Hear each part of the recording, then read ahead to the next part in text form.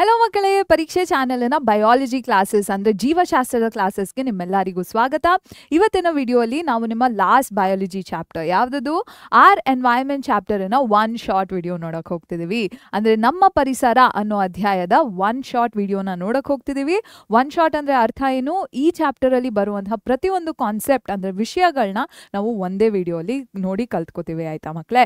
English medium ಸ್ಟೂಡೆಂಟ್ಸ್ಗೆ one notification, one information. ಏನದು? ನಮ್ಮ ಕಾಮೆಂಟ್ ಸೆಕ್ಷನ್ ಅಲ್ಲಿ ಪಿನ್ಡ್ ಕಾಮೆಂಟ್ ಅಲ್ಲಿ ಇಂಗ್ಲಿಷ್ ಮೀಡಿಯಂ ಸ್ಟೂಡೆಂಟ್ಸ್ಗೆ ಅಂತಾನೆ ಮಾಡಿರುವಂತಹ ವಿಡಿಯೋಸ್ ಇದೆ, ಪ್ಲೇ ಲಿಸ್ಟ್ ಇದೆ related to our environment chapter. ಆಯ್ತಾ? ಸೊ ನೀವು ಇಂಗ್ಲಿಷ್ ಮೀಡಿಯಂ ಸ್ಟೂಡೆಂಟ್ ಆಗಿದ್ರೆ ನಿಮಗೆ ಕನ್ನಡದಲ್ಲಿ ತುಂಬಾ ವಿವರಣೆ ಎಕ್ಸ್ಪ್ಲನೇಷನ್ ಬೇಡ ಅಂದ್ರೆ ನೀವು ಆ ವಿಡಿಯೋಸ್ನ ಹೋಗಿ ವಾಚ್ ಮಾಡ್ಬೋದು. ಆಯ್ತಾ ಮಕ್ಕಳೇ? ಸೊ ಇವತ್ತು ಒನ್ ಶಾರ್ಟ್ ವಿಡಿಯೋ ನೋಡ್ತೀವಿ ಆರ್ ಎನ್ವೈರನ್ಮೆಂಟ್ದು. ಸೊ ನೀವು till the end of the video ದಯವಿಟ್ಟು ಸ್ಟೇ ಟ್ಯೂನ್ಡ್ ಆಗಿ ನೋಡಿ. ಆಯಿತಾ? ಬಿಕಾಸ್ ನಾವು last towards the end of the video PYQsನ ಕೂಡ ಸಾಲ್ವ್ ಮಾಡ್ತಿದ್ದೀವಿ. ಆಯಿತಾ ಮಕ್ಕಳೇ? PYQs ಅಂದರೆ ಪ್ರೀವಿಯಸ್ ಇಯರ್ ಕ್ವೆಶನ್ಸ್ನ ಸಾಲ್ವ್ ಮಾಡ್ತೀವಿ. ಹಿಂದಿನ ವರ್ಷಗಳ ಪರೀಕ್ಷೆಗಳಲ್ಲಿ ಬಂದಿರುವಂತಹ ಒಂದಷ್ಟು ಪ್ರಶ್ನೆಗಳನ್ನ ತೆಗೆದುಕೊಂಡು ನಾವು ಅದನ್ನು ಪರಿಹರಿಸಲಿಕ್ಕೆ ಪ್ರಯತ್ನ ಮಾಡ್ತೀವಿ. ಆಯಿತಾ? ಸೊ ತಡ ಮಾಡದೆ ಇವತ್ತಿನ ವಿಡಿಯೋನ ಸ್ಟಾರ್ಟ್ ಮಾಡೋಣ. ಅದಕ್ಕಿಂತ ಮುಂಚೆ ನಾನು ಹರ್ಷಿತಾ SS, ನಿಮ್ಮ ಪರೀಕ್ಷೆ ಚಾನಲಲ್ಲಿ ನಿಮ್ಮ ಬಯಾಲಜಿ ಆ್ಯಂಡ್ ಕೆಮಿಸ್ಟ್ರಿ ಟೀಚರ್, ಜೀವಶಾಸ್ತ್ರ ಹಾಗೂ ರಸಾಯನಶಾಸ್ತ್ರದ ಅಧ್ಯಾಪಕಿ. ಆಯ್ತಾ? ಓಕೆ. ಸೊ ಆರ್ ಎನ್ವೈರನ್ಮೆಂಟ್ ಚಾಪ್ಟರ್ನ ಮೈಂಡ್ ಮ್ಯಾಪ್ನ ಫಸ್ಟ್ ನೋಡೋಣ. ಆಯ್ತಾ? ಸೊ ಇದು ಬಂದು ಆರ್ ಎನ್ವೈರನ್ಮೆಂಟ್ ಚಾಪ್ಟರ್ನ ಮೈಂಡ್ ಮ್ಯಾಪ್. ಆಯ್ತಾ ಮಕ್ಕಳೇ? ಸೊ ಈ ಚಾಪ್ಟರ್ನಲ್ಲಿ ಎರಡು ಮೇಜರ್ ಕಾನ್ಸೆಪ್ಟ್ಸ್ ಬಗ್ಗೆ ನಿಮಗೆ ಐಡಿಯಾ ಇರಬೇಕು. ಏನದು? ಈಕೋಸಿಸ್ಟಮ್ ಅಂದ್ರೇನು, ಇದರಲ್ಲಿ ಕಾಂಪೋನೆಂಟ್ಸ್ ಇರುತ್ತೆ ಆ್ಯಂಡ್ ಟೈಪ್ಸ್ ಇರುತ್ತೆ. ಕಾಂಪೊನೆಂಟ್ಸ್ ಆ್ಯಂಡ್ ಟೈಪ್ಸ್ ಇರುತ್ತೆ. ಆಯಿತಾ? ಸೊ ಒಂದು ಇಕೋಸಿಸ್ಟಮ್ ಹೇಗೆ ಫಾರ್ಮ್ ಆಗುತ್ತೆ, ಇದರಲ್ಲಿ ಏನೇನು ಇರುತ್ತೆ ಅಂತ ಎಲ್ಲ ನೀವು ಫಸ್ಟ್ ತಿಳ್ಕೊಬೇಕು under the idea of components and ಅದರಲ್ಲಿ ಟೈಪ್ಸ್ ಯಾವ್ದಾವ್ದು ಇರುತ್ತೆ ಅಂತ ತಿಳ್ಕೊಬೇಕು. ಆಯಿತಾ? ಅದಾದಮೇಲೆ ನಾವು you will find out that human beings ಏನಿದ್ದಾರೆ ಇವರು ಕೂಡ ಇಕೋಸಿಸ್ಟಮಿನ ಎಷ್ಟೊಂದು ಇಕೋಸಿಸ್ಟಮಿನ ಪಾರ್ಟ್ ಆಗಿರ್ತಾರೆ. ಆಯಿತಾ? As human beings will be a part of many ecosystems. ಆಯಿತಾ? ಸೊ ನಮ್ಮ ಆಕ್ಟಿವಿಟೀಸ್ ನಮ್ಮ ಇಕೋಸಿಸ್ಟಮ್ ನಮ್ಮ ಎನ್ವೈರನ್ಮೆಂಟ್ನ ಹೇಗೆ ಎಫೆಕ್ಟ್ ಮಾಡುತ್ತೆ ಅಂತ ತಿಳ್ಕೊಬೇಕು. ಅದರ ಅಡಿ ನಾವು ಓಝೋನ್ ಲೇಯರ್ ಬಗ್ಗೆ ತಿಳ್ಕೊತೀವಿ, ಅದು ಹೇಗೆ ಫಾರ್ಮ್ ಆಗುತ್ತೆ, ಹೇಗೆ ಡೆಪ್ಲೀಟ್ ಆಗುತ್ತೆ ಅಂತ ತಿಳ್ಕೊತೀವಿ. ಆ್ಯಂಡ್ ಲಾಸ್ಟಲ್ಲಿ ಗಾರ್ಬೇಜ್ ಏನು ನಾವು ಕ್ರಿಯೇಟ್ ಮಾಡ್ತೀವಿ ಇದರ ಮ್ಯಾನೇಜ್ಮೆಂಟ್ ಹೇಗೆ ನಡೆಸ್ಬೋದು. ಗಾರ್ಬೇಜಲ್ಲಿ ಕೂಡ ಟೈಪ್ಸ್ ಇರುತ್ತೆ. ಆಯಿತಾ? ಸೊ ಇದರ ಟೈಪ್ಸ್ ಏನಿದೆ ಆ್ಯಂಡ್ ಇದನ್ನು ನಾವು ಸೇಫ್ ವೇ ಅಲ್ಲಿ ಹೇಗೆ ಮ್ಯಾನೇಜ್ ಮಾಡ್ಬೋದು ಅಂತ ತಿಳ್ಕೊತೀವಿ under garbage and its management. ಆಯ್ತಾ ಮಕ್ಕಳೇ? ಸೊ ಕನ್ನಡ ಮಾಧ್ಯಮದ ಮಕ್ಕಳಿಗೆ ನಮ್ಮ ಪರಿಸರ ಅನ್ನೋ ಈ ಅಧ್ಯಾಯ ಏನಿದೆ ಇದರಲ್ಲಿ ಎರಡು ಪ್ರಮುಖ ವಿಷಯಗಳು ಬರುತ್ತೆ. ಆಯ್ತಾ ಮಕ್ಕಳೇ? ಪರಿಸರ ವ್ಯವಸ್ಥೆ ಅನ್ನೋ ಒಂದು ವಿಷಯ ಹಾಗೂ ಮಾನವ ಚಟುವಟಿಕೆಗಳು ಮತ್ತು ಪರಿಸರ ಅನ್ನೋ ಎರಡು ಪ್ರಮುಖ ವಿಷಯಗಳನ್ನ ತಿಳ್ಕೊಬೇಕು. ಆಯ್ತಾ? ಪರಿಸರ ವ್ಯವಸ್ಥೆ ಅಡಿಗೆ ಇದರಲ್ಲಿ ಘಟಕಗಳೇನಿರುತ್ತೆ, ಒಂದು ಪರಿಸರ ವ್ಯವಸ್ಥೆಯ ಘಟಕಗಳೇನಿರುತ್ತೆ ಅಂತ ತಿಳ್ಕೊತೀರಾ ಹಾಗೂ ಅದರ ವಿಧಗಳೇನು ಅಂತ ತಿಳ್ಕೊತೀರಾ. ಆಯ್ತಾ? ಅದಾದ್ಮೇಲೆ ನೀವು ನೋಡ್ತೀರಾ ಎಷ್ಟೊಂದು ಪರಿಸರ ವ್ಯವಸ್ಥೆಗಳಲ್ಲಿ ಮಾನವರು ಭಾಗಿಯಾಗಿರ್ತಾರೆ. ಆಯ್ತಾ? ಸೊ ಮಾನವರ ಚಟುವಟಿಕೆ ಏನಿದೆ ಇದರಿಂದ ಪರಿಸರ ವ್ಯವಸ್ಥೆ ಮೇಲೆ ಅಥವಾ ಪರಿಸರದ ಮೇಲೆ ಹೇಗೆ ಪ್ರಭಾವ ಬೀರುತ್ತೆ ಅಂತ ತಿಳ್ಕೊತೀರಾ. ಅದರಲ್ಲಿ ಎರಡು ಪ್ರಮುಖ ಇರುತ್ತೆ. ಏನದು? ಓಝೋನ್ ಹೇಗೆ ರಚನೆ ಆಗುತ್ತೆ ಹಾಗೂ ಓಝೋನಿನ ಸವಕಳಿ ಹೇಗೆ ನಡೆಯುತ್ತೆ ಅಂತ ತಿಳ್ಕೊತೀರಾ. ಅದಾದ್ಮೇಲೆ ಮಾನವರು ಎಷ್ಟೊಂದು ರೀತಿಯ ತ್ಯಾಜ್ಯಗಳನ್ನ ತಯಾರು ಮಾಡ್ತಾರೆ ಅಲ್ವಾ, ಅಥವಾ ಕಸನ ಮಾನವರ ಚಟುವಟಿಕೆಗಳ ಎಷ್ಟೊಂದು ಮಟ್ಟಕ್ಕೆ ಕಸ ಏನಿದೆ ಅದು ಸೃಷ್ಟಿಯಾಗತ್ತಲ್ವಾ. ಸೊ ಇದರ ನಿರ್ವಹಣೆ ಹೇಗೆ ಮಾಡಬಹುದು ಅಂತ ತಿಳ್ಕೊತೀರಾ. ಆಯ್ತಾ? ಕಸ ಅಥವಾ ತ್ಯಾಜ್ಯದಲ್ಲೂ ಕೂಡ ವಿಧಗಳಿರುತ್ತೆ. ಸೊ ಬೇರೆ ಬೇರೆ ವಿಧದ ತ್ಯಾಜ್ಯಗಳನ್ನ ನಾವು ಹೇಗೆ ನಿರ್ವಹಣೆ ಮಾಡಬಹುದು ಅಂತ ಈ ಅಧ್ಯಾಯದ ಕೊನೆಯ ವಿಷಯವಾಗಿ ತಿಳ್ಕೊತೀರಾ. ಆಯ್ತಾ ಮಕ್ಕಳೇ? ಸೊ ಮೊದಲನೆಯದಾಗಿ ಈ ಪರಿಸರ ಅಂದ್ರೇನು, ಈ ಪರಿಸರ ವ್ಯವಸ್ಥೆ ಅಂದ್ರೇನು ಅಂತ ನಾವು ತಿಳ್ಕೊಬೇಕಾಯ್ತಾ. ಎನ್ವೈರನ್ಮೆಂಟ್ ಅಂದ್ರೇನು ಅಂಡ್ ಇಕೋಸಿಸ್ಟಮ್ ಅಂದ್ರೇನು ಅಂತ ನಮಗೆ ಕ್ಲಾರಿಟಿ ಸಿಗ್ಬೇಕಾಯ್ತಾ. ಸೊ ಅದಕ್ಕೆ ನಾವು ಒಂದು ಸೊ ಫಸ್ಟ್ ಕಾನ್ಸೆಪ್ಟ್ ಅಲ್ಲಿ, ಫಸ್ಟ್ ಮೇಜರ್ ವಿಷಯ ಅಲ್ಲಿ, ಪ್ರಮುಖವಾದ ವಿಷಯದಲ್ಲಿ ನಾವು ಪರಿಸರ ವ್ಯವಸ್ಥೆ ಅಂದ್ರೇನು, ಅದರ ವಿಧಗಳೇನು ಮತ್ತು ಘಟಕಗಳೇನು ಅಂತ ತಿಳ್ಕೊತೀವಿ. ಇಕೋಸಿಸ್ಟಮ್ ಅಂದ್ರೇನು, ಅದರ ಟೈಪ್ಸ್ ಅಂಡ್ ಕಾಂಪೊನೆಂಟ್ಸ್ ಏನು ಅಂತ ತಿಳ್ಕೊತೀವಿ. ಆಯ್ತಾ? ಸೊ ಫಸ್ಟ್ ನಾವು ಒಂದು ಸಿನಾರಿಯೋನ ಇಮ್ಯಾಜಿನ್ ಮಾಡ್ಕೊಳ್ಳೋಣ. ಒಂದು ಪರಿಸ್ಥಿತಿನ ನೀವು ಯೋಚನೆ ಮಾಡ್ಕೊಳ್ಳಿ. ಆಯ್ತಾ ಮಕ್ಕಳೇ? ಏನದು ಪರಿಸ್ಥಿತಿ? ನೀವು ದೈನಿಕವಾಗಿ ಶಾಲೆಗೆ ಹೋಗುವಂತಹ ಒಂದು ಪರಿಸ್ಥಿತಿ. ಆಯ್ತಾ? ಅಥವಾ ಒಂದು ಸಂದರ್ಭ. ಆಯ್ತಾ? ಪರಿಸ್ಥಿತಿ ಅನ್ನೋದಕ್ಕಿಂತ ಸೊ ನೀವು ಶಾಲೆಗೆ ನಡ್ಕೊಂಡು ಹೋಗ್ತಿರ್ಬೇಕಾದ್ರೆ ಅಥವಾ ಆಟೋ, ಕಾರ್, ಬಸ್ಸಲ್ಲಿ ಎಲ್ಲೋ ಹೋಗ್ತಿರ್ತೀರಾ ಅಲ್ವಾ. ಸೊ ಆ ಟೈಮಲ್ಲಿ ನೀವೇನೇನ ನೋಟಿಸ್ ಮಾಡ್ತೀರಾ? ನೀವು ಹಾಕೊಂಡಿರುವಂತಹ ಯೂನಿಫಾರ್ಮ್ನ ನೋಟಿಸ್ ಮಾಡ್ಬೋದು, ಅಥವಾ ನಿಮ್ಮ ಸುತ್ತಮುತ್ತ ಓಡಾಡ್ತಿರುವಂತಹ ಬೆಕ್ಕಿರ್ಬೋದು, ಅಥವಾ ನಾಯಿ ಇರ್ಬೋದು, ಅಥವಾ ನಿಮ್ಮ ಸುತ್ತಮುತ್ತ ಇರುವಂತಹ ಏನು ಮರ ಗಿಡಗಳಿರ್ಬೋದು, ಅಥವಾ ನಿಮ್ಮ ಶಾಲೆಯ ಬಿಲ್ಡಿಂಗ್ ಇರ್ಬೋದು, ಅಥವಾ ನಿಮ್ಮ ಏನು ನೀವು ನಡೆದು ಹೋಗ್ತಿರುವಂಥ ಏನು ಆ ರೋಡ್ ಇರ್ಬೋದು, ಇದನ್ನೆಲ್ಲ ನೀವು ಅಬ್ಸರ್ವ್ ಮಾಡ್ತೀರಾ ಅಲ್ವಾ. ಅದೇ ರೀತಿ ಇನ್ನೊಂದು ಸಿಚುವೇಶನ್ ಅಥವಾ ಇನ್ನೊಂದು ಸಂದರ್ಭನ ನಾವು ಊಹಿಸ್ಕೊಳ್ಳೋಣ ಆಯಿತಾ. ಏನದು ಈ ಏನು ಇದು ಬಂದು ಒಂದು ವರ್ಕ್ ಪ್ಲೇಸಿನ ಒಂದು ಇಮೇಜ್ನ ನಾನಿಲ್ಲಿ ಹಾಕಿದ್ದೀನಿ ಆಯಿತಾ. ನೀವು ಈ ಟರ್ಮ್ನ ತುಂಬಾ ಕಾಮನ್ ಆಗಿ ಕೇಳಿರ್ಬೋದು. ಏನದು ವರ್ಕ್ ಎನ್ವೈರ್ಮೆಂಟ್ ಅಂತ ಒಂದು ಟರ್ಮ್ ಇದೆ ಆಯಿತಾ. Work environment. ವರ್ಕ್ ಎನ್ವೈರನ್ಮೆಂಟ್ ಅಂದ್ರೇನು, ಎಷ್ಟೊಂದು ಜನ ನೀವು ಅಡಲ್ಟ್ಸ್ ಮಾತಾಡೋದನ್ನ ಕೇಳಿರ್ತೀರ. ದೊಡ್ಡ ಮನುಷ್ಯರು ಅನ್ನೋದಕ್ಕಿಂತ ವಯಸ್ಕರು ಮಾತಾಡೋದನ್ನ ಕೇಳಿಸ್ಕೊಂಡಿರ್ತೀರ ಅಲ್ವಾ. ನಿಮ್ಮ ಅಪ್ಪ ಅಮ್ಮ ಆಗಿರಲಿ ಅಥವಾ ನಿಮ್ಮ ಅಂಕಲ್ ಆಂಟಿ ಆಗಿರಲಿ ಏನಂತಿರ್ತಾರೆ, ಅಯ್ಯೋ ನನ್ನ ವರ್ಕ್ ಎನ್ವೈರನ್ಮೆಂಟೇ ಚೆನ್ನಾಗಿಲ್ಲ, ನನ್ನ ವರ್ಕ್ ಎನ್ವೈರನ್ಮೆಂಟ್ ಏನು ತುಂಬಾ ಸ್ಟ್ರೆಸ್ಫುಲ್ ಆಗಿದೆ ಅಂತ ಎಲ್ಲ ಹೇಳ್ತಿರ್ತಾರೆ ಅಲ್ವಾ. ಅದರ ಅರ್ಥ ಏನು, ಒಬ್ಬರು ವರ್ಕ್ ಮಾಡುವಂಥ ಪ್ಲೇಸಲ್ಲಿರುವಂಥ ಅವರ ಏನು ವರ್ಕರ್ಸ್ ಆಗಿರ್ಬೋದು ಅಥವಾ ಕಲೀಗ್ಸ್ ಆಗಿರ್ಬೋದು, ಅಥವಾ ಅವರ ಏನು ಅವರು ಮೂವ್ ಅರೌಂಡ್ ಮಾಡುವಂತಹ ಬೇರೆ ಅವ್ರ ಜಸ್ಟ್ ಅವ್ರ ಆಫೀಸ್ ಸ್ಪೇಸ್ ಆಗಿರ್ಬೋದು, ಅವ್ರು ಯೂಸ್ ಮಾಡುವಂತಹ ಥಿಂಗ್ಸ್ ಆಗಿರ್ಬೋದು, ಇದೆಲ್ಲ ವರ್ಕ್ ಎನ್ವೈರನ್ಮೆಂಟ್ನ ಕಾನ್ಸ್ಟಿಟ್ಯೂಟ್ ಮಾಡುತ್ತೆ ಆಯಿತಾ. ಅಂದರೆ ಮಕ್ಕಳೇ, ಕನ್ನಡ ಮಾಧ್ಯಮದ ಮಕ್ಕಳಿಗೆ ಹೇಳಬೇಕಂದ್ರೆ ಈ ಕೆಲಸದ ಪರಿಸರ ಅಂತಾರೆ ಅಲ್ವಾ ಮಕ್ಕಳೇ. ನಿಮ್ಮ ಅಪ್ಪ ಅಮ್ಮ ಮಾತಾಡೋದಾಗಿರಲಿ ಅಥವಾ ನಿಮ್ಮ ಏನು ಚಿಕ್ಕಪ್ಪ ಯಾರಾದರೂ ಮಾತಾಡ್ತಿರ್ತಾರೆ ಅಲ್ವಾ, ನನ್ನ ಕೆಲಸದ ಪರಿಸರನೇ ಚೆನ್ನಾಗಿಲ್ಲ, ನನ್ನ ಕೆಲಸದ ಪರಿಸರದಿಂದ ನನಗೆ ತುಂಬಾ ಏನು ಸ್ಟ್ರೆಸ್ ಆಗ್ತಿದೆ ಅಂತ ಎಲ್ಲ ಹೇಳಿರ್ತಾರೆ ಅಲ್ವಾ. ಕೆಲಸದ ಪರಿಸರ ಅಂದ್ರೇನು, ನಮ್ಮ ಜೊತೆ ಏನು ಕೆಲಸ ಮಾಡುವಂತಹ ಜನರಿರ್ಬೋದು, ನಾವು ಹೋಗ್ತಿರುವಂತಹ ಏನು ಕೆಲಸದ ಬಿಲ್ಡಿಂಗ್ ಇರ್ಬೋದು, ಅಥವಾ ನಾವು ಯೂಸ್ ಮಾಡ್ತಿರುವಂತಹ ಪದಾರ್ಥಗಳಿರ್ಬೋದು, ಇದೆಲ್ಲ ಕೂಡಿ ಕೆಲಸದ ಪರಿಸರನ ಸೃಷ್ಟಿ ಮಾಡುತ್ತೆ ಆಯಿತಾ. ಸೊ ನಾನು ಏನು ಹೇಳೋಕ್ಕೆ ಟ್ರೈ ಮಾಡ್ತಿದ್ದೀನಿ ಅಂದರೆ, ಬೇಸಿಕಲಿ ಎನ್ವೈರ್ನ್ಮೆಂಟ್ ಅಂದ್ರೇನು ಅಂತ ನಿಮಗೆ ಅರ್ಥ ಮಾಡ್ಸೋಕ್ಕೆ ಟ್ರೈ ಮಾಡ್ತಿದ್ದೀನಿ ಆಯಿತಾ.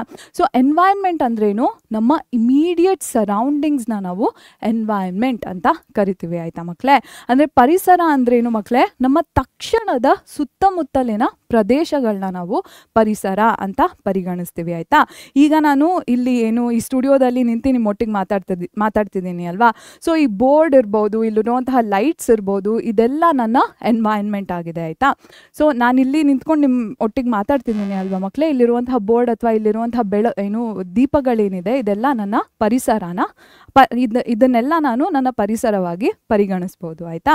ಸೊ ಎನ್ವೈರ್ನ್ಮೆಂಟಿನ ಡೆಫಿನಿಷನ್ ಏನು, ಯಾವುದೇ ಏನು ಜೀವಿ ಆರ್ಗ್ಯಾನಿಸಮಿನ ಇಮಿಡಿಯೇಟ್ ಸರೌಂಡಿಂಗ್ಸ್ನ ನಾವು ಅದರ ಎನ್ವೈರ್ನ್ಮೆಂಟ್ ಅಂತ ಕನ್ಸಿಡರ್ ಮಾಡ್ಬೋದು. ಯಾವುದೇ ಜೀವಿಯ ತಕ್ಷಣದ ಸುತ್ತಮುತ್ತಲಿನ ಏನು ಪ್ರದೇಶಗಳನ್ನ ನಾವು ಆ ಜೀವಿಯ ಪರಿಸರ ಅಂತ ಪರಿಗಣಿಸ್ಬೋದು ಆಯಿತಾ.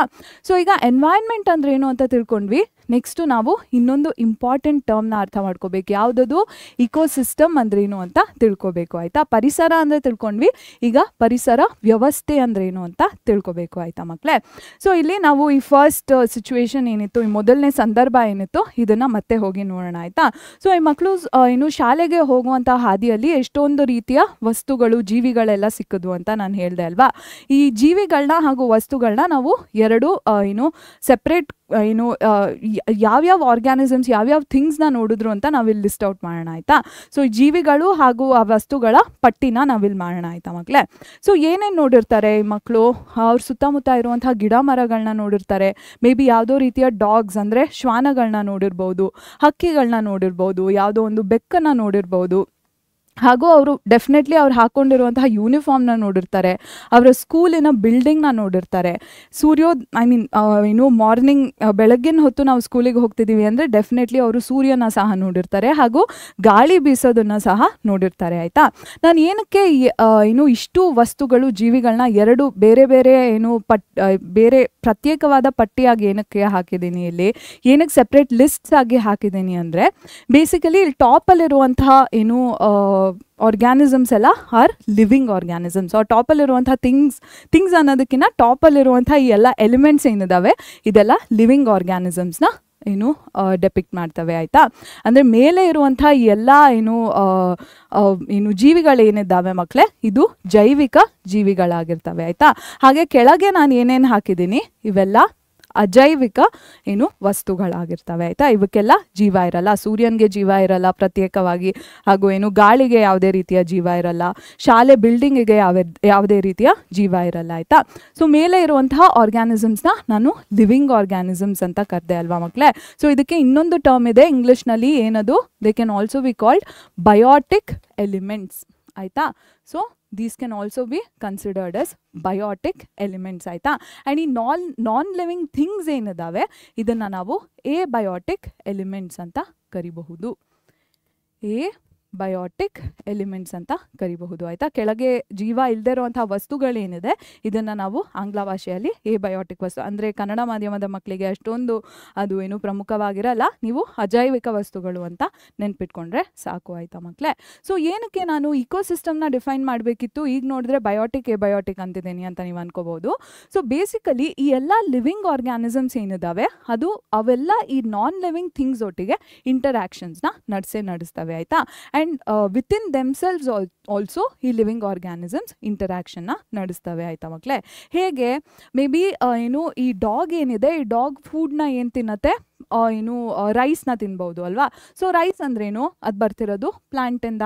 ಆ್ಯಂಡ್ ಅದೇ ರೀತಿ ಡಾಗ್ ಏನಿದೆ ರೆಸ್ಪಿರೇಷನ್ನ ಕೂಡ ನಡೆಸುತ್ತೆ ಅಲ್ವಾ. ರೆಸ್ಪಿರೇಷನ್ಗೆ ಏನು ಬೇಕು, ಗಾಳಿ ಬೇಕು. ಸೊ ಬೇಸಿಕಲಿ ನಾನು ಏನು ಹೇಳಕ್ಕೆ ಟ್ರೈ ಮಾಡ್ತಿದ್ದೀನಿ ಅಂದರೆ living organisms in between themselves ಕೂಡ ಇಂಟರಾಕ್ಷನ್ನ ನಡೆಸ್ತವೆ and with non living things also ಇಂಟರಾಕ್ಷನ್ನ ನಡೆಸ್ತವೆ ಆಯಿತಾ. ಆ್ಯಂಡ್ ಈ ಸಿಚುವೇಶನ್ ಏನಿದೆ ಇದನ್ನು ನಾವು ಇಕೋಸಿಸ್ಟಮ್, ಈ ಇಂಟರಾಕ್ಷನ್ಸ್ ಏನಿದೆ ಇದನ್ನು ನಾವು ಇಕೋಸಿಸ್ಟಮ್ ಅಂತ ಕರಿತೀವಿ ಆಯಿತಾ ಮಕ್ಕಳೇ. ಆ ಡೆಫಿನೇಷನ್ನ ನಾನು ಹಾಕ್ತೀನಿ ನಿಮಗೆ ಬೋರ್ಡ್ ಮೇಲೆ. ಅದಕ್ಕಿಂತ ಮುಂಚೆ ಕನ್ನಡ ಮಾಧ್ಯಮದ ಮಕ್ಕಳಿಗೆ ಈ ಜೀವಿಗಳೇನಿದ್ದಾವೆ ಮಕ್ಕಳೇ ಪರಸ್ಪರ ತಮ್ಮಲ್ಲೇ ತಾವು ಒಡನಾಟಗಳನ್ನ ನಡೆಸೋದಲ್ಲದೆ ಈ ಅಜೈವಿಕ ವಸ್ತುಗಳೊಟ್ಟಿಗೆ ಕೂಡ ಒಡನಾಟಗಳನ್ನ ಇಟ್ಕೊಂಡಿರ್ತವೆ ಆಯಿತಾ.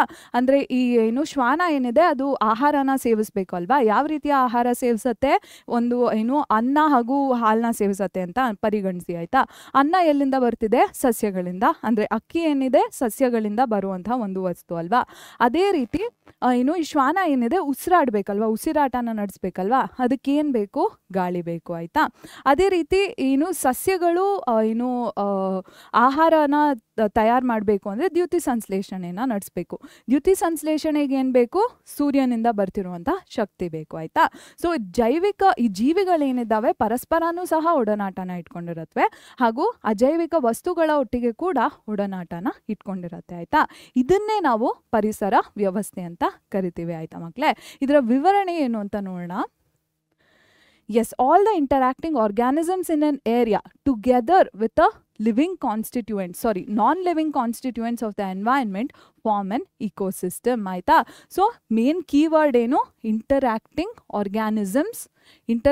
organisms with non-living constituents. ಇದನ್ನ ನಾವು ಇಕೋಸಿಸ್ಟಮ್ ಅಂತ ಕರಿತೀವಿ ಆಯ್ತಾ ಮಕ್ಕಳೇ.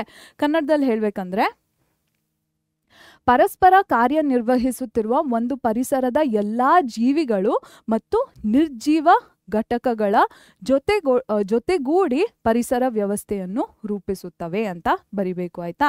ಇದರಲ್ಲಿ ಪ್ರಮುಖವಾಗಿ ಯಾವ ಶಬ್ದಗಳನ್ನ ಬರಿಬೇಕು ಅಂದರೆ ಪರಸ್ಪರ ಕಾರ್ಯನಿರ್ವಹಿಸುತ್ತಿರುವಂತಹ ಜೀವಿಗಳು ಮತ್ತು ನಿರ್ಜೀವ ಘಟಕಗಳು ಅಥವಾ ಅಜೈವಿಕ ಘಟಕಗಳು. ಸೊ ಇದನ್ನು ನಾವು ಪರಿಸರ ವ್ಯವಸ್ಥೆ ಅಂತ ಪರಿಗಣಿಸ್ತೀವಿ ಆಯಿತಾ. ಓಕೆ, ಸೊ ಇಷ್ಟು ಅರ್ಥ ಆಯಿತು. ಈಗ ನಾವು ಎಲ್ಲ ಆರ್ಗ್ಯಾನಿಸಮ್ಸ್ನ ಲಿಸ್ಟ್ ಔಟ್ ಮಾಡಿದ್ದೀವಿ ಅಲ್ವಾ, ಈ ಲಿವಿಂಗ್ ಆರ್ಗ್ಯಾನಿಸಮ್ಸ್ನ ಲಿಸ್ಟ್ ಔಟ್ ಮಾಡಿದ್ದೀವಿ ಅಲ್ವಾ.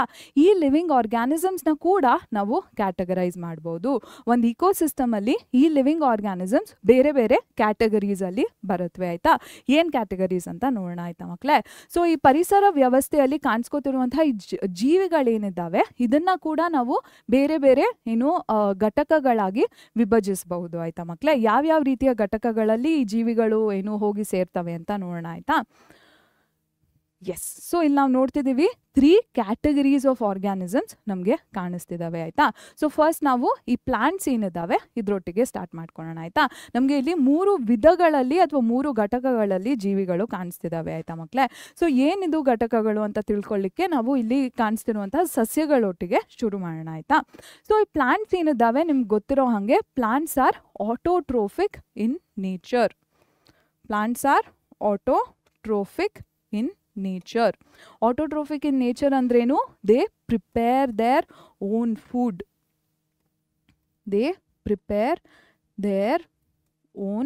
ಫುಡ್. ಅಲ್ವಾ ಮಕ್ಕಳೇ. ಸನ್ನಿಂದ ಬರ್ತಿರುವಂತಹ ಎನರ್ಜಿನ ತೆಗೆದುಕೊಂಡು ಈ ಪ್ಲಾಂಟ್ಸ್ ಆ್ಯಂಡ್ ಸ್ವಲ್ಪ ಒಂದಷ್ಟು ಸೈನೋಬ್ಯಾಕ್ಟೀರಿಯಾ ಏನಿದ್ದಾವೆ they prepare their own food ಆಯಿತಾ. ಸೊ ಈ ರೀತಿಯ ಆರ್ಗ್ಯಾನಿಸಮ್ಸ್ನ ನಾವು ಪ್ರೊಡ್ಯೂಸರ್ಸ್ ಅಂತ ಕರಿತೀವಿ. ನಿಮಗೆ ಗೊತ್ತಿರೋ ಹಾಗೆ ಸಸ್ಯಗಳೇನಿದ್ದಾವೆ ಇದು ಸ್ವಪೋಷಕ ಜೀವಿಗಳ ಉದಾಹರಣೆ ಆಗಿರ್ತವೆ ಅಲ್ವಾ ಮಕ್ಕಳೇ. ಸೊ ಸೂರ್ಯನಿಂದ ಬರ್ತಿರುವಂತಹ ಶಕ್ತಿಯನ್ನ ತೆಗೆದುಕೊಂಡು ಸಸ್ಯಗಳು ತಮ್ಮ ಆಹಾರನ ತಾವೇ ತಯಾರು ಮಾಡ್ಕೋತವೆ ಅಲ್ವಾ. ಸೊ ಈ ಸಸ್ಯಗಳು ಹಾಗೂ ಒಂದಷ್ಟು ಸೈನೋಬ್ಯಾಕ್ಟೀರಿಯಾಗಳೇನಿದ್ದಾವೆ ಇದನ್ನ ನಾವು ಉತ್ಪಾದಕರು ಅಂತ ಪರಿಗಣಿಸಬಹುದು. ಈ ಜೀವಿಗಳು ಸ್ವಪೋಷಕ ಜೀವಿಗಳಾಗಿರ್ತವೆ ಆಯ್ತಾ. ಉಳಿದಿರುವಂತಹ ಈ 2 ಘಟಕದ ಜೀವಿಗಳೇನಿದ್ದಾವೆ ಇದು ಪರಪೋಷಕ ಜೀವಿಗಳ ಉದಾಹರಣೆ ಆಗಿರ್ತವೆ ಆಯ್ತಾ. ಸೊ ಈ ರಿಮೈನಿಂಗ್ 2 ಕ್ಯಾಟಗರೀಸ್ ಆಫ್ ಆರ್ಗ್ಯಾನಿಸಮ್ಸ್ ಏನಿದಾವೆ ಮಕ್ಕಳೇ, these belong to heterotrophic mode of they carry out heterotrophic mode of nutrition ಆಯ್ತಾ. ಅಂದರೆ they depend on plants directly or indirectly to obtain their nutrition. ಪರೋಕ್ಷವಾಗಿ ಅಥವಾ ನೇರವಾಗಿ ಈ ಜೀವಿಗಳು ಸಸ್ಯಗಳ ಮೇಲೆ ತಮ್ಮ ಪೋಷಣೆಗಾಗಿ ಅವಲಂಬಿತವಾಗಿರ್ತವೆ ಆಯ್ತಾ. ಇದನ್ನ ನಾವು ಪರಪೋಷಕ ಜೀವಿಗಳು ಅಂತ ಕರಿತೀವಿ. ಸೊ ಈ ಸೆಕೆಂಡ್ ಕ್ಯಾಟಗರಿ ಆಫ್ ಆರ್ಗ್ಯಾನಿಸಮ್ಸ್ ಏನಿದ್ದಾವೆ ಇವು ಡೈರೆಕ್ಟ್ ಆಗಿ ಪ್ಲಾಂಟ್ಸ್ನ ಡೈರೆಕ್ಟ್ಲಿ ಆರ್ ಇಂಡೈರೆಕ್ಟ್ಲಿ ಪ್ಲಾಂಟ್ಸ್ನ ಕನ್ಸ್ಯೂಮ್ ಮಾಡ್ತವೆ ಆಯ್ತಾ ಮಕ್ಕಳೇ. ಸೊ ಈ second category of organisms human beings ಆಗಿರಲಿ ಆರ್ ಕ್ಯಾಟ್, ಡಾಗ್, ಬರ್ಡ್ ಆಗಿರಲಿ ಇವನ್ನ ನಾವು ಕನ್ಸ್ಯೂಮರ್ಸ್ ಅಂತ ಕರಿತೀವಿ ಆಯ್ತಾ. ಸೊ ಈ ವರ್ಗದ ಜೀವಿಗಳೇನಿದ್ದಾವೆ ಮಕ್ಕಳೇ ಇವು ಪರೋಕ್ಷವಾಗಿ ಅಥವಾ ನೇರವಾಗಿ ಸಸ್ಯಗಳ ಮೇಲೆ ಅವಲಂಬಿತವಾಗಿರ್ತಾರೆ ಆಯ್ತಾ. ಸೊ ಈ ಜೀವಿಗಳನ್ನ ನಾವು ಭಕ್ಷಕರು ಅಂತ ಪರಿಗಣಿಸ್ತೀವಿ ಆಯ್ತಾ ಮಕ್ಕಳೇ. ಸೊ ಕೊನೆಯ ವರ್ಗದ ಈ ಜೀವಿಗಳೇನಿದ್ದಾವೆ ಇದರಲ್ಲಿ ಯಾವ ರೀತಿಯ ಆರ್ಗ್ಯಾನಿಸಮ್ಸ್ ಕಾಣಿಸ್ತಿದ್ದಾವೆ ಮಕ್ಕಳೇ ನಿಮಗೆ, ಇಲ್ಲಿ ನಿಮಗೆ ಮಶ್ರೂಮ್ ರೀತಿಯ ಫಂಗೈ ಕಾಣಿಸ್ತಿರ್ಬೋದು, ಅವ್ರ ಹಿಂದೆ ಇಲ್ಲಿ ಬ್ಯಾಕ್ಟೀರಿಯಾ ಕಾಣಿಸ್ತಿರ್ಬೋದು. ಬೇಸಿಕಲಿ ನಿಮಗೆ ಇಲ್ಲಿ ಮೈಕ್ರೋಬ್ಸ್ ಕಾಣಿಸ್ತಿದ್ದಾವೆ ಆಯ್ತಾ. ಮೈಕ್ರೋಬ್ಸ್ನ ನಾನಿಲ್ಲಿ ಲಿಸ್ಟ್ ಮಾಡಿದ್ದೀನಿ ಆಯ್ತಾ ಮಕ್ಕಳೇ. ಸೊ ಈ ಮೈಕ್ರೋಬ್ಸ್ ಏನಿದ್ದಾವೆ ನಮ್ಮ ಇಕೋಸಿಸ್ಟಮಲ್ಲಿ ತುಂಬ ಒಂದು ಇಂಪಾರ್ಟೆಂಟ್ ರೋಲ್ನ ಪ್ಲೇ ಮಾಡ್ತವೆ ಆಯ್ತಾ. ಸೊ ಇದ್ರ ಮೇಲೆ ನಿಮಗೆ ಡೈರೆಕ್ಟ್ ಆಗಿ ಒಂದು ಕ್ವೆಶನ್ ಬರ್ಬೋದು, ಏನು ಕ್ವೆಶನ್ ಅಂತ ಹೇಳ್ತೀವಿ ಆಯ್ತಾ ಮಕ್ಕಳೇ. ಸೊ ಇಲ್ಲಿ ಕೊನೆಯ ವರ್ಗದ ಜೀವಿಗಳೇನಿದ್ದಾವೆ ಇದು ಯಾವ ರೀತಿಯ ಜೀವಿಗಳಿದ್ದಾವೆ, ಅಣಬೆ ರೀತಿಯ ಶಿಲೀಂಧ್ರಗಳಿರ್ಬೋದು ಅಥವಾ ಹಿಂದೆ ನಿಮಗೆ ಕಾಣಿಸ್ತಿರೋಂಗೆ ಬ್ಯಾಕ್ಟೀರಿಯಾಗಳಿರ್ಬೋದು ಅಲ್ವಾ. ಸೊ ಇವೆಲ್ಲ ಸೂಕ್ಷ್ಮ ಜೀವಿಗಳ ಉದಾಹರಣೆ ಅಲ್ವಾ ಮಕ್ಕಳೇ.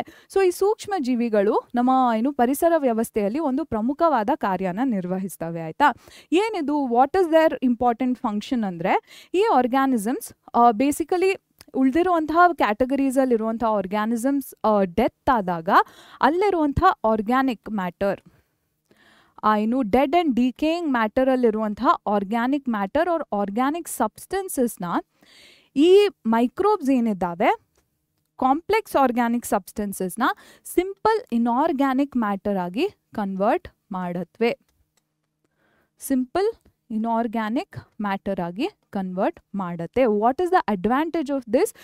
ಕಾಂಪ್ಲೆಕ್ಸ್ ಆರ್ಗ್ಯಾನಿಕ್ ಮ್ಯಾಟರ್ನ ಸಿಂಪಲ್ ಇನಾರ್ಗ್ಯಾನಿಕ್ ಮ್ಯಾಟರ್ ಆಗಿ ಕನ್ವರ್ಟ್ ಮಾಡಿದಾಗ ಈ ಸಿಂಪಲ್ ಇನಾರ್ಗ್ಯಾನಿಕ್ ಮ್ಯಾಟರ್ನ ವಾಪಸ್ ನಮ್ಮ ಆಟೋಟ್ರೋಫ್ಸ್ ಏನಿದ್ದಾವೆ ಯೂಸ್ ಮಾಡ್ಕೊಂಡು ಯೂಸಿಂಗ್ ಫೋಟೋಸಿಂಥೆಸಿಸ್ ಫುಡ್ನ ಪ್ರಿಪೇರ್ ಮಾಡತ್ವೆ ಆಯ್ತಾ. So this is the most major activity of these organisms ಆಯ್ತಾ. ಈ ಆರ್ಗ್ಯಾನಿಸಮ್ಸ್ನ ಏನಂತ ಕರಿತೀವಿ ನಾವು? ಡಿಕಂಪೋಸರ್ಸ್ ಅಂತ ಕರಿತೀವಿ ಆಯ್ತಾ ಮಕ್ಕಳೇ. ಸೊ ನಿಮಗೆ ಕ್ವೆಶನ್ ಏನು ಕೇಳ್ತಾರೆ ಅಂದರೆ why are microbes considered as decomposers ಅಂತ ಕ್ವೆಶನ್ ಕೇಳ್ತಾರೆ ಆಯ್ತಾ. ಆಗ ನೀವೇನು ಬರೀತೀರಾ? ಡೆಡ್ ಆ್ಯಂಡ್ ಡಿಕೇಯಿಂಗ್ ಮ್ಯಾಟರಲ್ಲಿರುವಂಥ ಆರ್ಗ್ಯಾನಿಕ್ ಕಾಂಪ್ಲೆಕ್ಸ್ ಆರ್ಗ್ಯಾನಿಕ್ ಸಬ್ಸ್ಟೆನ್ಸಸ್ನ ಮೈಕ್ರೋಬ್ ಸಿಂಪಲ್ ಇನಾರ್ಗ್ಯಾನಿಕ್ ಮ್ಯಾಟರ್ ಆಗಿ ಕನ್ವರ್ಟ್ ಮಾಡತ್ವೆ ಆ್ಯಂಡ್ ಈ ಸಿಂಪಲ್ ಇನಾರ್ಗ್ಯಾನಿಕ್ ಮ್ಯಾಟರ್ನ ಪ್ಲಾಂಟ್ಸ್ ಏನಿದಾವೆ ಯುಟಿಲೈಸ್ ಮಾಡ್ಕೊಂಡು ಫುಡ್ನ ಪ್ರಿಪೇರ್ ಮಾಡುತ್ತೆ ಅಂತ ಬರೀಬೇಕು ಆಯ್ತಾ. ಸೊ ಇಕೋಸಿಸ್ಟಮಲ್ಲಿ ಮೈಕ್ರೋಬ್ಸ್ ಪ್ಲೇ ಮಾಡುವಂಥ ರೋಲ್ ಇದು ಆಯ್ತಾ ಮಕ್ಕಳೇ.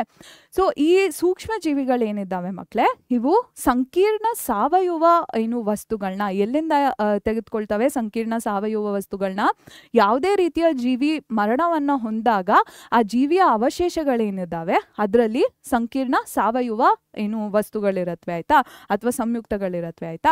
ಸೊ ಈ ಸೂಕ್ಷ್ಮ ಜೀವಿಗಳು ಏನ್ ಮಾಡ್ತವೆ ಅಂದ್ರೆ ಈ ಸಾವಯವ ವಸ್ತುಗಳನ್ನ ನಿರವಯುವ ವಸ್ತುಗಳಾಗಿ ಸರಳವಾದ ನಿರವಯುವ ಸಂಯುಕ್ತಗಳಾಗಿ ಪರಿವರ್ತನೆ ಮಾಡುತ್ತವೆ ಆಯ್ತಾ ಮಕ್ಕಳೇ. ಹಾಗೂ ನಿರವಯುವ ಸಂಯುಕ್ತಗಳ ಲಾಭ ಏನಂದ್ರೆ ಈ ನಿರವಯುವ ವಸ್ತುಗಳನ್ನ ಬಳಸ್ಕೊಂಡು ನಮ್ಮ ಸಸ್ಯಗಳೇನಿದ್ದಾವೆ ಅವು ಆಹಾರನ ತಯಾರು ಮಾಡುತ್ತವೆ ಆಯ್ತಾ. ದ್ಯುತಿ ಸಂಶ್ಲೇಷಣೆಯ ಮೂಲಕ ಆಹಾರನ ತಯಾರು ಮಾಡುತ್ತವೆ ಆಯ್ತಾ. ಸೊ ಸೂಕ್ಷ್ಮ ಜೀವಿಗಳೇನಿದ್ದಾವೆ ಇದಕ್ಕೆ ತುಂಬಾನೇ ಒಂದು ಪ್ರಮುಖವಾದ ಏನು ಕಾರ್ಯ ಇರುತ್ತೆ ನಮ್ಮ ಪರಿಸರ ವ್ಯವಸ್ಥೆಯಲ್ಲಿ. ಸೊ ಈ ಸೂಕ್ಷ್ಮ ಜೀವಿಗಳನ್ನ ನಾವು ವಿಘಟಕಗಳು ಅಂತ ಕರಿತೀವಿ. ಆಯ್ತಾ ಮಕ್ಕಳೇ, ನಿಮಗೆ ಪರೀಕ್ಷೆಯಲ್ಲಿ ನೇರವಾಗಿ ಪ್ರಶ್ನೆ ಕೇಳ್ಬೋದು, ಸೂಕ್ಷ್ಮ ಜೀವಿಗಳನ್ನ ವಿಘಟಕಗಳು ಅಂತ ಏನಕ್ಕೆ ಪರಿಗಣಿಸ್ತಾರೆ ಅಂತ ಕೇಳ್ಬೋದು.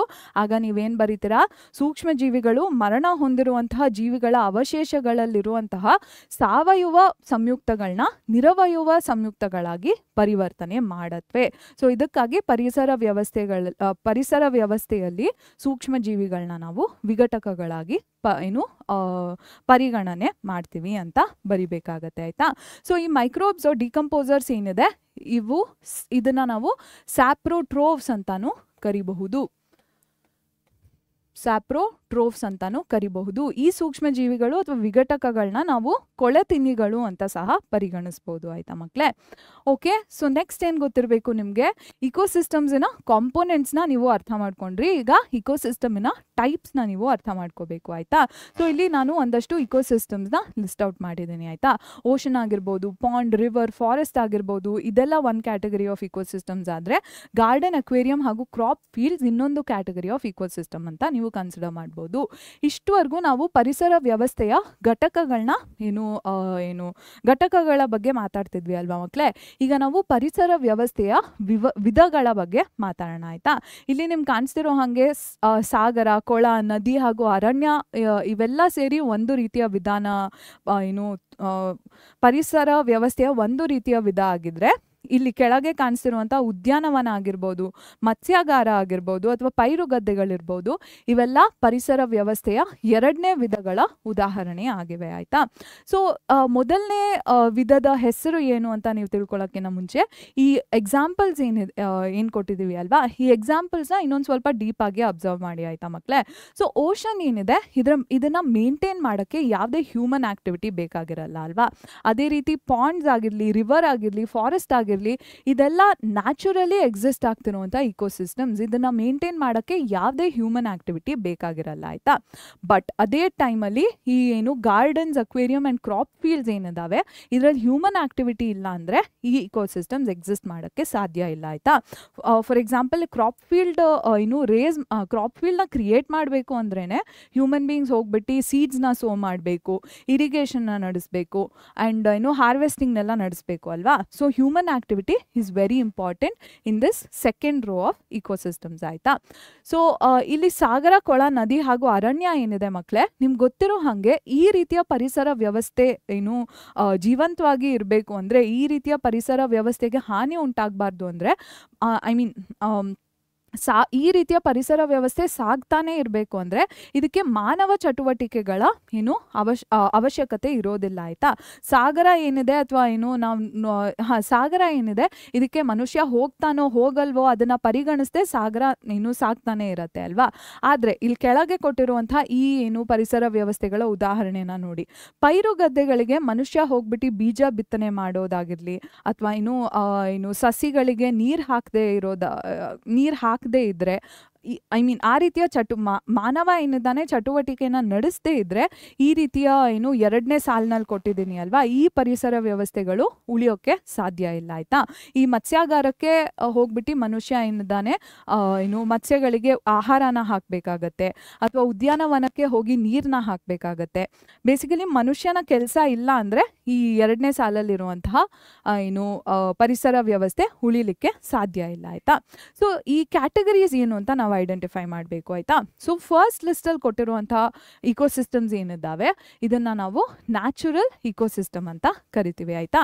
ಅಂಡ್ ಸೆಕೆಂಡ್ ಲಿಸ್ಟ್ ಅಲ್ಲಿ ಕೊಟ್ಟಿರುವಂತಹ ಇಕೋಸಿಸ್ಟಮ್ನ ನಾವು ಆರ್ಟಿಫಿಷಿಯಲ್ ಇಕೋಸಿಸ್ಟಮ್ ಅಂತ ಕನ್ಸಿಡರ್ ಮಾಡ್ತೀವಿ. ಇದನ್ನ ನಾವು ಮ್ಯಾನ್ ಮೇಡ್ ಇಕೋಸಿಸ್ಟಮ್ ಅಂತ ಕೂಡ ಕರಿಬಹುದು. ಮ್ಯಾನ್ ಮೇಡ್ ಇಕೋಸಿಸ್ಟಮ್ ಅಂತ ಕೂಡ ಕರಿಬಹುದು. ಆಯ್ತಾ ಮಕ್ಕಳೇ. ಮೇಲೆ ಪಟ್ಟಿ ಮಾಡಿರುವಂತಹ ಪರಿಸರ ವ್ಯವಸ್ಥೆಗಳೇನಿದ್ದಾವೆ ಇವು ನೈಸರ್ಗಿಕ ಪರಿಸರ ವ್ಯವಸ್ಥೆಯ ಉದಾಹರಣೆಗಳಾಗಿವೆ. ಹಾಗೂ ಕೆಳಗಿನ ಸಾಲಿನಲ್ಲಿ ನೀಡಿರುವಂತಹ ಪರಿಸರ ವ್ಯವಸ್ಥೆ ಕೃತಕ ಪರಿಸರ ವ್ಯವಸ್ಥೆಯ ಉದಾಹರಣೆಗಳಾಗಿವೆ. ಆಯ್ತಾ ಮಕ್ಕಳೇ. ನಿಮಗೆ ಪರೀಕ್ಷೆಯಲ್ಲಿ ಒಂದಷ್ಟು ಪರಿಸರ ವ್ಯವಸ್ಥೆಗಳ ಉದಾಹರಣೆನ ನೀಡಿ ಇದರಲ್ಲಿ ನೈಸರ್ಗಿಕ ಪರಿಸರ ವ್ಯವಸ್ಥೆ ಯಾವುವು ಹಾಗೂ ಕೃತಕ ಪರಿಸರ ವ್ಯವಸ್ಥೆ ಯಾವುವು ಇದನ್ನ ಗುರುತಿಸಿ ಅಂತ ಕೇಳ್ಬೋದು ಆಯ್ತಾ. ಸೊ ದಯವಿಟ್ಟು ಈ ರೀತಿಯ ಉದಾಹರಣೆಗಳನ್ನ ನೆನ್ಪಿಟ್ಕೊಳ್ಳಿ ಆಯ್ತಾ ಮಕ್ಕಳೇ. ನಿಮಗೆ ಎಷ್ಟೊಂದು ಇಕೋಸಿಸ್ಟಮ್ಸಿನ ಎಕ್ಸಾಂಪಲ್ಸ್ ಕೊಟ್ಬಿಟ್ಟು ಇದರಲ್ಲಿ ಏನು ನ್ಯಾಚುರಲ್ ಇಕೋಸಿಸ್ಟಮ್ ಯಾವುದು, ಮ್ಯಾನ್ ಮೇಡ್ ಇಕೋಸಿಸ್ಟಮ್ ಯಾವುದು ಅಥವಾ ಆರ್ಟಿಫಿಷಿಯಲ್ ಇಕೋಸಿಸ್ಟಮ್ ಯಾವುದು ಐಡೆಂಟಿಫೈ ಮಾಡಿ ಅಂತ ಕ್ವೆಶನ್ ಕೇಳ್ಬೋದು ಆಯ್ತಾ. ಸೊ ಎಕ್ಸಾಂಪಲ್ಸ್ನ ದಯವಿಟ್ಟು ನೆನ್ಪಿಟ್ಕೊಳ್ಳಿ ಆಯ್ತಾ ಮಕ್ಕಳೇ. ಓಕೆ, ಸೊ ನೆಕ್ಸ್ಟ್ ನಾವು ಇನ್ನೊಂದು ಮೇಜರ್ ಕಾನ್ಸೆಪ್ಟ್ನ ಕಲಿಬೇಕು. ಯಾವುದದು? ಫುಡ್ ಚೈನ್ ಅನ್ನೋ ಒಂದು ಕಾನ್ಸೆಪ್ಟ್ನ ಕಲಿಬೇಕು ಆಯ್ತಾ. ಸೊ ಇಷ್ಟೊತ್ತವರೆಗೂ ನಾವು ಇಕೋಸಿಸ್ಟಮ್ ಅಂದ್ರೇನು ಅಂತ ತಿಳ್ಕೊತಿದ್ವಿ. ಇಕೋಸಿಸ್ಟಮಲ್ಲಿ ಲಿವಿಂಗ್ ಆರ್ಗ್ಯಾನಿಸಮ್ಸ್ ಇದಾವೆ ಅಂತ ತಿಳ್ಕೊಂಡ್ವಿ ಅಲ್ವಾ. ಸೊ ಲಿವಿಂಗ್ ಆರ್ಗ್ಯಾನಿಸಮ್ಸ್ ಸರ್ವೈವ್ ಆಗಬೇಕು ಅಂದರೆ ಮೇಜರ್ ಆಗಿ ಏನು ಬೇಕು? ಲಿವಿಂಗ್ ಆರ್ಗ್ಯಾನಿಸಮ್ಸ್ಗೆ ಎನರ್ಜಿ ಬೇಕಾಗಿರತ್ತೆ. ಎನರ್ಜಿ ಎಲ್ಲಿಂದ ಬರ್ತಿದೆ? Energy is coming from the food. So ಒಂದು ಇಕೋಸಿಸ್ಟಮ್ ಅಲ್ಲಿ ಈ ಫುಡ್ ಆ್ಯಂಡ್ ಎನರ್ಜಿ ಹೇಗೆ ಪಾಸ್ ಆನ್ ಆಗತ್ತೆ ಅಂತ ತೋರಿಸುವಂತಹ ಒಂದು ರಿಪ್ರೆಸೆಂಟೇಷನ್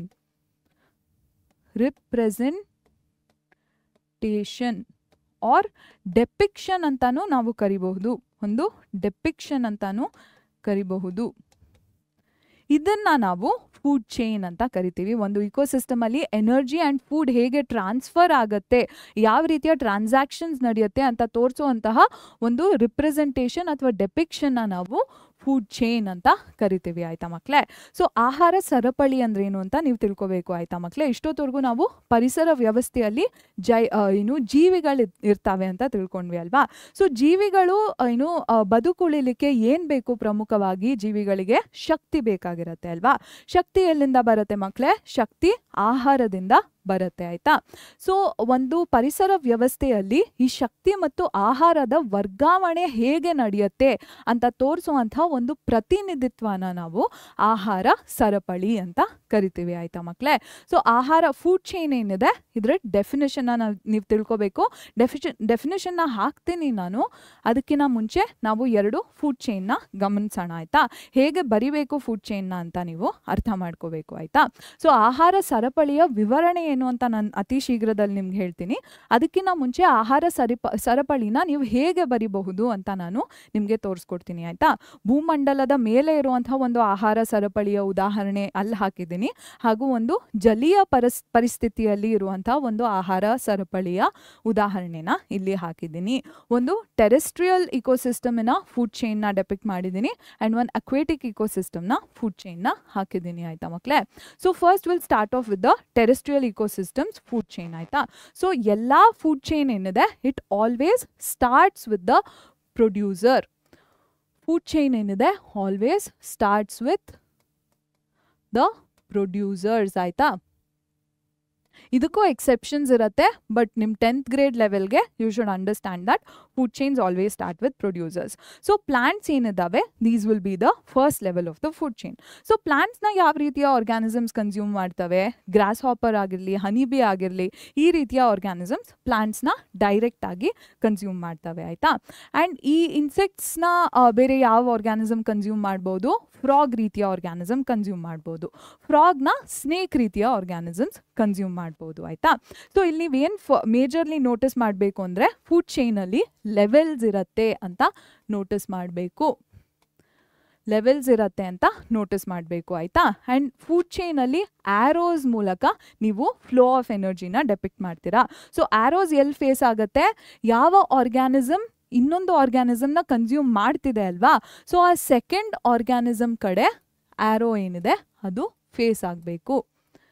ಯಾವ ಆರ್ಗ್ಯಾನಿಸಮ್ ಫುಡ್ನ ತಿಂತಿದೆ ಅಲ್ವಾ ಆ ಆರ್ಗ್ಯಾನಿಸಮ್ ಕಡೆ ಆರೋ ಫೇಸ್ ಮಾಡಬೇಕು. ಅಂದರೆ ಈ ಇನ್ಸೆಕ್ಟ್ಸ್ ಏನಿದ್ದಾವೆ ಪ್ಲಾಂಟ್ನ ಕನ್ಸ್ಯೂಮ್ ಮಾಡ್ತಿದ್ದಾವೆ ಅಲ್ವಾ. ಸೊ ಇನ್ಸೆಕ್ಟ್ಸ್ನ ಕಡೆ ಆರೋ ಫೇಸ್ ಮಾಡಬೇಕು ಆಯ್ತಾ ಮಕ್ಕಳೇ. ಇದೊಂದು ಕನ್ಫ್ಯೂಷನ್ ಆಗ್ಬೋದು ನಿಮಗೆ. Just know that second organism ಕಡೆ ಆರೋ ಫೇಸ್ ಮಾಡಬೇಕು. ಇನ್ಸೆಕ್ಟ್ಸ್ನ ಫ್ರಾಗ್ ತಿಂತಿದೆ ಅಲ್ವಾ, ಸೊ ಫ್ರಾಗ್ ಕಡೆ ಆರೋ ಫೇಸ್ ಮಾಡತ್ತೆ ಆಯ್ತಾ. ಸೊ ಈ ಲೆವೆಲ್ಸ್ ಏನಿದ್ದಾವೆ ಈ ಲೆವೆಲ್ಸ್ಗೆ ಒಂದು ಪರ್ಟಿಕ್ಯುಲರ್ ಟರ್ಮ್ ಇದೆ. ಏನದು ಟರ್ಮ್ ಅಂತ ನಾವು ನೋಡೋಣ ಆಯ್ತಾ.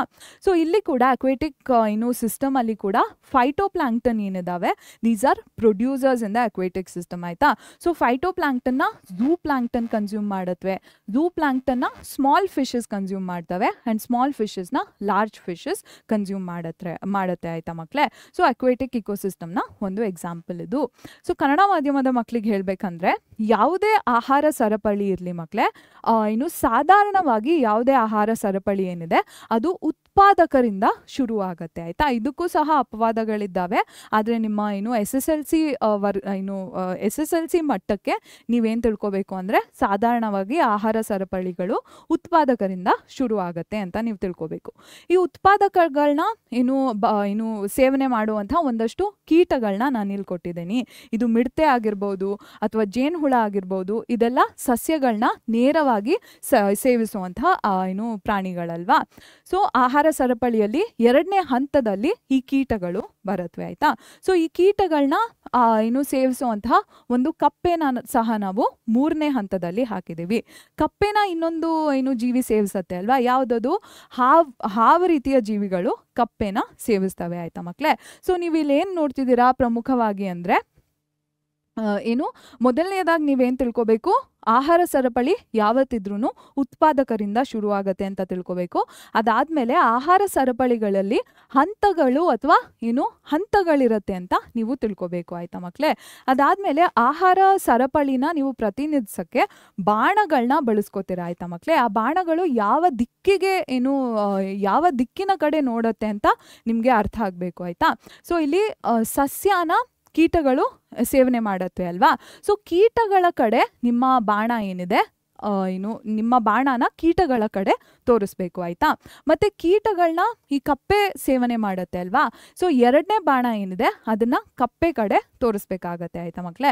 ಸೊ ಈ ಮಾಹಿತಿನ ನೀವು ಗೊಂದಲ ಮಾಡ್ಕೊಳ್ಳೋಕೆ ಹೋಗಬೇಡಿ. ಅದೇ ರೀತಿ ಜಲೀಯ ಪರಿಸ್ಥಿತಿಯಲ್ಲಿ ಸಹ ಫೈಟೋಪ್ಲಾಂಕ್ಟನ್ಗಳೇನಿದ್ದಾವೆ ಇವು ಉತ್ಪಾದಕರಾಗಿ ಕೆಲಸ ಮಾಡತ್ವೆ ಆಯ್ತಾ. ಫೈಟೋಪ್ಲಾಂಕ್ಟನ್ನ ಝೂ ಪ್ಲಾಂಕ್ಟನ್ ಏನಿದ್ದಾವೆ ಸೇವಿಸತ್ತೆ ಆಯ್ತಾ ಮಕ್ಕಳೇ. ಝೂ ಪ್ಲಾಂಕ್ಟನ್ನ ಸಣ್ಣ ಮೀನುಗಳು ಸೇವಿಸತ್ತೆ, ಹಾಗೂ ಸಣ್ಣ ಮೀನುಗಳನ್ನ ದೊಡ್ಡ ಮೀನುಗಳೇನಿದ್ದಾವೆ ಸೇವಿಸತ್ತೆ ಆಯ್ತಾ ಮಕ್ಕಳೇ. ಸೊ ಫುಡ್ ಚೈನ್ ಏನಿದೆ ಇದನ್ನ ನೀವು ಡಯಾಗ್ರಾಮ್ಸ್ ಯೂಟಿಲೈಸ್ ಮಾಡ್ಕೊಂಡೇ ಡೆಪಿಕ್ಟ್ ಮಾಡಬೇಕಾ? ಇಲ್ಲ, ಫುಡ್ ಚೈನ್ನ ನೀವು ಈವನ್ ವರ್ಡ್ಸ್ನ ಯೂಸ್ ಮಾಡ್ಕೊಂಡು ಡೆಪಿಕ್ಟ್ ಮಾಡ್ಬೋದು. ಈ ರೀತಿಯಲ್ಲಿ ಫುಡ್ ಚೈನ್ನ ಡೆಪಿಕ್ಟ್ ಮಾಡ್ಬೋದು ಆಯ್ತಾ. ಸೊ ಆಹಾರ ಸರಪಳಿನ ನೀವು ಬರೀ ರೇಖಾಚಿತ್ರಗಳನ್ನ ಬಳಸ್ಕೊಂಡು ಮಾತ್ರ ಪ್ರತಿನಿಧಿಸಬೇಕು ಅಂತ ಯಾವುದೇ ನಿಯಮ ಇಲ್ಲ. ಈ ರೀತಿ ಪದಗಳನ್ನ ಬಳಸ್ಕೊಂಡು ಸಹ ನೀವು ಆಹಾರ ಸರಪಳಿನ ಪ್ರತಿನಿಧಿಸ್ಬೋದು ಆಯ್ತಾ ಮಕ್ಕಳೇ. ಆ್ಯಂಡ್ ಈ ವರ್ಟಿಕಲ್ ರೀತಿಯಲ್ಲೇ ನೀವು ಶೋ ಮಾಡಬೇಕಾ ಫುಡ್ ಚೈನ್ನ? Definitely not. ನೀವು ಹಾರಿಜಾಂಟಲ್ ವೇಯಲ್ಲಿ ಕೂಡ ಫುಡ್ ಚೈನ್ನ ಡೆಪಿಕ್ಟ್ ಮಾಡ್ಬೋದು ಆಯಿತಾ. ಸೊ ಈ ರೀತಿ ಹಾರಿಜಾಂಟಲ್ ರೀತಿಯಲ್ಲಿ ಕೂಡ ಫುಡ್ ಚೈನ್ನ ಡೆಪಿಕ್ಟ್ ಮಾಡ್ಬೋದು. ಇಲ್ಲಿ ನಿಮಗೆ ನಾನು ಒಂದು ಫುಡ್ ಚೈನ್ನ ಎಕ್ಸಾಂಪಲ್ ಕೊಡ್ತಿದ್ದೀನಿ. ಬರೀ ಉದ್ದುದ್ದವಾಗಿ ನೀವು ಆಹಾರ ಸರಪಳಿನ ಪ್ರತಿನಿಧಿಸಬೇಕು ಅಂತ ಯಾವುದೇ ನಿಯಮ ಇಲ್ಲ. ಈ ಅಡ್ಡವಾಗಿ ಸಹ ನೀವು ಆಹಾರ ಸರಪಳಿನ ಪ್ರತಿನಿಧಿಸ್ಬೋದು ಆಯ್ತಾ ಮಕ್ಕಳೇ. ಇಲ್ಲಿ ನಾನು ಒಂದು ಆಹಾರ ಸರಪಳಿಯ ಉದಾಹರಣೆನ ನೀಡಿದ್ದೀನಿ ಆಯ್ತಾ. ಸೊ ಫುಡ್ ಚೈನ್ ಬಗ್ಗೆ ಇಷ್ಟೊಂದು ತಿಳ್ಕೊಂಡ್ವಿ ನಾವು. ಫುಡ್ ಚೈನ್ನ ಡೆಫಿನೇಷನ್ ಏನು ಅಂತ ನೋಡೋಣ ಆಯ್ತಾ. Yes, it is a representation of how energy is transferred to organisms at various biotic levels in an environment ಆಯ್ತಾ. ಸೊ ಫುಡ್ ಚೈನ್ನ ಡೆಫಿನಿಷನ್ ಇದು ಆಯ್ತಾ ಮಕ್ಕಳೇ. ಆಹಾರ ಸರಪಳಿಯ ವಿವರಣೆ ಏನು ಅಂದರೆ ಇದು ಪರಿಸರದಲ್ಲಿ ವಿವಿಧ ಜೈವಿಕ ಹಂತಗಳಲ್ಲಿ ಜೀವಿಗಳ ಮೂಲಕ ಶಕ್ತಿಯು ಹೇಗೆ ವರ್ಗಾವಣೆ ಆಗುತ್ತದೆ ಎಂಬುದರ ನಿರೂಪಣೆಯಾಗಿದೆ ಅಂತ ನೀವು ಆಹಾರ ಸರಪಳಿ ಬಗ್ಗೆ ಬರಿಬೇಕು ಆಯ್ತಾ. ನಾನು ಪ್ರೀವಿಯಸ್ ಸ್ಲೈಡಲ್ಲಿ ಏನು ಹೇಳಿದ್ದೆ ನಿಮಗೆ, ಫುಡ್ ಚೈನಲ್ಲಿ ಲೆವೆಲ್ಸ್ ಇರುತ್ತೆ. ಈ ಲೆವೆಲ್ಸ್ಗೆ ಒಂದು ಪರ್ಟಿಕ್ಯುಲರ್ ಟರ್ಮ್ ಇರುತ್ತೆ ಅಂತ ಹೇಳಿದ್ದೆ ಅಲ್ವಾ. ಏನದು ಟರ್ಮ್ ಅಂದರೆ ಟ್ರೋಫಿಕ್ ಲೆವೆಲ್ಸ್ ಆಯ್ತಾ ಮಕ್ಕಳೇ. So the steps R levels in a food chain is known as trophic levels ಆಯ್ತಾ. ಆಹಾರ ಸರಪಳಿಯಲ್ಲಿ ಹಂತಗಳಿರುತ್ತೆ ಅಂತ ನಿಮ್ಗೆ ಹೇಳಿದ್ದೆ. ಇದಕ್ಕೆ ಒಂದು ಪ್ರತ್ಯೇಕವಾದ ಪದ ಇದೆ ಅಂತ ಹೇಳಿದ್ದೆ ಅಲ್ವಾ. ಏನದು ಪದ? ಪೋಷಣಾ ಸ್ತರಗಳು ಅಂತ ಕರಿತೀವಿ ಆಯ್ತಾ. ಆಹಾರ ಸರಪಳಿಯಲ್ಲಿ ಇರುವಂತಹ ಹಂತ ಅಥವಾ ಮಟ್ಟಗಳನ್ನ ನಾವು ಪೋಷಣಾ ಸ್ತರಗಳು ಅಂತ ಕರಿತೀವಿ ಆಯ್ತಾ ಮಕ್ಕಳೇ. ಓಕೆ, ನೆಕ್ಸ್ಟ್ ಏನು ತಿಳ್ಕೊಬೇಕು ನೀವು, ಫುಡ್ ಚೈನ್ ಏನಿದೆ ಇದರಲ್ಲಿ ಟ್ರೋಫಿಕ್ ಲೆವೆಲ್ಸ್ ಇರುತ್ತೆ ಅಂತ ನೀವು ತಿಳ್ಕೊಂಡ್ರಿ. ಈ ಟ್ರೋಫಿಕ್ ಲೆವೆಲ್ಸ್ ಬಗ್ಗೆ ಇನ್ನೊಂದಷ್ಟು ಇನ್ಫಾರ್ಮೇಷನ್ನ ನೀವು ಪಡ್ಕೋಬೇಕು ಆಯ್ತಾ. ಆಹಾರ ಸರಪಳಿಯಲ್ಲಿ ಹಂತಗಳು ಅಥವಾ ಮಟ್ಟಗಳಿರುತ್ತೆ ಅಂತ ನಾನು ನಿಮ್ಗೆ ಹೇಳಿದೆ. ಈ ಮಟ್ಟಗಳು ಅಥವಾ ಹಂತಗಳು ಅಥವಾ ಪೋಷಣಾ ಸ್ತರಗಳೇನಿದ್ದಾವೆ ಇದರ ಬಗ್ಗೆ ಇನ್ನೊಂದಷ್ಟು ಮಾಹಿತಿನ ನೀವು ತಿಳ್ಕೊಬೇಕು ಆಯ್ತಾ.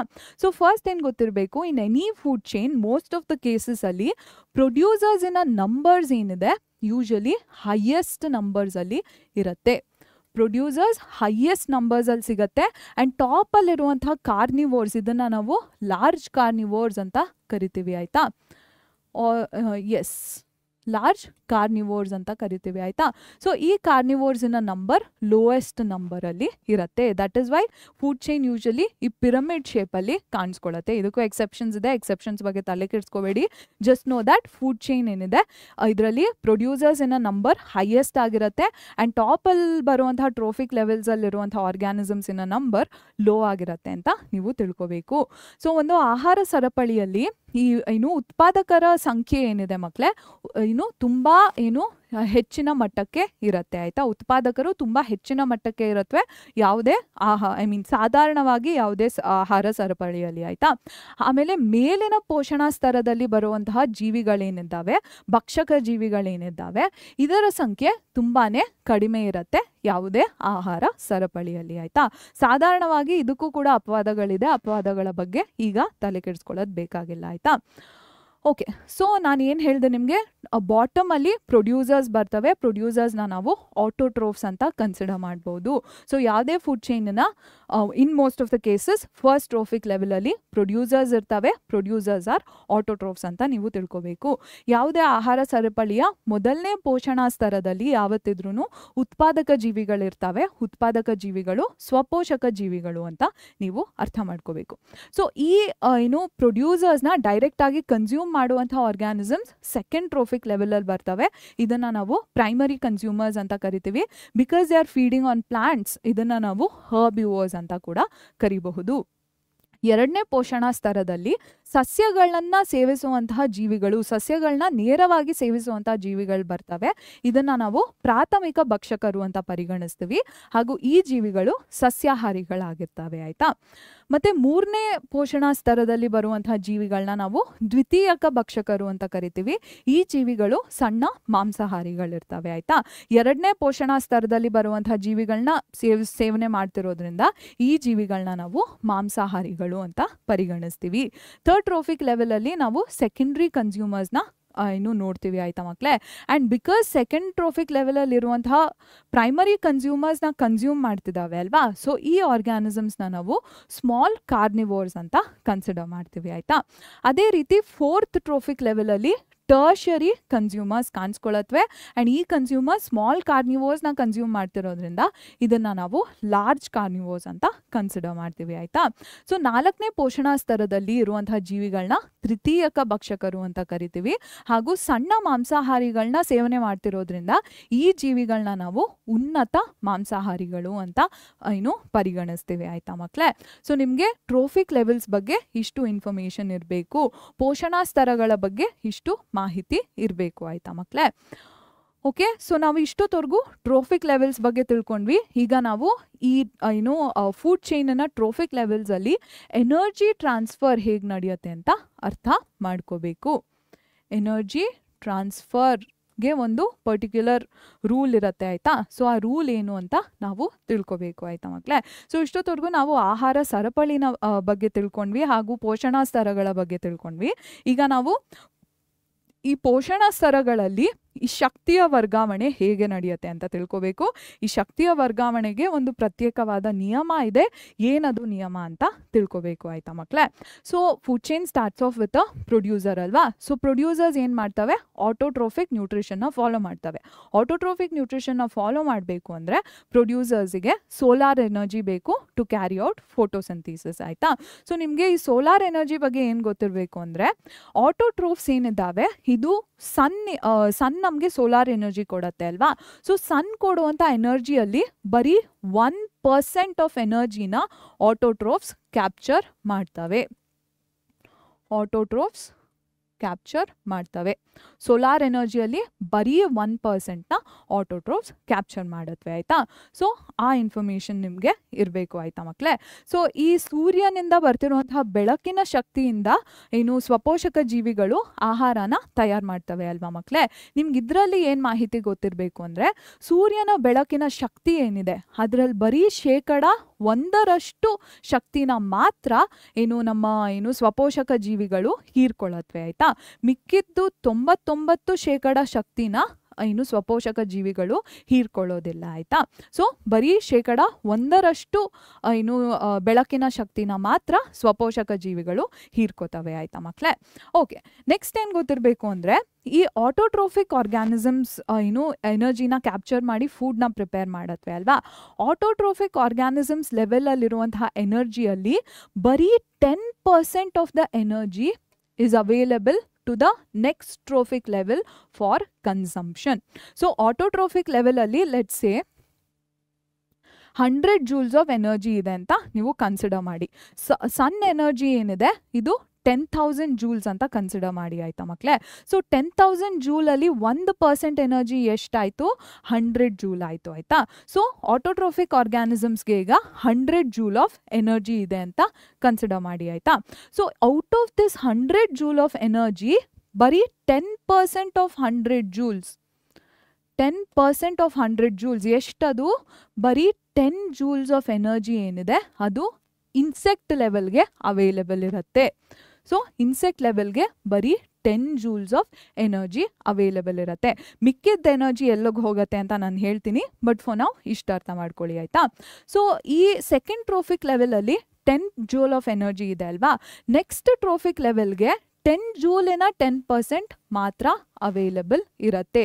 10 ಜೂಲಿನ 10% ಅಂದ್ರೇನು, 10 ಇಂಟು 10/100 ಆಗುತ್ತೆ ಅಲ್ವಾ. ಸೊ ಕ್ಯಾನ್ಸಲ್ ಔಟ್ ಮಾಡಿದಾಗ ಏನಾಗುತ್ತೆ, ಬರೀ 1 ಜೂಲ್ ಆಫ್ ಎನರ್ಜಿ ನೆಕ್ಸ್ಟ್ ಟ್ರೋಫಿಕ್ ಲೆವೆಲ್ಗೆ ಅವೈಲೇಬಲ್ ಇರುತ್ತೆ ಆಯಿತಾ. ಸೊ ಈ 1 ಜೂಲ್ ಆಫ್ ಎನರ್ಜಿ ಏನಿದೆ ಇದರಲ್ಲಿ 10% ನೆಕ್ಸ್ಟ್ ಲೆವೆಲ್ಗೆ ಅವೈಲೇಬಲ್ ಇರುತ್ತೆ. ಇದರಲ್ಲಿ 10% ಅಂದರೆ ಎಷ್ಟಾಯಿತು ಮಕ್ಕಳೇ, 0.1 ಜೂಲ್ ಆಫ್ ಎನರ್ಜಿ ಮಾತ್ರ ನೆಕ್ಸ್ಟ್ ಟ್ರೋಫಿಕ್ ಲೆವೆಲ್ಗೆ ಅವೈಲೇಬಲ್ ಇರುತ್ತೆ ಆಯಿತಾ. ಸೊ ಈ 10% ಏನಿದೆ ಇದನ್ನು ಒಂದು ಲಾ ಆಗಿ ನೀವು ಕನ್ಸಿಡರ್ ಮಾಡ್ಬೋದು. ಈ ಲಾನ ನಾವು 10% ಲಾ ಅಂತ ಕರಿತೀವಿ. 10% ಲಾ ಆಫ್ ಎನರ್ಜಿ ಟ್ರಾನ್ಸ್ಫರ್ ಅಂತ ಕರಿತೀವಿ ಆಯಿತಾ ಮಕ್ಕಳೇ.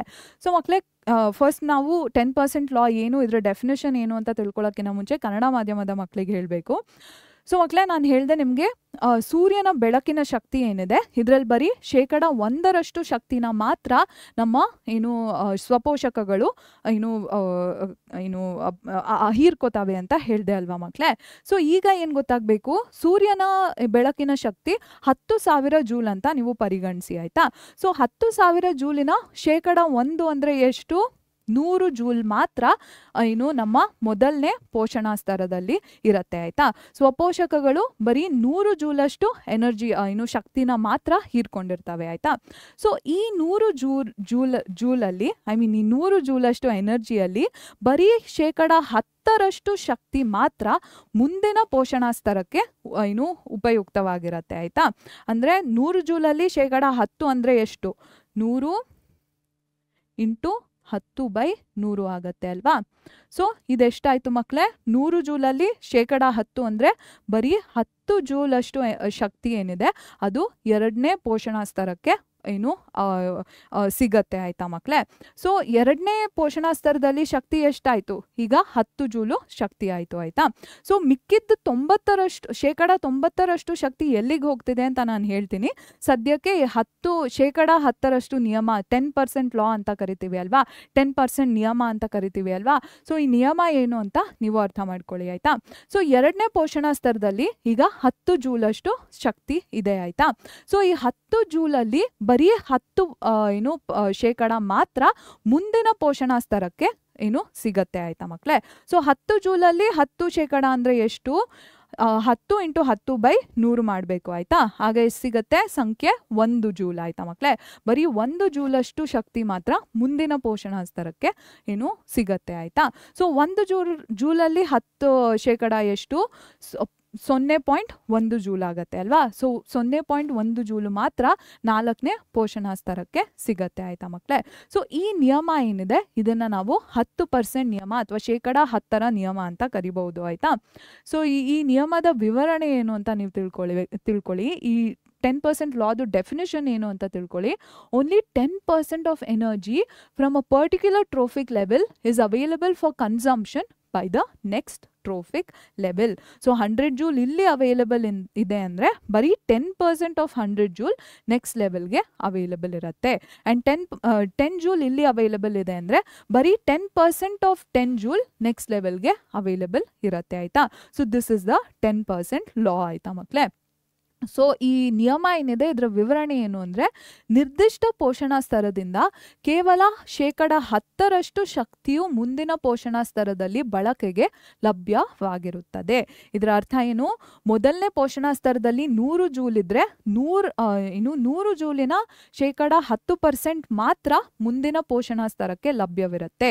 ಈ ಎರಡನೇ ಪೋಷಣಾ ಸ್ತರದಲ್ಲಿ 10 ಜೂಲ್ ಅಷ್ಟು ಎನರ್ಜಿ ಇದೆ ಅಂದರೆ 10 ಜೂಲಿನ 10% ಮಾತ್ರ ಮುಂದಿನ ಪೋಷಣಾ ಸ್ತರಕ್ಕೆ ಲಭ್ಯವಿರುತ್ತೆ. ಮೂರನೇ ಪೋಷಣಾ ಸ್ತರದಲ್ಲಿ 1 ಜೂಲ್ ಇದೆ ಅಂದರೆ 1 ಜೂಲಿನ 10% ಮಾತ್ರ ಮುಂದಿನ 4ನೇ ಪೋಷಣಾ ಸ್ತರಕ್ಕೆ ಲಭ್ಯವಿರುತ್ತೆ ಅಂತ ನೀವು ಅರ್ಥ ಮಾಡ್ಕೋಬೇಕು ಆಯ್ತಾ ಮಕ್ಕಳೇ. ಓಕೆ, ಸೊ ಈ ಫುಡ್ ಚೈನ್ ಕಾನ್ಸೆಪ್ಟಲ್ಲಿ ಬೇರೆ ಯಾವ ರೀತಿ ಕ್ವೆಶನ್ ಬರುತ್ತೆ ಅಂದರೆ ಇನ್ನೊಂದೇನು ಗೊತ್ತಿರಬೇಕು ನಿಮಗೆ ಫುಡ್ ಚೈನ್ಸ್ ಬಗ್ಗೆ ಅಂದರೆ ಫುಡ್ ಚೈನಲ್ಲಿ ಎನರ್ಜಿ ಫ್ಲೋ ಏನಿದೆ ಇದು ಯೂನಿಡೈರೆಕ್ಷನಲ್ ಆಗಿರುತ್ತೆ. ಎನರ್ಜಿ ಫ್ಲೋ ಯಾವಾಗಲೂ ಯೂನಿಡೈರೆಕ್ಷನಲ್ ಆಗಿರುತ್ತೆ. ಯಾಕೆ? ಬಿಕಾಸ್ ಒನ್ಸ್ ಪ್ಲಾಂಟ್ಸ್ನ ಇನ್ಸೆಕ್ಟ್ಸ್ ಕನ್ಸ್ಯೂಮ್ ಮಾಡಿಬಿಡ್ತು ಅಂದರೆ ವಾಪಸ್ ಇನ್ಸೆಕ್ಟ್ಗೆ ಪ್ಲಾಂಟ್ಸ್ನ ರೀಕ್ರಿಯೇಟ್ ಮಾಡುವಂತಹ ಎಬಿಲಿಟಿ ಇರಲ್ಲ. ಇನ್ಸೆಕ್ಟ್ಸ್ಗೆ ವಾಪಸ್ ಪ್ಲಾಂಟಿಗೆ ಎನರ್ಜಿ ನೀಡುವಂತಹ ಎಬಿಲಿಟಿ ಇರಲ್ಲ ಆಯಿತಾ. ಆ್ಯಂಡ್ ಫ್ರಾಗ್ಸ್ ಇನ್ಸೆಕ್ಟ್ಸ್ನ ಕನ್ಸ್ಯೂಮ್ ಮಾಡಿಬಿಡ್ತು ಅಂದರೆ ವಾಪಸ್ ಫ್ರಾಗಿಗೆ ಇನ್ಸೆಕ್ಟ್ನ ಕ್ರಿಯೇಟ್ ಮಾಡುವಂತಹ ಎಬಿಲಿಟಿ ಇರಲ್ಲ. ಅವ್ರ ಇನ್ಸೆಕ್ಟ್ಗೆ ವಾಪಸ್ ಎನರ್ಜಿ ಕೊಡುವಂತಹ ಎಬಿಲಿಟಿ ಇರಲ್ಲ ಆಯಿತಾ. ಸೊ ಫ್ಲೋ ಆಫ್ ಎನರ್ಜಿ ಏನಿದೆ ಇದು ಫುಡ್ ಚೈನಲ್ಲಿ ಯಾವತ್ತಿದ್ರೂ ಯೂನಿಡೈರೆಕ್ಷನಲ್ ಆಗಿ ಇರುತ್ತೆ ಆಯಿತಾ ಮಕ್ಕಳೇ. ಸೊ ನಮ್ಮ ಆಹಾರ ಸರಪಳಿಯಲ್ಲಿ ಈ ಶಕ್ತಿಯ ವರ್ಗಾವಣೆ ಏನಿದೆ ಮಕ್ಕಳೇ ಇದು ಯಾವತ್ತಿದ್ರೂ ಏಕಮುಖವಾಗಿರುತ್ತೆ ಅಂತ ನೀವು ತಿಳ್ಕೋಬೇಕು. ಏನಕ್ಕೆ? ಯಾಕಂದರೆ ಸಸ್ಯಗಳನ್ನ ಕೀಟಗಳು ಸೇವಿಸಿದ ನಂತರ ಪುನಃ ಸಸ್ಯಕ್ಕೆ ಶಕ್ತಿಯನ್ನು ನೀಡುವಂತಹ ಸಾಮರ್ಥ್ಯ ಕೀಟಗಳಿಗೆ ಇರೋದಿಲ್ಲ. ಹಾಗೂ ಕೀಟಗಳನ್ನ ಕಪ್ಪೆ ಏನಿದೆ ಅದು ಸೇವಿಸ್ಬಿಟ್ರೆ ಪುನಃ ಕೀಟಗಳಿಗೆ ಶಕ್ತಿಯನ್ನು ವಾಪಸ್ ಮರುಕಳಿಸ್ಲಿಕ್ಕೆ ಕಪ್ಪೆ ಹತ್ರ ಸಾಮರ್ಥ್ಯ ಇರಲ್ಲ ಆಯಿತಾ.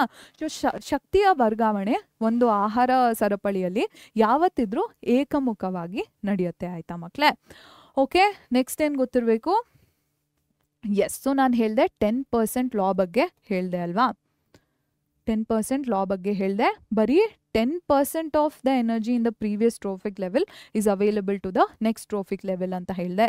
ಸೊ 90% ಆಫ್ ರಿಮೈನಿಂಗ್ ಎನರ್ಜಿ ಎಲ್ಲಿ ಹೋಗ್ತಿದೆ ಅಂತ ನಿಮಗೆ ಗೊತ್ತಿರಬೇಕು ಅಲ್ವಾ. ಸೊ ಈ 10% ನಿಯಮ ಏನಿದೆ ಇದರ ಪ್ರಕಾರ ಒಂದು ಪೋಷಣಾ ಸ್ತರದಲ್ಲಿ ಇರುವಂತಹ ಶಕ್ತಿಯ ಬರೀ 10% ಮಾತ್ರ ಮುಂದಿನ ಪೋಷಣಾ ಸ್ತರಕ್ಕೆ ಲಭ್ಯವಿರುತ್ತೆ ಅಂತ ನಾವು ತಿಳ್ಕೊಂಡ್ವಿ ಅಲ್ವಾ. ಸೊ 90% ಶಕ್ತಿ ಎಲ್ಲಿಗೆ ಹೋಯ್ತು ಅಂತ ನೀವು ತಿಳ್ಕೊಬೇಕು ಅಲ್ವಾ ಮಕ್ಕಳೇ. ಸೊ ಈ 90% ಆಫ್ ಎನರ್ಜಿ ಮೇಜರ್ಲಿ ಹೀಟ್ ಆಗಿ ಆರ್ಗ್ಯಾನಿಸಮ್ ಬಾಡಿಯಿಂದ ಎಸ್ಕೇಪ್ ಆಗುತ್ತೆ or for other metabolic activities utilise ಆಗಿಬಿಡತ್ತೆ ಆಯಿತಾ. ಮೆಟಬಾಲಿಕ್ ಆಕ್ಟಿವಿಟೀಸ್ಗೆ ಯೂಟಿಲೈಸ್ ಆಗತ್ತೆ. ಓಕೆನಾ ಮಕ್ಕಳೇ. ಸೊ 90% ಆಫ್ ಎನರ್ಜಿ ಈ ರೀತಿ ಆರ್ಗ್ಯಾನಿಸಮ್ನಿಂದ ಹೊರಗೆ ಹೋಗ್ಬಿಡತ್ತೆ ಆಯಿತಾ. ಸೊ 90% ಶಕ್ತಿ ಎಲ್ಲಿ ಹೋಗ್ತಿದೆ ಅಂದರೆ ಶಾಖದ ರೀತಿಯಲ್ಲಿ ಅಥವಾ ಉಷ್ಣದ ರೀತಿಯಲ್ಲಿ ಆ ಜೀವಿಗಳ ದೇಹದಿಂದ ಹೊರಗೆ ಹೋಗ್ಬೋದು ಅಥವಾ ಚಯಾಪಚಯ ಕ್ರಿಯೆಗಳಿಗೆ ಶಕ್ತಿಯಾಗಿ ಬಳಕೆ ಆಗ್ಬಿಡ್ಬೋದು ಆಯಿತಾ. ಸೊ ಬರೀ 10% ಶಕ್ತಿ ಮಾತ್ರ ಮುಂದಿನ ಪೋಷಣಾ ಸ್ತರಕ್ಕೆ ಲಭ್ಯವಿರುತ್ತೆ. ಮಿಕ್ಕಿದ್ದೆಲ್ಲ ಪರಿಸರಕ್ಕೆ ವಿಂಗಡಣೆ ಆಗ್ಬಿಡತ್ತೆ ಆಯಿತಾ ಮಕ್ಕಳೇ. ಓಕೆ, ಸೊ ಅದು ಅರ್ಥ ಆಯಿತು ನಿಮಗೆ. ನೆಕ್ಸ್ಟ್ ಏನು ಗೊತ್ತಿರಬೇಕು? ಫುಡ್ ಚೈನಲ್ಲಿ ಕಾಮನ್ಲಿ ಬರೀ 3 or 4 ಲೆವೆಲ್ಸ್ ಇರುತ್ತೆ. ಇದಕ್ಕೆ ರೀಸನ್ ಏನು ಅಂತ ಕೇಳ್ತಾರೆ ಆಯಿತಾ. ಸೊ ಇಲ್ಲಿ ನಾವು 4 ಲೆವೆಲ್ಸ್ ಇರುವಂಥ ಫುಡ್ ಚೈನ್ ನೋಡ್ತಿದ್ದೀವಿ. And as you can see 4th ಲೆವೆಲ್ಗೆ ಬರ್ತಿರೋ ಹಾಗೆ ಎನರ್ಜಿ ಆಲ್ರೆಡಿ ಡೆಸಿಮಲ್ ಪಾಯಿಂಟ್ಸಿಗೆ ಇಳ್ದೋಯ್ತು ಆಯಿತಾ. ಇಮ್ಯಾಜಿನ್ ಇಲ್ಲಿ ಒಂದು 5th ಟ್ರೋಫಿಕ್ ಲೆವೆಲ್ ಹಾಕಿದ್ರೆ ಎನರ್ಜಿ ಎಷ್ಟು ಅವೈಲೇಬಲ್ ಇರುತ್ತೆ? 0.1ನ 10% ಎನರ್ಜಿ ಅವೈಲೇಬಲ್ ಇರುತ್ತೆ. ಸೊ 0.1 ಇಂಟು 10/100 ಅವೈಲೇಬಲ್ ಇರುತ್ತೆ. ಎಷ್ಟಾಯಿತು ಮಕ್ಕಳೇ ಅದು? So it will be 0.01 joules of energy available ಇರುತ್ತೆ. ಸೊ ನಾವು ಟ್ರೋಫಿಕ್ ಲೆವೆಲ್ಸ್ ಆ್ಯಡ್ ಮಾಡ್ತಿದ್ದಂಗೆ ಅವೈಲೇಬಲ್ ಎನರ್ಜಿ ಏನಿದೆ ತುಂಬ ಕಡಿಮೆ ಆಗುತ್ತೆ ಅಲ್ವಾ. ಸೊ ಒಂದು ಫುಡ್ ಚೈನಲ್ಲಿ ನಾರ್ಮಲಿ ಬರೀ 3 or 4 levels of 4 trophic levels ಇರುತ್ತೆ ಟು ಅವಾಯ್ಡ್ ಏನು ದಿಸ್ ಮಿನಿಮಲ್ ಎನರ್ಜಿ ಅವೈಲಬಿಲಿಟಿ ಆಯಿತಾ ಮಕ್ಕಳೇ. ಸೊ ಇಲ್ಲಿ ನಾವು 4 ಏನು ಹಂತಗಳಿರುವಂಥ ಆಹಾರ ಸರಪಳಿನ ನೋಡಿದ್ವಿ ಅಲ್ವಾ. 4ನೇ ಹಂತಕ್ಕೆ ಆಗಲೇ ಬರೀ 0.1 ಜೂಲರಷ್ಟು ಮಾತ್ರ ಎನರ್ಜಿ ಸಿಗ್ತಿದೆ ಅಲ್ವಾ ಮಕ್ಕಳೇ. ಇಲ್ಲಿ ನಾವು 5ನೇ ಪೋಷಣ ಸ್ತರನ ಯಾವುದೇ ಕಾರಣಕ್ಕೆ ಸೇರಿಸಿದ್ವಿ ಅಂತ ಪರಿಗಣಿಸಿ ಆಯಿತಾ. ಆಗ ಎಷ್ಟು ಏನು ಶಕ್ತಿ 5ನೇ ಪೋಷಣ ಸ್ತರದಲ್ಲಿರುತ್ತೆ 0.1 ಏನಿದೆ ಇದರಲ್ಲಿ 10% ಮಾತ್ರ ಮುಂದಿನ ಪೋಷಣ ಸ್ತರಕ್ಕೆ ಸಿಗುತ್ತೆ. ಅಂದರೆ 0.01 ಜೂಲಷ್ಟು ಎನರ್ಜಿ ಮಾತ್ರ 5ನೇ ಪೋಷಣ ಸ್ತರಕ್ಕೆ ಸಿಗುತ್ತೆ ಅಲ್ವಾ. ಸೊ ಇಷ್ಟು ಕಡಿಮೆ ಏನು ಶಕ್ತಿನ ಬಳಸ್ಕೊಂಡು ಆ ಜೀವಿಗಳು ಬದುಕಲಿಕ್ಕೆ ಸಾಧ್ಯ ಇರಲ್ಲ ಅಲ್ವಾ ಮಕ್ಕಳೇ. ಅದಕ್ಕಾಗಿ ಸಾಧಾರಣವಾಗಿ ಆಹಾರ ಸರಪಳಿಯಲ್ಲಿ ಬರೀ 3 ಅಥವಾ 4 ಹಂತಗಳು ಮಾತ್ರ ಇರುತ್ತೆ ಅಂತ ನೀವು ಅರ್ಥ ಮಾಡ್ಕೋಬೇಕು ಆಯ್ತಾ.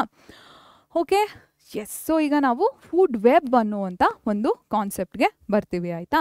ಸೊ ಈಗ ನಾವು ಆಹಾರ ಜಾಲ ಅಂದ್ರೇನು ಅಂತ ತಿಳ್ಕೊಬೇಕು ಆಯಿತಾ ಮಕ್ಕಳೇ. ಸೊ ಇಲ್ಲಿವರೆಗೂ ನಾನು ಹಿಂದಿನ ಸ್ಲೈಡ್ನಲ್ಲಿ ಯಾವ ಆಹಾರ ಸರಪಳಿನ ಹಾಕಿದ್ದೆ ಅದನ್ನೇ ಇಲ್ಲಿ ಸಹ ಹಾಕಿದ್ದೀನಿ ಆಯಿತಾ. ಹಿಂದಿನ ಸ್ಲೈಡಲ್ಲಿ ಇದ್ದಂತಹ ಫುಡ್ ಚೈನ್ನೇ ನಾನಿಲ್ಲಿ ರಿಪ್ರೆಸೆಂಟ್ ಮಾಡಿದ್ದೀನಿ. ಬಟ್ ಒನ್ ಇಕೋಸಿಸ್ಟಮಲ್ಲಿ ಫುಡ್ ಚೈನ್ ಇಷ್ಟು ಸಿಂಪಲ್ ಆಗಿ ಇರಲ್ಲ ಆಯಿತಾ ಮಕ್ಕಳೇ. ಪ್ಲಾಂಟ್ನ ಬರೀ ಇನ್ಸೆಕ್ಟೇ ಕನ್ಸ್ಯೂಮ್ ಮಾಡಬೇಕು, ಇನ್ಸೆಕ್ಟ್ನ ಫ್ರಾಗೇ ಕನ್ಸ್ಯೂಮ್ ಮಾಡಬೇಕು, ಫ್ರಾಗ್ನ ಸ್ನೇಕೆ ಕನ್ಸ್ಯೂಮ್ ಮಾಡಬೇಕು ಅಂತ ರೂಲ್ಸ್ ಇರಲ್ಲ ಆಯಿತಾ. ಅಂದರೆ ಸಸ್ಯನ ಕೀಟನೇ ಸೇವನೆ ಮಾಡಬೇಕು, ಕೀಟನ ಕಪ್ಪೆನೇ ಸೇವನೆ ಮಾಡಬೇಕು ಅಥವಾ ಕಪ್ಪೆನ ಹಾವು ಮಾತ್ರ ತಿನ್ನಬೇಕು ಅಂತ ಯಾವುದೇ ರೀತಿ ನಿಯಮ ಇರಲ್ಲ ಆಯಿತಾ ಮಕ್ಕಳೇ. ಸೊ ಕೀಟ ಏನಿದೆ ಇದನ್ನ ಗುಬ್ಬಚ್ಚಿ ಸಹ ಸೇವನೆ ಮಾಡ್ಬೋದು.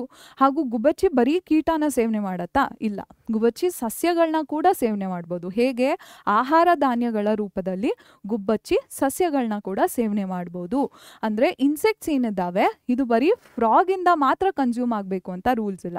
ಇನ್ಸೆಕ್ಟ್ನ ಸ್ಪ್ಯಾರೋಸ್ ಕೂಡ ಕನ್ಸ್ಯೂಮ್ ಮಾಡ್ಬೋದು. ಆ್ಯಂಡ್ ಸ್ಪ್ಯಾರೋಸ್ ಬರೀ ಇನ್ಸೆಕ್ಟ್ನ ಕನ್ಸ್ಯೂಮ್ ಮಾಡಬೇಕು ಅಂತಾನೂ ರೂಲ್ಸ್ ಇಲ್ಲ.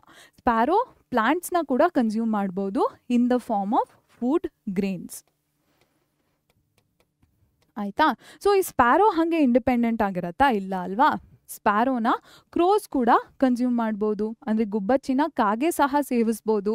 ಗುಬ್ಬಚ್ಚಿ ಬರೀ ಅಂದರೆ ಕಾಗೆ ಬರೀ ಗುಬ್ಬಚ್ಚಿನ ಸೇವಿಸತ್ತಾ? ಇಲ್ಲ, ಕಾಗೆ ಇಲಿನ ಸಹ ಸೇವಿಸ್ಬೋದು. ಅಂದರೆ ಕ್ರೋಸ್ ರ್ಯಾಟ್ಸ್ನ ಕೂಡ ಕನ್ಸ್ಯೂಮ್ ಮಾಡ್ಬೋದು. ಆ್ಯಂಡ್ ರ್ಯಾಟ್ಸ್ ಏನಿದ್ದಾವೆ ಇದನ್ನು ಸ್ನೇಕ್ಸ್ ಕೂಡ ಕನ್ಸ್ಯೂಮ್ ಮಾಡ್ಬೋದು. ಇಲಿಗಳನ್ನ ಹಾವು ಕೂಡ ಏನು ಸೇವನೆ ಮಾಡ್ಬೋದು. ಬರೀ 3 ಜೀವಿಗಳನ್ನ ನಾನು ಸೇರಿಸಿದ ತಕ್ಷಣ ಈ ಆಹಾರ ಸರಪಳಿ ಏನಿದೆ ಎಷ್ಟು ಸಂಕೀರ್ಣ ಆಯಿತು ಅಂತ ನೀವು ಗಮನಿಸ್ಬೇಕಾಯ್ತಾ. ಬರೀ 3 ಆರ್ಗ್ಯಾನಿಸಮ್ಸ್ನ ಇನ್ಕ್ಲೂಡ್ ಮಾಡಿದಾಗ ಈ ಫುಡ್ ಚೈನ್ ಏನಿದೆ ಎಷ್ಟು ಕಾಂಪ್ಲೆಕ್ಸ್ ಆಯಿತು ಅಂತ ನೀವು ಏನು ಇಲ್ಲಿ ನೋಡಿ ಅರ್ಥ ಮಾಡ್ಕೋಬೇಕು ಆಯಿತಾ. ಸೊ ಇದನ್ನೇ ನಾವು ಫುಡ್ ವೆಬ್ ಅಂತ ಏನು ಕನ್ಸಿಡರ್ ಮಾಡೋದು ಆಯಿತಾ ಮಕ್ಕಳೇ. ಇದನ್ನೇ ನಾವು ಆಹಾರ ಜಾಲ ಅಂತ ಪರಿಗಣಿಸ್ತೀವಿ ಆಯಿತಾ. ಆಹಾರ ಜಾಲದ ವಿವರಣೆಯನ್ನು ಇಲ್ಲಿ ನೋಡಿ. ಆಹಾರ ಜಾಲ ಪರಿಸರದಲ್ಲಿನ ವಿವಿಧ ಆಹಾರ ಸರಪಳಿಗಳು ಹೇಗೆ ಪರಸ್ಪರ ಸಂಬಂಧ ಹೊಂದಿವೆ ಎಂಬುದನ್ನು ಪ್ರತಿನಿಧಿಸುತ್ತದೆ ಅಂತ ನೀವು ಅರ್ಥ ಮಾಡ್ಕೋಬೇಕು. ಸೊ ಬೇರೆ ಬೇರೆ ಫುಡ್ ಚೈನ್ಸ್ ಇಂಟರ್ ಕನೆಕ್ಟೆಡ್ ಆಗಿ ಹೇಗಿರತ್ತೆ ಅಂತ ತೋರಿಸುವಂಥ ಡೆಪಿಕ್ಷನ್ನ ನಾವು ಫುಡ್ ವೆಬ್ ಅಂತ ಕರಿತೀವಿ. ಬೇರೆ ಬೇರೆ ಫುಡ್ ಚೈನ್ ನಡುವೆ ಇರುವಂತಹ ಇಂಟರ್ ಕನೆಕ್ಷನ್ನ ತೋರಿಸೋದು ಫುಡ್ ವೆಬ್ ಅಂತ ನೀವು ಅರ್ಥ ಮಾಡ್ಕೋಬೇಕು. ಬೇರೆ ಬೇರೆ ರೀತಿಯ ಆಹಾರ ಸರಪಳಿಗಳ ನಡುವೆ ಇರುವಂತಹ ಬಂಧಗಳನ್ನ ತೋರಿಸೋದು ಆಹಾರ ಜಾಲ ಅಂತ ನೀವು ಅರ್ಥ ಮಾಡ್ಕೋಬೇಕು ಆಯಿತಾ ಮಕ್ಕಳೇ. ಓಕೆ. ಸೊ ಈ ಫುಡ್ ಚೈನ್ನ ಇಲ್ಲಿ ನಾನು ಈ ರೀತಿಯಲ್ಲಿ ಡೆಪಿಕ್ಟ್ ಮಾಡಿದ್ದೀನಿ. ಮೇಲೆ ನಾವು ಒಂದು ಟೆರೆಸ್ಟ್ರಿಯಲ್ ಫುಡ್ ಚೈನ್ ಅಲ್ಲ, sorry, this is a food web. So ಮೇಲೆ ನಾವು ಟೆರೆಸ್ಟ್ರಿಯಲ್ ಫುಡ್ ವೆಬ್ ನೋಡ್ತಿದ್ದೀವಿ, ಕೆಳಗೆ ನಾವು ಅಕ್ವೇಟಿಕ್ ಫುಡ್ ವೆಬ್ನ ನೋಡ್ತಿದ್ದೀವಿ ಆಯಿತಾ. ಸೊ ಆಹಾರ ಜಾಲದ 2 ಉದಾಹರಣೆಗಳನ್ನ ನಾನು ಹಾಕಿದ್ದೀನಿ. ಮೇಲೆ ಇಲ್ಲಿ ನಮಗೆ ಏನು ಭೂಮಿಯ ಮೇಲೆ ಇರುವಂತಹ ಒಂದು ಆಹಾರ ಜಾಲದ ಉದಾಹರಣೆ ನೋಡ್ತಿದ್ದೀವಿ, ಕೆಳಗೆ ಜಲಚರಗಳಲ್ಲಿ ಇರುವಂತಹ ಒಂದು ಆಹಾರ ಜಾಲನ ನೋಡ್ತಿದ್ದೀವಿ ಆಯಿತಾ ಮಕ್ಕಳೇ. ಸೊ ಇಷ್ಟು ನೀವು ತಿಳ್ಕೊಬೇಕಾಗಿದ್ದು ನಮ್ಮ ecosystem, it's components and its types ಬಗ್ಗೆ ಆಯಿತಾ ಮಕ್ಕಳೇ. ನೆಕ್ಸ್ಟ್ ನಾವು ಹ್ಯೂಮನ್ ಆಕ್ಟಿವಿಟೀಸ್ ಬಗ್ಗೆ ತಿಳ್ಕೊಳ್ಳೋಕ್ಕಿಂತ ಮುಂಚೆ ಬಯೋಲಾಜಿಕಲ್ ಮ್ಯಾಗ್ನಿಫಿಕೇಷನ್ ಬಗ್ಗೆ ತಿಳ್ಕೊಬೇಕು ಆಯಿತಾ. ಸೊ ಬಯೋಲಾಜಿಕಲ್ ಮ್ಯಾಗ್ನಿಫಿಕೇಷನ್ ಏನು ಅಂತ ಅರ್ಥ ಮಾಡ್ಕೊಳ್ಳೋಣ. ಸೊ ಅದಕ್ಕೂ ಕೂಡ ಒಂದು ಫುಡ್ ಚೈನ್ನ ನಾವು ಕನ್ಸಿಡರ್ ಮಾಡಬೇಕು. ಇಲ್ಲಿ ನಾವು ಜೈವಿಕ ಸಂವರ್ಧನೆ ಅನ್ನೋ ಒಂದು ವಿಷಯನ ಅರ್ಥ ಮಾಡ್ಕೋಬೇಕು. ಅದಕ್ಕೆ ನಾವು ಒಂದು ಏನು ಆಹಾರ ಸರಪಳಿನ ಪರಿಗಣಿಸೋಣ ಆಯಿತಾ ಮಕ್ಕಳೇ. ಸೊ ಇಲ್ಲಿ ಒಂದು ಸ್ಮಾಲ್ ಫಿಶ್ ಏನಿದೆ ಇದನ್ನು ನೀವು ಒಂದು ಎಕ್ವೇಟಿಕ್ ಇಕೋಸಿಸ್ಟಮ್ ಅಲ್ಲಿರುವಂಥ ಒಂದು ಸ್ಮಾಲ್ ಫಿಶ್ನ ಕನ್ಸಿಡರ್ ಮಾಡಿ. ಸೊ ಎಷ್ಟೊಂದು ಸ್ಮಾಲ್ ಫಿಶಸ್ನ ನಮ್ಮ ಏನು ಒಂದು ಬಿಗ್ ಫಿಶ್ ಕನ್ಸ್ಯೂಮ್ ಮಾಡುತ್ತೆ ಅಂತ ಅಂದ್ಕೊಳ್ಳಿ. ಆ್ಯಂಡ್ ಎಷ್ಟೊಂದು ಬಿಗ್ ಫಿಶಸ್ನ ಈ ಹ್ಯೂಮನ್ ಬೀಯಿಂಗ್ ಏನಿದ್ದಾನೆ ಕನ್ಸ್ಯೂಮ್ ಮಾಡ್ತಾನೆ ಅಂತ ಕನ್ಸಿಡರ್ ಮಾಡಿ ಆಯಿತಾ. ಸೊ ಇಲ್ಲಿ ಒಂದು ಏನು ಜಲೀಯ ಪರಿಸ್ಥಿತಿಯಲ್ಲಿ ಅಥವಾ ಒಂದು ನದಿಯಲ್ಲಿರ್ಬೋದು ಎಷ್ಟೊಂದು ಸಣ್ಣ ಮೀನುಗಳು ಇರುವಂಥ ಪರಿಸ್ಥಿತಿನ ಊಹಿಸ್ಕೊಳ್ಳಿ ಆಯಿತಾ ಮಕ್ಕಳೇ. ಎಷ್ಟೊಂದು ಸಣ್ಣ ಮೀನುಗಳನ್ನ ಒಂದು ದೊಡ್ಡ ಮೀನು ಸೇವಿಸುತ್ತೆ ಅಂತ ಏನು ಅರ್ಥ ಮಾಡ್ಕೊಳ್ಳಿ. ಹಾಗೂ ಎಷ್ಟೊಂದು ದೊಡ್ಡ ಮೀನುಗಳನ್ನ ಒಬ್ಬ ಮಾನವ ಸೇವಿಸ್ತಾನೆ ಅಂತ ಅರ್ಥ ಮಾಡ್ಕೊಳ್ಳಿ ಆಯಿತಾ. ಸೊ ಈಗ ಇನ್ನೊಂದು ಸಿಚುವೇಶನ್ನ ಇಮ್ಯಾಜಿನ್ ಮಾಡ್ಕೊಳ್ಳಿ. ಒಬ್ಬ ಫಾರ್ಮರ್ ಏನು ಮಾಡ್ತಾನೆ, ಅವನ ಕ್ರಾಪ್ಸ್ ಏನಿದೆ ಹೆಲ್ದಿಯಾಗಿ ಗ್ರೋ ಆಗಲಿ ಅನ್ನೋದಕ್ಕೆ ಪೆಸ್ಟಿಸೈಡ್ಸ್ನ ಯೂಸ್ ಮಾಡ್ತಾನೆ. ಪೆಸ್ಟಿಸೈಡ್ಸ್ ಅಂದ್ರೇನು? ಬೇಸಿಕಲಿ ದೇ ಆರ್ ಕೆಮಿಕಲ್ಸ್ ಆಯಿತಾ. ಸೊ ಪೆಸ್ಟಿಸೈಡ್ಸ್ ಗ್ರೋ ಆದಾಗ ಏನು ಪೆಸ್ಟಿಸೈಡ್ಸ್ ಒಂದೇ ಜಾಗದಲ್ಲಿರತ್ತಾ? ಇಲ್ಲ. ಅಟ್ ಸಮ್ ಪಾಯಿಂಟ್ ಪೆಸ್ಟಿಸೈಡ್ಸ್ ಏನಿದ್ದಾವೆ ಅದು ಫ್ಲೋ ಹಾಕ್ಕೊಂಡು ಒಂದು ವಾಟರ್ ಬಾಡಿನ ಬಂದು ಸೇರ್ಕೊಳ್ಳುತ್ತೆ ಅಂತ ಕನ್ಸಿಡರ್ ಮಾಡಿ. ಆ ವಾಟರ್ ಬಾಡಿಯಲ್ಲಿ ಈ ಸ್ಮಾಲ್ ಫಿಶ್ ಇತ್ತು ಅಂತ ಕನ್ಸಿಡರ್ ಮಾಡಿ ಆಯಿತಾ. ಸೊ ಈ ಸ್ಮಾಲ್ ಫಿಶ್ ಬಾಡಿಗೆ ಪೆಸ್ಟಿಸೈಡ್ಸ್ ಎಂಟರ್ ಆಗತ್ತೆ ಆಯಿತಾ ಮಕ್ಕಳೇ. ಸೊ ಈ ರೀತಿಯ ಎಷ್ಟೊಂದು ಸ್ಮಾಲ್ ಫಿಶ್ನ ಬಿಗ್ ಫಿಶಸ್ ಕನ್ಸ್ಯೂಮ್ ಮಾಡಿದಾಗ ಈ ಬಿಗ್ ಫಿಶಸ್ ಬಾಡಿಯಲ್ಲಿ ಅಷ್ಟು ಸ್ಮಾಲ್ ಫಿಶಸಲ್ಲಿ ಇದ್ದಿದ್ದಂತಹ ಕೆಮಿಕಲ್ಸ್ ಆರ್ ಪೆಸ್ಟಿಸೈಡ್ಸ್ ಏನಿದೆ ಹೋಗಿ ಅಕ್ಯುಮುಲೇಟ್ ಆಗುತ್ತೆ ಆಯಿತಾ. ಆ್ಯಂಡ್ ಎಷ್ಟೊಂದು ಬಿಗ್ ಫಿಶಸ್ನ ಒಬ್ಬ ಹ್ಯೂಮನ್ ಬೀಯಿಂಗ್ ಕನ್ಸ್ಯೂಮ್ ಮಾಡಿದಾಗ ಅಷ್ಟು ಬಿಗ್ ಫಿಶಸಲ್ಲಿ ಇದ್ದಿದ್ದಂತಹ chemicals of pesticides human being ಒಳಗೆ ಅಕ್ಯುಮುಲೇಟ್ ಆಗುತ್ತೆ ಅಂತ ನೀವು ಅರ್ಥ ಮಾಡ್ಕೋತೀರಾ ಆಯಿತಾ. ಸೊ ಬೇಸಿಕಲಿ ಈ ಫಿಶ್ಶಿನ ಬಾಡಿಯಲ್ಲಿರುವಂತಹ ನ್ಯೂಟ್ರಿಯೆಂಟ್ಸ್ ಇರ್ಬೋದು ಆರ್ ಎನರ್ಜಿ ಇರ್ಬೋದು, ನ್ಯೂಟ್ರಿಯೆಂಟ್ಸ್ ಅಥವಾ ಎನರ್ಜಿ ಏನಿದೆ ಅದು ಕನ್ಸ್ಯೂಮ್ ಆಗಿಬಿಡತ್ತೆ ಆಯಿತಾ. ಬಟ್ ಪೆಸ್ಟಿಸೈಡ್ಸ್ ಅವ್ರ ಕೆಮಿಕಲ್ಸ್ಗೆ ಯಾವುದೇ ರೀತಿಯ ಬಯೋಲಾಜಿಕಲ್ ಫಂಕ್ಷನ್ಸ್ ಇರಲ್ಲ ಆಯಿತಾ. ಸೊ ಆ ಏನು ಪೆಸ್ಟಿಸೈಡ್ಸ್ ಕೆಮಿಕಲ್ಸ್ ಏನಿದ್ದಾವೆ ಇದು ಅಕ್ಯುಮುಲೇಟ್ ಆಗ್ತಾನೆ ಹೋಗ್ತಿರತ್ತೆ. ಬಿಕಾಸ್ ಆ ಪೆಸ್ಟಿಸೈಡ್ಸ್ ಬೇರೆ ಯಾವುದೇ ರೀತಿಯ ಮಾಲಿಕ್ಯೂಲ್ಸ್ ಆಗಿ ಏನು ಬ್ರೇಕ್ ಡೌನ್ ಆಗಲ್ಲ ಆಯಿತಾ ಮಕ್ಕಳೇ. ಸೊ ಈ process of accumulation of chemicals ಏನಿದೆ ಇದನ್ನು ನಾವು ಬಯೋಮ್ಯಾಗ್ನಿಫಿಕೇಶನ್ ಆರ್ ಬಯೋಲಾಜಿಕಲ್ ಮ್ಯಾಗ್ನಿಫಿಕೇಶನ್ ಅಂತ ಕರಿತೀವಿ ಆಯಿತಾ ಮಕ್ಕಳೇ. ಸೊ ಈಗ ನೀವು ಕನ್ನಡ ಮಾಧ್ಯಮದ ಬಯೋಲಾಜಿಕಲ್ ಮ್ಯಾಗ್ನಿಫಿಕೇಶನ್ನ ಡೆಫಿನೇಷನ್ ನೋಡೋಕ್ಕಿಂತ ಮುಂಚೆ ಕನ್ನಡ ಮಾಧ್ಯಮದ ಮಕ್ಕಳಿಗೆ ಹೇಳ್ಬಿಡ್ತೀನಿ. ಸೊ ಮಕ್ಕಳೇ ನೀವು ಇನ್ನೊಂದು ಸಂದರ್ಭನ ಊಹಿಸ್ಕೊಳ್ಳಿ ಆಯಿತಾ. ಸೊ ಒಬ್ಬ ರೈತ ಏನಿದ್ದಾನೆ ಅವನು ಕೃಷಿಕ ಅಲ್ವಾ. ಸೊ ಅವನ ಸಸ್ಯಗಳು ಚೆನ್ನಾಗಿ ಬೆಳೀಲಿ ಅಂತ ಯಾವುದೋ ಒಂದು ರೀತಿಯ ಕೀಟನಾಶಕನ ಬಳಸ್ತಾನೆ ಆಯಿತಾ. ಸೊ ಕೀಟನಾಶಕಗಳಂದ್ರೇನು? ಅವು ರಾಸಾಯನಿಕಗಳ ಉದಾಹರಣೆ ಅಲ್ವಾ ಮಕ್ಕಳೇ. ಸೊ ಕೀಟನಾಶಕಗಳು ಹಾಕಿದ್ದ ಜಾಗದಲ್ಲೇ ಇರತ್ವಾ? ಇಲ್ಲ ಅಲ್ವಾ. ಅವು ಹರಿದ್ಕೊಂಡು ಹೋಗಿ ಯಾವುದೋ ಒಂದು ನದಿನೋ ಯಾವುದೋ ಒಂದು ಕೊಳನೋ ಹೋಗಿ ಸೇರತ್ತೆ ಅಲ್ವಾ. ಸೊ ಈ ರಾಸಾಯನಿಕಗಳು ಈ ಮೀನಿರುವಂತಹ ಒಂದು ಕೊಳನ ಹೋಗಿ ಅಥವಾ ನದಿನ ಹೋಗಿ ಸೇರ್ತು ಅಂತ ನೀವು ಪರಿಗಣಿಸ್ಕೊಳ್ಳಿ. ಸೊ ಈ ಮೀನಿನ ದೇಹಕ್ಕೆ ಆ ರಾಸಾಯನಿಕಗಳು ಹೋಗಿ ಸೇರ್ಕೊಂಡ್ವು ಆಯ್ತಾ. ಇದೇ ರೀತಿ ಎಷ್ಟೊಂದು ಸಣ್ಣ ಮೀನುಗಳನ್ನ ಈ ದೊಡ್ಡ ಮೀನು ಸೇವಿಸಿದಾಗ ಸಣ್ಣ ಮೀನಿನಲ್ಲಿದ್ದಂತಹ ರಾಸಾಯನಿಕಗಳೆಲ್ಲ ಈ ದೊಡ್ಡ ಮೀನಿನ ದೇಹಕ್ಕೆ ಹೋಗಿ ಸೇರ್ಕೊಳ್ಳತ್ತೆ ಆಯ್ತಾ. ಇದೇ ರೀತಿ ಎಷ್ಟೊಂದು ದೊಡ್ಡ ಮೀನುಗಳನ್ನ ಒಬ್ಬ ಮಾನವ ಸೇವಿಸಿದಾಗ ಈ ದೊಡ್ಡ ಮೀನುಗಳಲ್ಲಿ ಇದ್ದಂತಹ ರಾಸಾಯನಿಕಗಳೆಲ್ಲ ಈ ಮಾನವನ ದೇಹಕ್ಕೆ ಹೋಗಿ ಸೇರ್ಕೊಳ್ಳತ್ತೆ ಆಯ್ತಾ ಮಕ್ಕಳೇ. ಸೊ ನಿಮ್ಗೆ ರಾಸಾಯನಿಕಗಳ ಬಗ್ಗೆ ಏನು ಮಾಹಿತಿ ಇರಬೇಕು ಅಂದರೆ, ಸಾಧಾರಣವಾಗಿ ಪೋಷಕಾಂಶಗಳು ಹಾಗೂ ಶಕ್ತಿ ಏನಿದೆ ಅದರ ಬಳಕೆ ನಮ್ಮ ದೇಹದೊಳಗೆ ಬಳಕೆ ಸಂಪೂರ್ಣವಾಗಿ ಆಗತ್ತೆ ಆಯ್ತಾ. ಪೋಷಕಾಂಶಗಳ ವಿಭಜನೆ ಏನಿದೆ ಸಂಪೂರ್ಣವಾಗಿ ಆಗತ್ತೆ ಆಯ್ತಾ. ಆದರೆ ರಾಸಾಯನಿಕಗಳ ವಿಭಜನೆ ಯಾವುದೇ ಕಾರಣಕ್ಕೆ ಸುಲಭವಾಗಿ ನಡೆಯೋದಿಲ್ಲ ಆಯ್ತಾ. ಸೊ ಮೊದಲನೇ ಪೋಷಣಾ ಸ್ತರದಲ್ಲಿ ಇರುವಂತಹ ರಾಸಾಯನಿಕಗಳು ತುಂಬಾ ಸುಲಭವಾಗಿ ಎರಡನೇ ಪೋಷಣಾ ಸ್ತರಕ್ಕೆ ಹೋಗಿ ಸೇರತ್ತೆ ಆಯ್ತಾ ಮಕ್ಕಳೇ. ಹಾಗೂ ಎರಡನೇ ಪೋಷಣಾ ಸ್ತರದಲ್ಲಿರುವಂತಹ ರಾಸಾಯನಿಕಗಳು ಸುಲಭವಾಗಿ ಮೂರನೇ ಪೋಷಣಾ ಸ್ತರಕ್ಕೆ ಹೋಗಿ ಸೇರತ್ತೆ. ಹಾಗೆ ಮೂರನೇ ಪೋಷಣಾ ಸ್ತರದಲ್ಲಿ ಈ ರಾಸಾಯನಿಕಗಳ ಮಟ್ಟ ಏನಿದೆ ತುಂಬಾನೇ ಜಾಸ್ತಿ ಆಗಿರತ್ತೆ ಆಯ್ತಾ. ಸೊ ಈ ಕ್ರಿಯೆ ಏನಿದೆ ಇದನ್ನ ನಾವು ಜೈವಿಕ ಸಂವರ್ಧನೆ ಅಂತ ಕರಿತೀವಿ ಆಯ್ತಾ. ಸೊ ಜೈವಿಕ ಸಂವರ್ಧನೆಯ ವಿವರಣೆ ಏನು ಅಂತ ನೀವು ತಿಳ್ಕೋಬೇಕು. ಜೈವಿಕ ಸಂವರ್ಧನೆ ಎನ್ನುವುದು ಆಹಾರ ಸರಪಳಿಯ ಹೆಚ್ಚಿನ ಪೋಷಣಾ ಸ್ತರಗಳಲ್ಲಿ ಹಾನಿಕಾರಕ ರಾಸಾಯನಿಕ ಪದಾರ್ಥಗಳ ಸಾಂದ್ರತೆಯ ಹೆಚ್ಚಳಕ್ಕೆ ಕಾರಣವಾಗುವಂಥ ಒಂದು ಪ್ರಕ್ರಿಯೆ ಆಗಿದೆ. ಸೊ ಕೆಳಗೆ ಇರುವಂತಹ ಪೋಷಣಾ ಸ್ತರಗಳಲ್ಲಿ ರಾಸಾಯನಿಕಗಳ ಸಾಂದ್ರತೆ ಕಡಿಮೆ ಇರುತ್ತೆ. ಆದರೆ ಹೆಚ್ಚು ಏನು ಜೀವಿಗಳನ್ನ 2ನೇ ಪೋಷಣಾ ಸ್ತರದಲ್ಲಿರುವಂತಹ ಜೀವಿಗಳು ಸೇವನೆ ಮಾಡತ್ವೆ ಅಲ್ಲ. ಸೊ ಈ ರಾಸಾಯನಿಕಗಳ ಸಾಂದ್ರತೆ 2ನೇ ಪೋಷಣಾ ಸ್ತರದಲ್ಲಿ ಜಾಸ್ತಿ ಆಗುತ್ತೆ. 3ನೇ ಪೋಷಣಾ ಸ್ತರದಲ್ಲಿ ಈ ರಾಸಾಯನಿಕಗಳ ಸಾಂದ್ರತೆ ಇನ್ನೂ ಹೆಚ್ಚಾಗತ್ತೆ. ಆಯ್ತಾ. ಸೊ ಈ ಕ್ರಿಯೆನ ನಾವು ಜೈವಿಕ ಸಂವರ್ಧನೆ ಅಂತ ಕರಿತೀವಿ. ಆಯ್ತಾ ಮಕ್ಕಳೇ. ಸೊ ಈ increase in concentration of harmful chemical substances ಇದಾವೆ ಅಲ್ಲ. ಸೊ ಇದನ್ನ ನಾವು ಬಯೋಲಾಜಿಕಲ್ ಮ್ಯಾಗ್ನಿಫಿಕೇಶನ್ ಅಂತ ಕರಿತೀವಿ. ಇದರ ಡೆಫಿನೇಷನ್ ಏನು? Accumulation or increase in the concentration of toxic chemical substances that have entered the food chain as they move up the subsequent trophic levels. ಆಯ್ತಾ ಮಕ್ಕಳೇ. ಸೊ ಈ ಹಾರ್ಮ್ಫುಲ್ ಕೆಮಿಕಲ್ಸ್ನ ಸೋರ್ಸ್ ಏನು ಅಂತ ಅರ್ಥ ಮಾಡ್ಕೊಂಡ್ರಿ ನೀವು. Basically most of the situation ಅಲ್ಲಿ source ಏನಾಗಿರುತ್ತೆ? ಫಾರ್ಮರ್ಸ್ ಯೂಸ್ ಮಾಡುವಂತಹ ಪೆಸ್ಟಿಸೈಡ್ಸ್ ಆಗಿರುತ್ತೆ. ಪೆಸ್ಟಿಸೈಡ್ಸ್, ಇನ್ಸೆಕ್ಟಿಸೈಡ್ಸ್, ಬೇರೆ ರೀತಿಯ ಕೆಮಿಕಲ್ಸ್ ಆಗಿರುತ್ತೆ. ಆಯ್ತಾ. ಸೊ ಈ ರಾಸಾಯನಿಕಗಳ ಆಕಾರಗಳೇನು ಮಕ್ಕಳೇ? ಕೃಷಿಕರು ಬಳಸುವಂತಹ ರಾಸಾಯನಿಕಗಳು ಅಂದರೆ ಕೀಟನಾಶಕಗಳು ಆಗಿರುತ್ತೆ, ಅಥವಾ ಶಿಲೀಂಧ್ರನಾಶಕಗಳೆಲ್ಲ ಈ ರೀತಿಯ ರಾಸಾಯನಿಕ ವಸ್ತುಗಳ ಆಕಾರಗಳಾಗಿರತ್ವೆ. ಆಯ್ತಾ ಮಕ್ಕಳೇ. ಸೊ ನಿಮಗೆ ಜೈವಿಕ ಸಂವರ್ಧನೆ ಬಗ್ಗೆ ಇಷ್ಟು ಮಾಹಿತಿ ಇರಬೇಕಿತ್ತು. ಆಯ್ತಾ.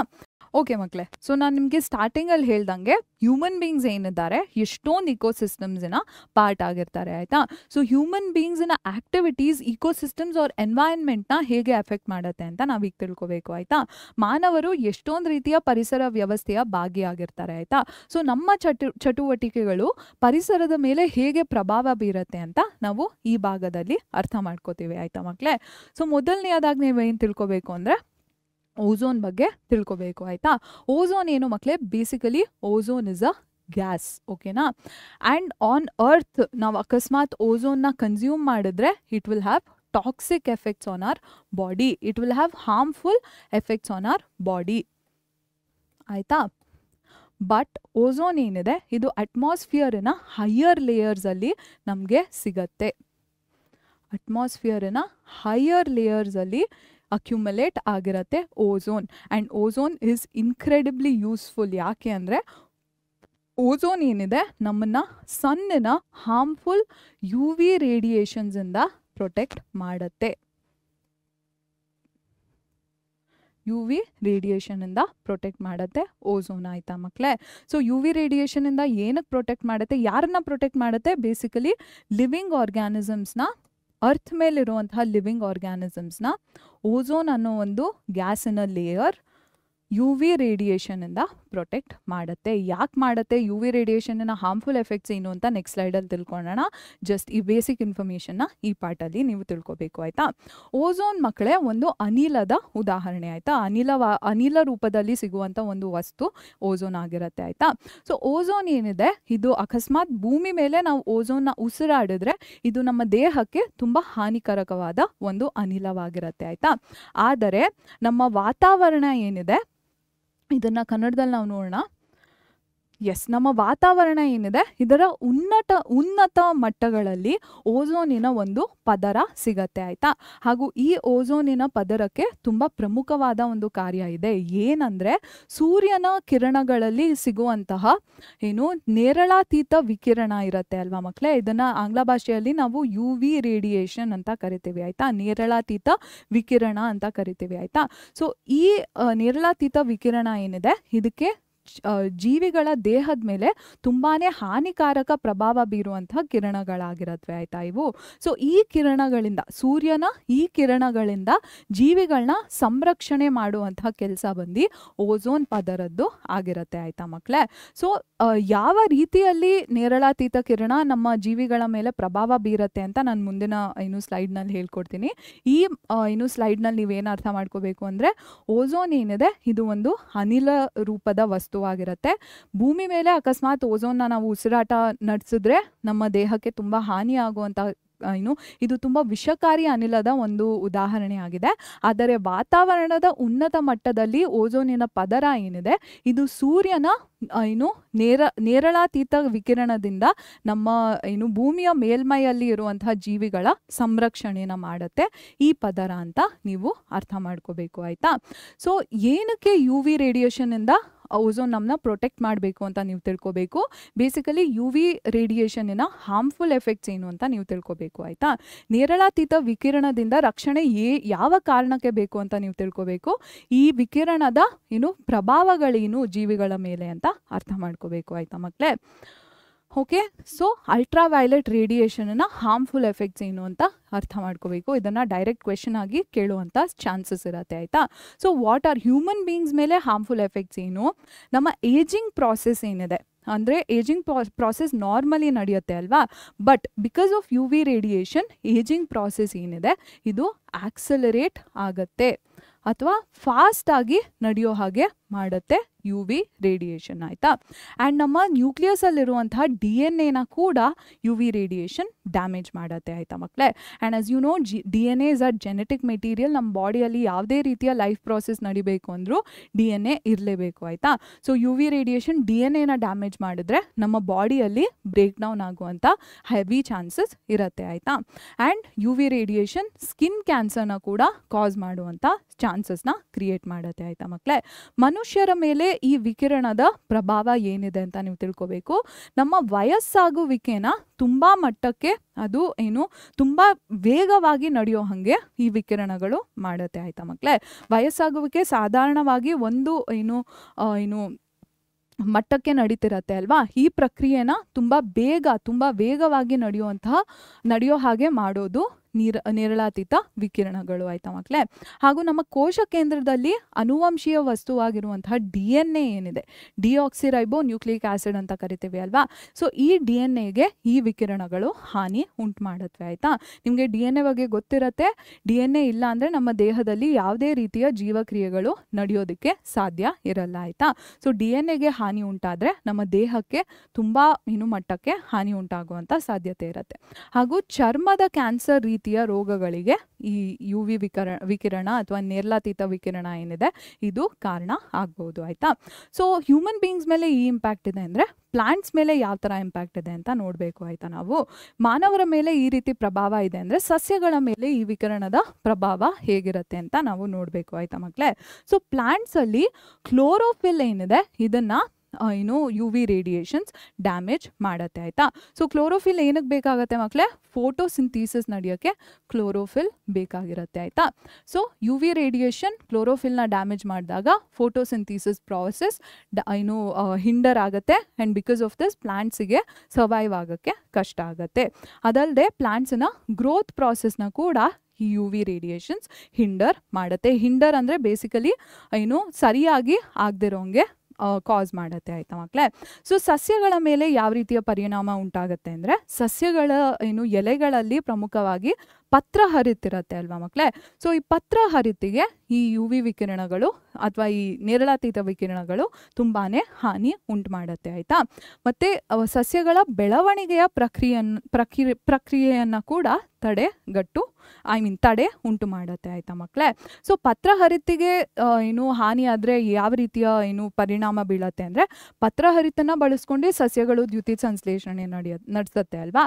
ಸೊ ದ್ಯುತಿ ಸಂಶ್ಲೇಷಣೆ ನಡೀಲಿಲ್ಲ ಅಂದರೆ ಸಸ್ಯಗಳಿಗೆ ಹಾನಿ ಉಂಟಾಗತ್ತೆ ಆಯಿತಾ. ಸೊ ನೇರಳಾತೀತ ವಿಕಿರಣಗಳ ಪ್ರಭಾವಗಳೇನು, ಜೀವಿಗಳ ಮೇಲೆ ಪ್ರಭಾವಗಳೇನು ಅಂತ ಕೇಳಿದಾಗ ಇಷ್ಟು ಮಾಹಿತಿನ ನೀವು ಬರಿಬೇಕಾಗತ್ತೆ ಆಯಿತಾ. So on living organisms U V ರೇಡಿಯೇಷನಿನ ಇಂಪ್ಯಾಕ್ಟ್ ಏನು ಅಂತ ಕೇಳಿದಾಗ ಇಷ್ಟು ಪಾಯಿಂಟ್ಸ್ನ ನೀವು ಲಿಸ್ಟ್ ಔಟ್ ಮಾಡ್ಬೋದು. ಓಕೆನಾ? Okay, S. ಸೊ ಈಗ ನಾವು ಓಝೋನ್ ಅಂದ್ರೆ ಏನು ಅಂತ ತಿಳ್ಕೊಂಡ್ವಿ. ಓಝೋನ್ ಫಾರ್ಮೇಷನ್ ಹೇಗಾಗತ್ತೆ ಅಂತ ತಿಳ್ಕೊಬೇಕು ಆಯಿತಾ ಮಕ್ಕಳೇ. ಸೊ ಓಝೋನ್ ಫಾರ್ಮೇಷನ್ಗೆ 2 ಮೇಜರ್ ರಿಯಾಕ್ಷನ್ಸ್ ಇರುತ್ತೆ. ಏನದು ರಿಯಾಕ್ಷನ್ಸ್ ಅಂತ ತಿಳ್ಕೊಬೇಕು. ನಿಮಗೆ ಕ್ವೆಶನ್ ಕೇಳಿದಾಗ ಹೌ ಇಸ್ ಓಝೋನ್ ಫಾರ್ಮ್ಡ್ ಅಂತ ಕೇಳಿದಾಗ ಈ 2 ರಿಯಾಕ್ಷನ್ಸ್ ಒಟ್ಟಿಗೆ ಓಝೋನ್ನ ಡೆಫಿನಿಷನ್ನ ನೀವು ಬರಿಬೇಕು ಆಯಿತಾ. ಸೊ ಓಝೋನಿನ ರಚನೆ ಹೇಗೆ ಉಂಟಾಗುತ್ತೆ ಅಂತ ತೋರಿಸ್ಲಿಕ್ಕೆ 2 ಸಮೀಕರಣಗಳು ಇರುತ್ತೆ ಆಯಿತಾ ಮಕ್ಕಳೇ. ಸೊ ಈ ಸಮೀಕರಣದ ನಿಮಗೆ ಪರೀಕ್ಷೆಯಲ್ಲಿ ಪ್ರಶ್ನೆನ ಕೇಳಿದ್ರೆ ಓಝೋನಿನ ರಚನೆ ಹೇಗಾಗತ್ತೆ ಅಂತ ಪ್ರಶ್ನೆನ ಕೇಳಿದ್ರೆ ಓಝೋನಿನ ವಿವರಣೆ ಒಟ್ಟಿಗೆ ಈ 2 ಸಮೀಕರಣಗಳನ್ನ ನೀವು ಬರಿಬೇಕಾಗತ್ತೆ ಆಯಿತಾ.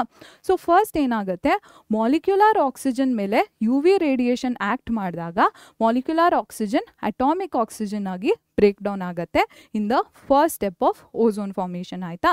ಸೊ ಅಣುವಿನ ಸ್ಥಿತಿಯಲ್ಲಿ ಇರುವಂತಹ ಆಮ್ಲಜನಕದ ಮೇಲೆ ನೇರಳಾತೀತ ವಿಕಿರಣ ಕೆಲಸ ಮಾಡಿದಾಗ ಈ ಅಣು ರೂಪದಲ್ಲಿರುವಂತಹ ಆಮ್ಲಜನಕ ಪರಮಾಣು ರೂಪಕ್ಕೆ ಪರಮಾಣುವಾಗಿ ವಿಭಜನೆ ಆಗತ್ತೆ ಆಯ್ತಾ ಮಕ್ಕಳೇ. ಸೊ ಈ ಒಂದು ಮುಂದಿನ ಇದು ಬಂದು ಮೊದಲನೇ ಸಮೀಕರಣ ಓಝೋನ್ ರಚನೆಯದು ಆಯ್ತಾ. ಸೊ ಎರಡನೇ ಸಮೀಕರಣದಲ್ಲಿ ಏನಾಗುತ್ತೆ, ಸೊ ಈ ಅಟಾಮಿಕ್ ಆಕ್ಸಿಜನ್ ಇನ್ನೊಂದು ಮಾಲಿಕ್ಯುಲರ್ ಆಕ್ಸಿಜನ್ ಒಟ್ಟಿಗೆ ಕಂಬೈನ್ ಆಗಿ ಇಲ್ಲಿ ನಮಗೆ ಓಝೋನ್ನ ಗ್ಯಾಸ್ ಫಾರ್ಮಲ್ಲಿ ರಿಲೀಸ್ ಮಾಡುತ್ತೆ ಆರ್ ಗ್ಯಾಸ್ ಫಾರ್ಮಲ್ಲಿ ಕ್ರಿಯೇಟ್ ಮಾಡುತ್ತೆ ಆಯ್ತಾ ಮಕ್ಕಳೇ.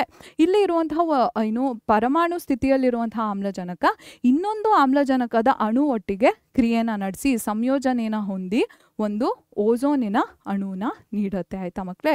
ಹಾಗೂ ಈ ಓಝೋನಿನ ಅಣು ಅನಿಲ ರೂಪದಲ್ಲಿ ಇರುತ್ತೆ ಆಯ್ತಾ.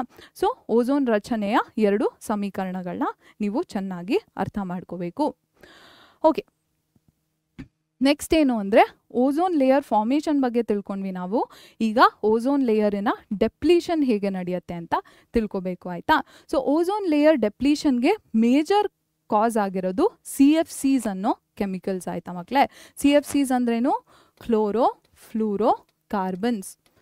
ಕ್ಲೋರೋ ಫ್ಲೂರೋ ಕಾರ್ಬನ್ಸ್ ಆಯಿತಾ. ಸೊ CFCsನ ಎಲ್ಲಿ ಯೂಸ್ ಮಾಡ್ತಾರೆ ಮೇಜರ್ ಆಗಿ ಅಂದರೆ ರೆಫ್ರಿಜರೆಂಟ್ಸ್ ಆಗಿ ಯೂಸ್ ಮಾಡ್ತಿದ್ರು ಆರ್ ಫೈರ್ ಎಕ್ಸ್ಟಿಂಗ್ವಿಷರ್ಸ್ ಅಲ್ಲಿ ಯೂಸ್ ಮಾಡ್ತಿದ್ರು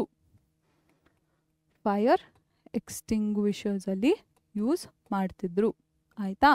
ಸೊ ಪ್ರಾಬ್ಲಮ್ ಏನಂದರೆ CFCs ಏನಿದ್ದಾವೆ ಇವು ಓಝೋನ್ ಫಾರ್ಮೇಷನ್ ಇರುತ್ತೆ ಅಲ್ವಾ.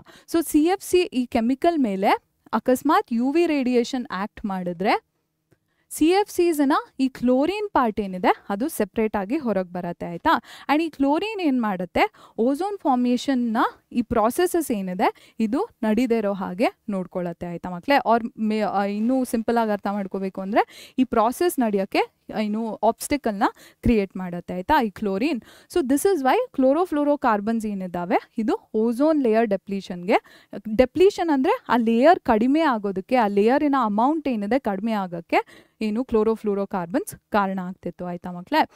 ಸೊ ಇಷ್ಟೊತ್ತವರೆಗೂ ನಾವು ಓಝೋನ್ ಪದರದ ರಚನೆ ಬಗ್ಗೆ ತಿಳ್ಕೊಂಡ್ವಿ. ಈಗ ಓಝೋನ್ ಪದರದ ಸವಕಳಿ ಬಗ್ಗೆ ತಿಳ್ಕೊಬೇಕು ಆಯಿತಾ ಮಕ್ಕಳೇ. ಸೊ ಓಝೋನ್ ಹೇಗೆ ಸವಿಯುತ್ತೆ ಅಂದರೆ ಮಾನವರು ಒಂದು ಪ್ರತ್ಯೇಕವಾದ ರಾಸಾಯನಿಕನ ಬಳಸ್ತಿದ್ರು ಆಯಿತಾ. ಯಾವುದದು? ಕ್ಲೋರೋಫ್ಲೂರೋ ಕಾರ್ಬನ್ ಅಥವಾ CFC ಅನ್ನೋ ಒಂದು ರಾಸಾಯನಿಕನ ಬಳಸ್ತಿದ್ರು ಆಯಿತಾ ಮಕ್ಕಳೇ. ಸೊ ಕ್ಲೋರೋಫ್ಲೂರೋ ಕಾರ್ಬನ್ನ ಹೇಗೆ ಕನ್ನಡದಲ್ಲಿ ಬರೆಯೋದು ಅಂತ ನೀವು ನಮ್ಮ ನೋಟ್ಸ್ನ ಬಳಸ್ಕೊಂಡು ತಿಳ್ಕೊಬೋದು ಆಯಿತಾ. ಸೊ ಕ್ಲೋರೋಫ್ಲೂರೋ ಕಾರ್ಬನ್ ಏನಿದೆ ಇದನ್ನು ಯಾವ ಕಾರ್ಯಕ್ಕಾಗಿ ಬಳಸ್ತಿದ್ರು ಅಂದರೆ ರೆಫ್ರಿಜರೇಟರ್ ಅಂದರೆ ನಮ್ಮ ಫ್ರಿಡ್ಜ್ಗಳಿರ್ತವೆ ಅಲ್ಲ, ಸೊ ಆ ಫ್ರಿಡ್ಜನ್ನ ತಯಾರಿಸಲಿಕ್ಕೆ ಕ್ಲೋರೋಫ್ಲೂರೋ ಕಾರ್ಬನ್ನ ಬಳಸ್ತಿದ್ರು.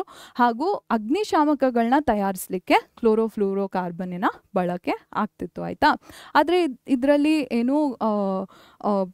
ಯಾವ ರೀತಿಯ ತೊಂದರೆ ಉಂಟಾಯಿತು ಅಂದರೆ ಈ ಕ್ಲೋರೋಫ್ಲೂರೋ ಕಾರ್ಬನ್ ರಾಸಾಯನಿಕಗಳೇನಿದ್ದಾವೆ ಇದರ ಮೇಲೆ ನೀಲಾತೀತ ವಿಕಿರಣ ಏನಾದರೂ ಕಾರ್ಯನ ನಡೆಸಿದ್ರೆ ಕ್ಲೋರೋಫ್ಲೂರೋ ಕಾರ್ಬನ್ನಿನ ಕ್ಲೋರಿನ್ ಏನಿದೆ ಅದು ಹೊರಗೆ ಪರಮಾಣು ಅಥವಾ ಅಣು ರೀತಿಯಲ್ಲಿ ಬರ್ತಿತ್ತು ಆಯಿತಾ. ಸೊ ಈ ಕ್ಲೋರಿನ್ ಏನು ಮಾಡ್ತಿತ್ತು ಅಂದರೆ ಈ ಓಝೋನ್ ಸೃಷ್ಟಿ ಅಥವಾ ಓಝೋನ್ ರಚನೆಗೆ ಈ ಸಮೀಕರಣಗಳು ಬೇಕು ಅಲ್ವಾ, ಈ ಕ್ರಿಯೆಗಳು ನಡಿಬೇಕು ಅಲ್ವಾ. ಸೊ ಈ ಕ್ರಿಯೆಗೆ ಈ ಕ್ಲೋರಿನ್ ಅಡ್ಡಿ ಉಂಟು ಮಾಡ್ತಿತ್ತು ಆಯಿತಾ ಮಕ್ಕಳೇ. ಸೊ ಇದಕ್ಕಾಗಿ ಕ್ಲೋರೋಫ್ಲೂರೋ ಕಾರ್ಬನ್ನಿನ ಉಪಸ್ಥಿತಿಯ ಕಾರಣ ಓಝೋನಿನ ಪದರ ಏನಿದೆ ಇದರಲ್ಲಿ ಸವೆತ ನಡೀತಿತ್ತು ಆಯಿತಾ ಮಕ್ಕಳೇ. ಸೊ ಇದಕ್ಕಾಗಿ ಏನು ಮಾಡಿದ್ರು ಅಂದರೆ ಕ್ಲೋರೋಫ್ಲೂರೋ ಕಾರ್ಬನ್ನ ಬ್ಯಾನ್ ಮಾಡಬೇಕು ಅಂತ ಡಿಸೈಡ್ ಮಾಡಿದ್ರು ಆಯಿತಾ. ಈ ಬ್ಯಾನ್ ಯಾವಾಗ ನಡೀತು? 1987 ನಡೆದಿದ್ದಂತಹ ಯುನೈಟೆಡ್ ನೇಷನ್ಸ್ ಎನ್ವೈರ್ನ್ಮೆಂಟ್ ಪ್ರೋಗ್ರಾಮಲ್ಲಿ ಕ್ಲೋರೋಫ್ಲೂರೋ ಕಾರ್ಬನ್ಸ್ನ ಬ್ಯಾನ್ ಮಾಡಬೇಕು ಅಂತ ಡಿಸೈಡ್ ಆಯಿತು ಆಯಿತಾ ಮಕ್ಕಳೇ. ಸೊ ನಿಮಗೆ ಆ ಇಯರ್ ನೆನ್ಪಿಟ್ಕೋಬೇಕು ಆ್ಯಂಡ್ ಯಾವ ರೀತಿಯ ಪ್ರೋಗ್ರಾಮ್ ನಡೀತು ಅಂತ ನೆನ್ಪಿಟ್ಕೋಬೇಕು, MCQs ಆಗಿ ಕೇಳ್ಬೋದು ಆಯಿತಾ. ಸೊ 1987 ನಡೆದಂತಹ ಸಂಯುಕ್ತ ರಾಷ್ಟ್ರಗಳ ಪರಿಸರ ಕಾರ್ಯಕ್ರಮ ಅಂದರೆ ಆಂಗ್ಲ ಭಾಷೆಯಲ್ಲಿ ಇದನ್ನು ನಾವು United Nations Environment Programme, Kannada ಮಾಧ್ಯಮದ ಮಕ್ಕಳು ಕೂಡ ದಯವಿಟ್ಟು ಆಂಗ್ಲ ಭಾಷಾದ ಹೆಸರನ್ನ ನೆನ್ಪಿಟ್ಕೊಳ್ಳಿ ಆಯಿತಾ. ಸೊ ಈ ಕಾರ್ಯಕ್ರಮದಲ್ಲಿ ಏನು ನಿರ್ಧಾರ ಮಾಡಿದ್ರು ಅಂದರೆ ನಾವು ಇನ್ನು ಮುಂದೆ ಕ್ಲೋರೋಫ್ಲೋರೋಕಾರ್ಬನ್ನ ಬಳಸಬಾರ್ದು ಅಂತ ನಿರ್ಧಾರ ಮಾಡಿದ್ರು ಆಯಿತಾ ಮಕ್ಕಳೇ. ಇದರಿಂದಾಗಿ ನಮ್ಮ ಓಝೋನಿನ ಸವೆತ ಏನಿದೆ ಅದು ಎಷ್ಟೊಂದು ಮಟ್ಟಕ್ಕೆ ಕಡಿಮೆ ಆಗ್ತಾ ಬಂತು ಆಯಿತಾ. So because of this decision to ban CFCs, CFCನ ಬ್ಯಾನ್ ಮಾಡಿದಂತಹ ಕಾರಣ ನಮ್ಮ ಓಝೋನ್ ಲೇಯರಲ್ಲಿ ಹೋಲ್ ಏನು ಫಾರ್ಮ್ ಆಗ್ತಿತ್ತು, ಓಝೋನ್ ಲೇಯರಿನ ಡ್ಯಾಮೇಜ್ ಆರ್ ಡೆಪ್ಲೀಷನ್ ಏನು ನಡೀತಿತ್ತು, ಇದು ಎಷ್ಟೋ ಮಟ್ಟಕ್ಕೆ ಕಡಿಮೆ ಆಗ್ತಾ ಬಂತು ಆಯಿತಾ ಮಕ್ಕಳೇ. ಸೊ ದಯವಿಟ್ಟು ಆ ವರ್ಷನ ನೆನ್ಪಿಟ್ಕೊಳ್ಳಿ ಹಾಗೂ ಪ್ರೋಗ್ರಾಮಿನ ಹೆಸರನ್ನ ನೆನ್ಪಿಟ್ಕೊಳ್ಳಿ, MCQs ಆಗಿ ಕೇಳ್ಬೋದು ಆಯಿತಾ. ಓಕೆ, ಎಸ್, ನೆಕ್ಸ್ಟ್ ನಾವು ಚಾಪ್ಟರಿನ ಲಾಸ್ಟ್ ಕಾನ್ಸೆಪ್ಟ್ನ ನೋಡೋಣ, which is waste management. Because of human activities ಎಷ್ಟೊಂದು ರೀತಿಯ ವೇಸ್ಟ್ ಕ್ರಿಯೇಟ್ ಆಗುತ್ತೆ, ಈ ವೇಸ್ಟ್ನ ಹೇಗೆ ಮ್ಯಾನೇಜ್ ಮಾಡಬೇಕು ಅಂತ ನೀವು ತಿಳ್ಕೊಬೇಕು ಆಯಿತಾ ಮಕ್ಕಳೇ. ಸೊ ಮಾನವ ಚಟುವಟಿಕೆಯಿಂದ ಎಷ್ಟೊಂದು ರೀತಿಯ ತ್ಯಾಜ್ಯಗಳು ಉಂಟಾಗ್ತವೆ, ಈ ತ್ಯಾಜ್ಯಗಳಲ್ಲಿ ಸಹ ವರ್ಗಗಳಿರ್ತವೆ. ಈ ತ್ಯಾಜ್ಯನ ನಾವು ನಿರ್ವಹಣೆ ಹೇಗೆ ಮಾಡಬೇಕು ಅಂತ ನೀವು ಅರ್ಥ ಮಾಡ್ಕೋಬೇಕು ಆಯಿತಾ. ಇದಕ್ಕಾಗಿ ಒಂದು ಸಂದರ್ಭನ ನಾನಿಲ್ಲಿ ಹಾಕಿದ್ದೀನಿ, ಒಂದು ಸಿಚುವೇಶನ್ನ ಹಾಕಿದ್ದೀನಿ. ಜಸ್ಟ್ ಊಹೆ ಮಾಡ್ಕೊಳ್ಳಿ, ಒಂದು ಸಿಚುವೇಶನ್ನ ಅವ್ರ ಸಂದರ್ಭನ ಊಹೆ ಮಾಡ್ಕೊಳ್ಳಿ. ಏನಾಗ್ತಿರತ್ತೆ, ನಿಮ್ಮಮ್ಮ ಮನೆಯಲ್ಲಿ ಪನ್ನೀರ್ ಕುರ್ಮಾ ಏನಾದರೂ ಮಾಡ್ತಾರೆ ಅಂತ ಯೋಚನೆ ಮಾಡ್ಕೊಳ್ಳಿ ಆಯಿತಾ. ಸೊ ಪನ್ನೀರ್ ಕುರ್ಮಾನ ಮಾಡಿದ್ಮೇಲೆ ಅಮ್ಮ ಏನು ಮಾಡ್ತಾರೆ, ಒಂದು ಪ್ಲೇಸಲ್ಲಿ ಕ್ರಿಯೇಟ್ ಆಗಿರುವಂಥ ವೇಸ್ಟ್ನೆಲ್ಲ ಕಲೆಕ್ಟ್ ಮಾಡ್ತಾರೆ ಆಯಿತಾ. ಆ ವೇಸ್ಟಲ್ಲಿ 2 ಕ್ಯಾಟಗರೀಸ್ ಇರುತ್ತೆ ಆಯಿತಾ ಮಕ್ಕಳೇ. ಏನದು, ಪನ್ನೀರ್ ರೀತಿ ಪನ್ನೀರ್ ಕ್ಯೂಬ್ಸ್ ಏನಾದರೂ ಉಳ್ಕೊಂಡ್ಬಿಟ್ಟಿದ್ರೆ, ಅಥವಾ ಟೊಮೆಟೊ ಪೀಲ್ಸ್ ಇರ್ಬೋದು, ಗಾರ್ಲಿಕ್ ಆ್ಯಂಡ್ ಅನಿಯನ್ ಪೀಲ್ಸ್ ಇರ್ಬೋದು, ಅವ್ರು ಎಷ್ಟೊಂದು ರೀತಿಯ ಸ್ಪೈಸಸ್ ಯೂಸ್ ಮಾಡ್ತಾರೆ ಅಲ್ವಾ, ಆ ಲೆಫ್ಟ್ ಓವರ್ ಸ್ಪೈಸಸ್ ಆಗಿರ್ಬೋದು, ಇಷ್ಟೂ ಒಂದು ಕ್ಯಾಟಗರಿ ಆಫ್ ವೇಸ್ಟ್ ಆಗಿ ಕನ್ಸಿಡರ್ ಮಾಡ್ಬೋದು ಆಯಿತಾ. ಆ್ಯಂಡ್ ಪನ್ನೀರಿನ ಪ್ಲಾಸ್ಟಿಕ್ ರ್ಯಾಪರ್ ಆಗಿರ್ಬೋದು, ಆಯಿಲಿನ ಪ್ಲಾಸ್ಟಿಕ್ ರ್ಯಾಪರ್ ಆಗಿರ್ಬೋದು, ಅವ್ರು ಮಿಲ್ಕ್ ಯೂಸ್ ಮಾಡಿದರೆ ಅದರ ಪ್ಲಾಸ್ಟಿಕ್ ರ್ಯಾಪರ್ ಆಗಿರ್ಬೋದು, ಇದೆಲ್ಲ ಸೆಕೆಂಡ್ ಕ್ಯಾಟಗರಿ ಆಫ್ ವೇಸ್ಟ್ಸ್ ಅಂತ ಕನ್ಸಿಡರ್ ಮಾಡ್ಬೋದು ಆಯಿತಾ. ಸೊ ಅಮ್ಮ ಪನ್ನೀರ್ ಕುರ್ಮಾ ಮಾಡಿದ್ಮೇಲೆ ಸೃಷ್ಟಿಯಾಗಿದ್ದಂತಹ ತ್ಯಾಜ್ಯನೆಲ್ಲ ಒಂದು ಕಡೆ ಇಡ್ತಾರೆ ಅಂತ ನೀವು ಊಹಿಸ್ಕೊಳ್ಳಿ ಆಯಿತಾ ಮಕ್ಕಳೇ. ಸೊ ಈ ತ್ಯಾಜ್ಯಗಳಲ್ಲಿ ಸಹ 2 ವರ್ಗಗಳನ್ನ ನೀವು ನೋಡ್ಬೋದು. ಅದು ಉಳಿದಿದ್ದಂತಹ ಪನ್ನೀರ್ ಚೂರುಗಳಿರ್ಬೋದು, ಅಥವಾ ಟೊಮೆಟೊ ಹೊರಪದರ ಇರ್ಬೋದು, ಅಥವಾ ಬೆಳ್ಳುಳ್ಳಿ ಅಥವಾ ಈರುಳ್ಳಿಯ ಹೊರಪದರ ಇರ್ಬೋದು, ಅಥವಾ ಬಳಸಿದಂತಹ ಯಾವುದೇ ಖಾರ ಪುಡಿ, ಗರಂ ಮಸಾಲ ಏನಾದರೂ ಬಿದ್ದಿರೋದು ಚೆಲ್ಲಿರೋದಿರತ್ತೆ ಅಲ್ವಾ, ಇವೆಲ್ಲ ಸೇರ್ಕೊಂಡು ಒಂದು ವರ್ಗದ ತ್ಯಾಜ್ಯನ ಪ್ರತಿನಿಧಿಸಿದ್ರೆ, ಪನ್ನೀರಿನ ಪ್ಲಾಸ್ಟಿಕ್ ಹೊರಪದರ ಇರ್ಬೋದು, ಅಥವಾ ನೀವು ಬಳಸಿದಂತಹ ಎಣ್ಣೆಯ ಚೀಲ ಇರ್ಬೋದು, ಅಥವಾ ಹಾಲಿನ ಚೀಲ ಇರ್ಬೋದು, ಎಲ್ಲ ಪ್ಲಾಸ್ಟಿಕ್ದಿರತ್ತೆ ಅಲ್ವಾ. ಸೊ ಇದು ಬಂದು 2ನೇ ವರ್ಗದ ತ್ಯಾಜ್ಯ ಆಗಿರುತ್ತೆ ಆಯಿತಾ. ಸೊ ಫಸ್ಟ್ ಕ್ಯಾಟಗರಿ ಆಫ್ ವೇಸ್ಟ್ನ ನಾವು ಬಯೋಡಿಗ್ರೇಡಬಲ್ ವೇಸ್ಟ್ಸ್ ಅಂತ ಕರಿತೀವಿ. ಈ ವರ್ಡ್ ತುಂಬ ಸಿಂಪಲ್ ಆಗಿದೆ, ಜಸ್ಟ್ ಬ್ರೇಕ್ ಡೌನ್ ಮಾಡಿ ಅರ್ಥ ಮಾಡ್ಕೊಳ್ಳಿ ಆಯಿತಾ. ಬಯೋ ಅಂದ್ರೇನು, living system. So living organisms, basically ಮೈಕ್ರೋಬ್ಸಿನ ಆಕ್ಟಿವಿಟಿಯಿಂದ ಡಿಗ್ರೇಡಬಲ್ ಅಂದ್ರೇನು, ಬ್ರೇಕ್ ಡೌನ್. ಡಿಗ್ರೇಡೇಷನ್ ಅಂದರೆ ಬ್ರೇಕ್ ಡೌನ್. ಮೈಕ್ರೋಬ್ಸಿನ ಆಕ್ಟಿವಿಟಿಯಿಂದ ಈಸಿಯಾಗಿ ಬ್ರೇಕ್ ಡೌನ್ ಆಗುವಂತಹ ವೇಸ್ಟ್ಸ್ನ ನಾವು ಬಯೋಡಿಗ್ರೇಡಬಲ್ ವೇಸ್ಟ್ಸ್ ಅಂತ ಕರಿತೀವಿ ಆಯಿತಾ. ಆ್ಯಂಡ್ ಅದರ ಆಪೋಸಿಟ್ನ ನಾನ್ ಬಯೋಡಿಗ್ರೇಡಬಲ್ ವೇಸ್ಟ್ ಅಂತ ಕರಿತೀವಿ. ಯಾವ ವೇಸ್ಟ್ ಸಬ್ಸ್ಟೆನ್ಸಸ್ ಮೈಕ್ರೋಬಿಯಲ್ ಆಕ್ಟಿವಿಟಿಯಿಂದ ಈಸಿಯಾಗಿ ಬ್ರೇಕ್ ಡೌನ್ ಆಗಲ್ವೋ ಆ ವೇಸ್ಟ್ಸ್ನ ನಾನ್ ಬಯೋಡಿಗ್ರೇಡಬಲ್ ವೇಸ್ಟ್ ಅಂತ ಕರಿತೀವಿ. ಜೈವಿಕ ವಿಘಟನೆಗೆ ಒಳಗಾಗುವ ವಸ್ತುಗಳನ್ನ, ಮೊದಲನೇ ವರ್ಗದ ತ್ಯಾಜ್ಯಗಳನ್ನ ನಾವು ಈ ವಸ್ತುಗಳ ಈ ವಸ್ತುಗಳಾಗಿ ಪರಿಗಣಿಸ್ತೀವಿ ಆಯಿತಾ. ಹಾಗೂ 2ನೇ ವರ್ಗದ ತ್ಯಾಜ್ಯಗಳು ಯಾವುದು ಮಕ್ಕಳೇ, ಜೈವಿಕ ವಿಘಟನೆಗೆ ಒಳಗಾಗದ ವಸ್ತುಗಳು ಆಯಿತಾ. ಜೈವಿಕ ವಿಘಟನೆ ಅಂದ್ರೇನು, ಜೀವಂತ ಸೂಕ್ಷ್ಮಾಣುಗಳಿರತ್ವೆ ಅಲ್ವಾ. ಸೊ ಈ ಸೂಕ್ಷ್ಮಾಣುಗಳು, ಅದು ಬ್ಯಾಕ್ಟೀರಿಯಾ ಆಗಿರಲಿ ಅಥವಾ ಶಿಲೀಂಧ್ರಗಳಾಗಿರಲಿ, ಈ ರೀತಿಯ ಸೂಕ್ಷ್ಮಾಣುಗಳು ಕಾರ್ಯ ನಡೆಸಿ ತ್ಯಾಜ್ಯಗಳಲ್ಲಿ ವಿಭಜನೆಯನ್ನು ಉಂಟು ಮಾಡಿದ್ರೆ ಆ ರೀತಿಯ ತ್ಯಾಜ್ಯಗಳನ್ನ ನಾವು ಜೈವಿಕ ವಿಘಟನೆಗೆ ಒಳಗಾಗುವ ತ್ಯಾಜ್ಯಗಳು ಅಂತ ಪರಿಗಣಿಸ್ತೀವಿ. ಹಾಗೂ ಈ ಸೂಕ್ಷ್ಮಾಣುಗಳು ಅಥವಾ ಈ ಶಿಲೀಂಧ್ರಗಳು, ಬ್ಯಾಕ್ಟೀರಿಯಾಗಳು ಮಾಡುವಂತಹ ಕಾರ್ಯದಿಂದ ತ್ಯಾಜ್ಯ ವಸ್ತುಗಳಲ್ಲಿ ಯಾವುದೇ ವಿಭಜನೆ ನಡೀಲಿಲ್ಲ ಅಂದರೆ ಅದನ್ನು ನಾವು ಜೈವಿಕ ವಿಘಟನೆಗೆ ಒಳಗಾಗದ ವಸ್ತುಗಳು ಅಥವಾ ತ್ಯಾಜ್ಯಗಳು ಅಂತ ಪರಿಗಣಿಸ್ತೀವಿ ಆಯಿತಾ. ಸೊ ಈ 2 ವರ್ಗದ ತ್ಯಾಜ್ಯಗಳ ನಡುವೆ ನಿಮಗೆ ವ್ಯತ್ಯಾಸಗಳನ್ನ ಕೇಳ್ತಾರೆ ಆಯಿತಾ. ಅದನ್ನು ಹೇಗೆ ಬರಿಬೇಕು ಅಂತ ತೋರಿಸ್ತೀನಿ. ನಿಮಗೆ biodegradable and non biodegradable waste ಮಧ್ಯೆ ಡಿಫ್ರೆನ್ಸಸ್ನ ಬರೆಯೋಕ್ಕೆ ಕೇಳ್ತಾರೆ. ಅದನ್ನು ಹೇಗೆ ಬರಿಬೇಕು ಅಂತ ಹೇಳ್ತೀನಿ ಆಯಿತಾ ಮಕ್ಕಳೇ. Okay, so what is the first category, ನಿಮಗೆ ಡೆಫಿನಿಷನ್ ಬರೆಯೋಕ್ಕೆ ನಿಮಗೆ ಗೊತ್ತಿರಬೇಕು ಆಯಿತಾ ಮಕ್ಕಳೇ. ಸೊ ನಾ ಹೇಳ್ದಂಗೆ waste that can be broken down into simple harmless substances by the action of bacteria or other saprophytes ಆಯಿತಾ. ಬೇಸಿಕಲಿ ಮೈಕ್ರೋಬಿಯಲ್ ಆಕ್ಟಿವಿಟಿಯಿಂದ ಬ್ರೇಕ್ ಡೌನ್ ಆಗುವಂಥ ಸಬ್ಸ್ಟೆನ್ಸಸ್ನ ಬಯೋಡಿಗ್ರೇಡಬಲ್ ಸಬ್ಸ್ಟೆನ್ಸಸ್ ಆಫ್ ವೇಸ್ಟ್ ಅಂತ ಕರಿತೀವಿ. ಆಗದೇ ಇರುವಂಥ ಸಬ್ಸ್ಟೆನ್ಸಸ್ನ ನಾನ್ ಬಯೋಡಿಗ್ರೇಡಬಲ್ ವೇಸ್ಟ್ ಅಂತ ಕರಿತೀವಿ ಆಯಿತಾ. ಸೊ ಬ್ಯಾಕ್ಟೀರಿಯಾ ಅಥವಾ ಬೇರೆ ರೀತಿಯ ಕೊಳತಿನಿಗಳು ಅಥವಾ ಬೇರೆ ರೀತಿಯ ಶಿಲೀಂಧ್ರಗಳ ಕ್ರಿಯೆಯಿಂದ ವಿಭಜನೆ ಉಂಟಾಗುವಂತಹ ವಸ್ತುಗಳನ್ನ ನಾವು ಜೈವಿಕ ವಿಘಟನೆಗೆ ಒಳಗಾಗುವ ವಸ್ತುಗಳು ಅಥವಾ ತ್ಯಾಜ್ಯಗಳು ಅಂತ ಪರಿಗಣಿಸ್ತೀವಿ.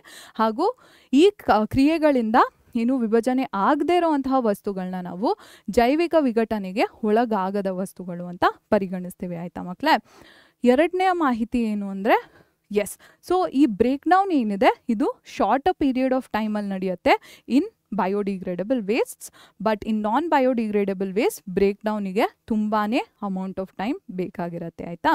ಸೊ ಕಡಿಮೆ ಅವಧಿಯಲ್ಲಿ ಮೊದಲನೇ ವರ್ಗದ ತ್ಯಾಜ್ಯಗಳು ವಿಭಜನೆಗೆ ಒಳಗಾಗ್ತವೆ.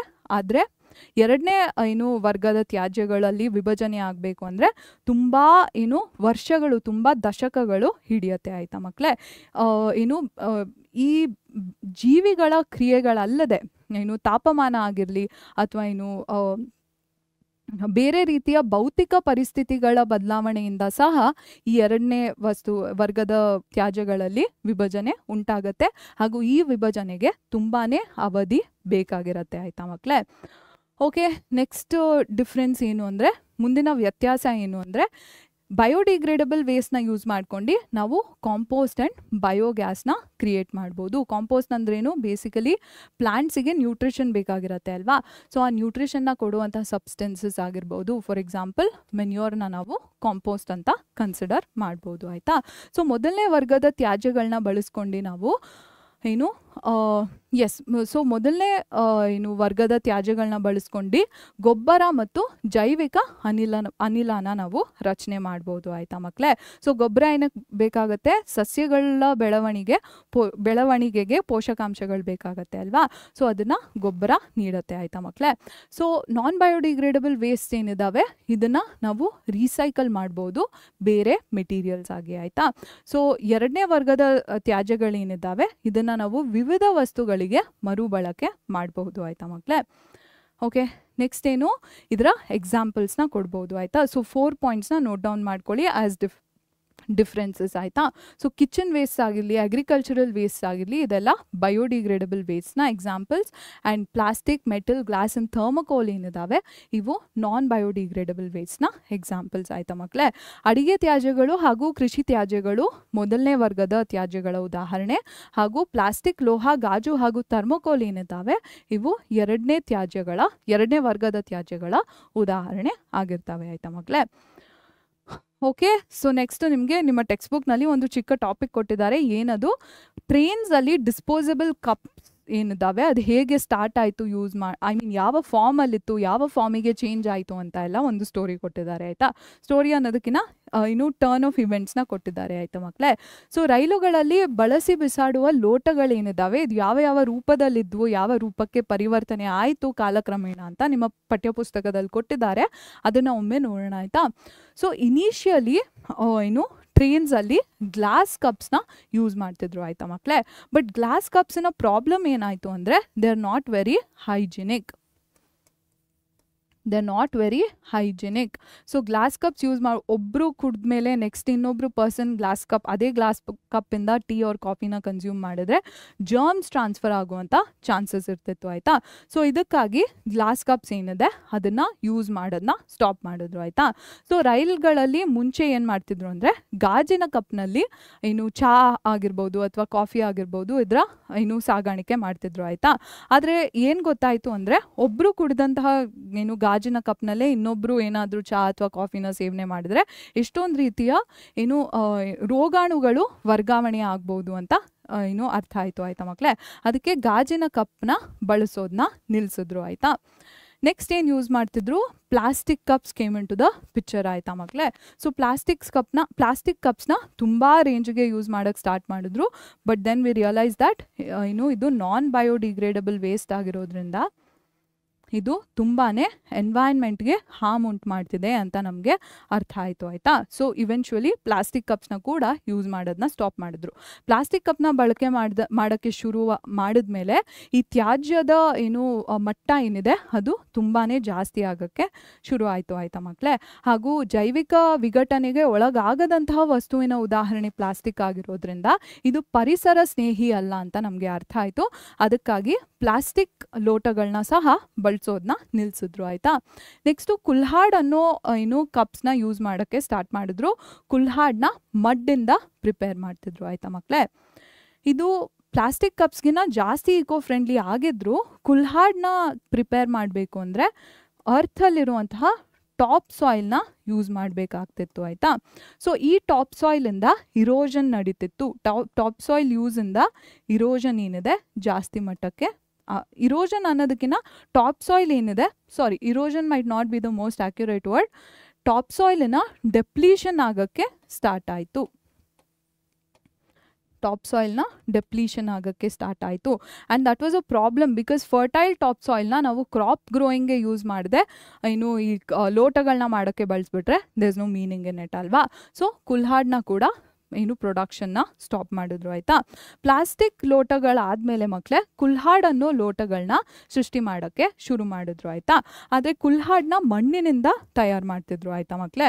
ಸೊ ಮಣ್ಣಿನಿಂದ ತಯಾರು ಮಾಡ್ತಿರೋ ಕಾರಣ ನಮ್ಮ ಭೂಮಿಯ ಮೇಲ್ಮೈಯಲ್ಲಿದ್ದಂತಹ ಏನು ತುಂಬ ಒಳ್ಳೆಯ ಮಣ್ಣು, ನಾವು ಅಂದರೆ ಸಸ್ಯಗಳನ್ನ ಬೆಳೆಯೋಕ್ಕೆ ಏನು ಬಳಸ್ಬೋದಾದಂತಹ ಮಣ್ಣನ್ನು ನಾವು ಲೋಟಗಳನ್ನ ತಯಾರು ಮಾಡಲಿಕ್ಕೆ ಬಳಸೋಕ್ಕೆ ಶುರು ಮಾಡಿದ್ವಿ ಆಯಿತಾ. ಸೊ ಇದರಿಂದ ಈ ಮಣ್ಣಿನ ಲೋಟಗಳು ಪರಿಸರ ಸ್ನೇಹಿ ಆಗಿದ್ರು ಇದರಿಂದ ತುಂಬಾ ಹಾನಿ ಆಗ್ತಿದೆ, ನಮ್ಮ ಮಣ್ಣಿಗೆ ಏನು ಮೇಲ್ಮೈನ ಮಣ್ಣಿನ ಪದರಕ್ಕೆ ಹಾನಿ ಆಗ್ತಿದೆ ಅಂತ ನಮಗೆ ಗೊತ್ತಾಯಿತು ಆಯಿತಾ. ಅದಕ್ಕಾಗಿ ಕುಲ್ಹಾಡ್ಗಳನ್ನ ಸಹ ಸೃಷ್ಟಿ ಮಾಡೋದನ್ನ ನಿಲ್ಲಿಸಿದ್ರು ಆಯಿತಾ. ರೈಟ್ ನಾವು ನಮ್ಮ ಏನು ಟ್ರೈನ್ಸ್ನಲ್ಲಿ ಪೇಪರ್ ಕಪ್ಸ್ನ ಯೂಸ್ ಮಾಡ್ತಿದ್ದೀವಿ ಆಯಿತಾ. Although this is better alternative when compared to plastic cups. Paper cups ಏನಿದ್ದಾವೆ ಇದನ್ನು ಕ್ರಿಯೇಟ್ ಮಾಡಬೇಕು ಅಂದರೆ ನಾವು ಟ್ರೀಸ್ನ ಕಟ್ ಡೌನ್ ಮಾಡಬೇಕಾಗತ್ತೆ ಆ್ಯಂಡ್ ಇದರಿಂದ ಡಿಫಾರೆಸ್ಟೇಷನ್ ಆಗುವಂತಹ ಡೆಫಿನೆಟ್ಲಿ ಡಿಫಾರೆಸ್ಟೇಷನ್ ಆಗೇ ಆಗುತ್ತೆ ಆಯಿತಾ. But for now this is the alternative that we are sticking to ಆಯಿತಾ ಮಕ್ಕಳೇ. ಸೊ ಕೊನೆಯದಾಗಿ ಈಗ ನಮ್ಮ ಟ್ರೈನ್ಗಳಲ್ಲಿ ಪೇಪರ್ ಲೋಟಗಳನ್ನ ಬಳಸಲಿಕ್ಕೆ ಶುರು ಮಾಡಿದ್ದಾರೆ ಆಯಿತಾ. ಪ್ಲಾಸ್ಟಿಕ್ ಲೋಟಗಳಿಗಿನ್ನ ಒಳ್ಳೆ ಏನು ಆಯ್ಕೆ ಆಗಿದ್ರೂ ಪೇಪರ್ ಲೋಟಗಳನ್ನ ಸೃಷ್ಟಿ ಮಾಡಬೇಕಂದ್ರೆ ನಾವು ಜಾಸ್ತಿ ಮಟ್ಟಕ್ಕೆ ಮರಗಳನ್ನ ಕಡಿಬೇಕು ಅಲ್ವಾ. ಸೊ ಸದ್ಯಕ್ಕೆ ನಾವು ಈ ಲೋಟಗಳನ್ನ ಬಳಸ್ತಿದ್ದೀವಿ, ಇದಕ್ಕಿಂತ ಒಳ್ಳೆ ಏನು ಆಯ್ಕೆ ನಮ್ಮ ಮುಂದಿನ ವರ್ಷಗಳಲ್ಲಿ ಬರ್ಬೋದು ಅಂತ ನಾವು ಪರಿಗಣಿಸ್ಬೋದು ಆಯಿತಾ. Okay yes. ಸೊ ನಿಮಗೆ ಇಲ್ಲಿ ವೇಸ್ಟ್ ಮ್ಯಾನೇಜ್ಮೆಂಟ್ ಬಗ್ಗೆ ಒಂದು ಏನು ಇಂಪಾರ್ಟೆಂಟ್ ಕ್ವೆಶನ್ ಇದೆ, ನಿಮ್ಮ ಇಂಟೆಕ್ಸ್ಟ್ ಕ್ವೆಶನ್ ಆಯಿತಾ. ಇದು ಪೇಜ್ ನಂಬರ್ 109 ನಿಮ್ಮ ಇಂಗ್ಲೀಷ್ ಟೆಕ್ಸ್ಟ್ ಬುಕ್ಕಲ್ಲಿ ಆ್ಯಂಡ್ ಪುಟ 140 ನಿಮ್ಮ ಕನ್ನಡ ಪಠ್ಯಪುಸ್ತಕದಲ್ಲಿ ಆಯಿತಾ. ಏನು ಕೇಳಿದ್ದಾರೆ ಇದರಲ್ಲಿ, how can you help in reducing the problem of waste disposal, give any 2 methods ಅಂತ ಕೇಳಿದ್ದಾರೆ ಆಯಿತಾ. ಕಸ ವಿಲೇವಾರಿ ಅಥವಾ ತ್ಯಾಜ್ಯ ವಿಲೇವಾರಿ ಕ್ರಿಯೆ ಏನಿದೆ ಇದರಿಂದ ಸಮಸ್ಯೆ ಉಂಟಾಗತ್ತೆ ಅಲ್ವಾ. ಸೊ ಈ ಸಮಸ್ಯೆನ ನೀವು ಹೇಗೆ ಕಡಿಮೆ ಮಾಡಬಹುದು, ಇದಕ್ಕೆ ಹೇಗೆ ಸಹಾಯ ಮಾಡ್ಬೋದು ಅಂತ ಕೇಳ್ತಿದ್ದಾರೆ. ಯಾವುದಾದ್ರೂ 2 ವಿಧಾನಗಳನ್ನ ತಿಳಿಸಿ ಅಂತ ಕೇಳ್ತಿದ್ದಾರೆ ಆಯಿತಾ ಮಕ್ಕಳೇ.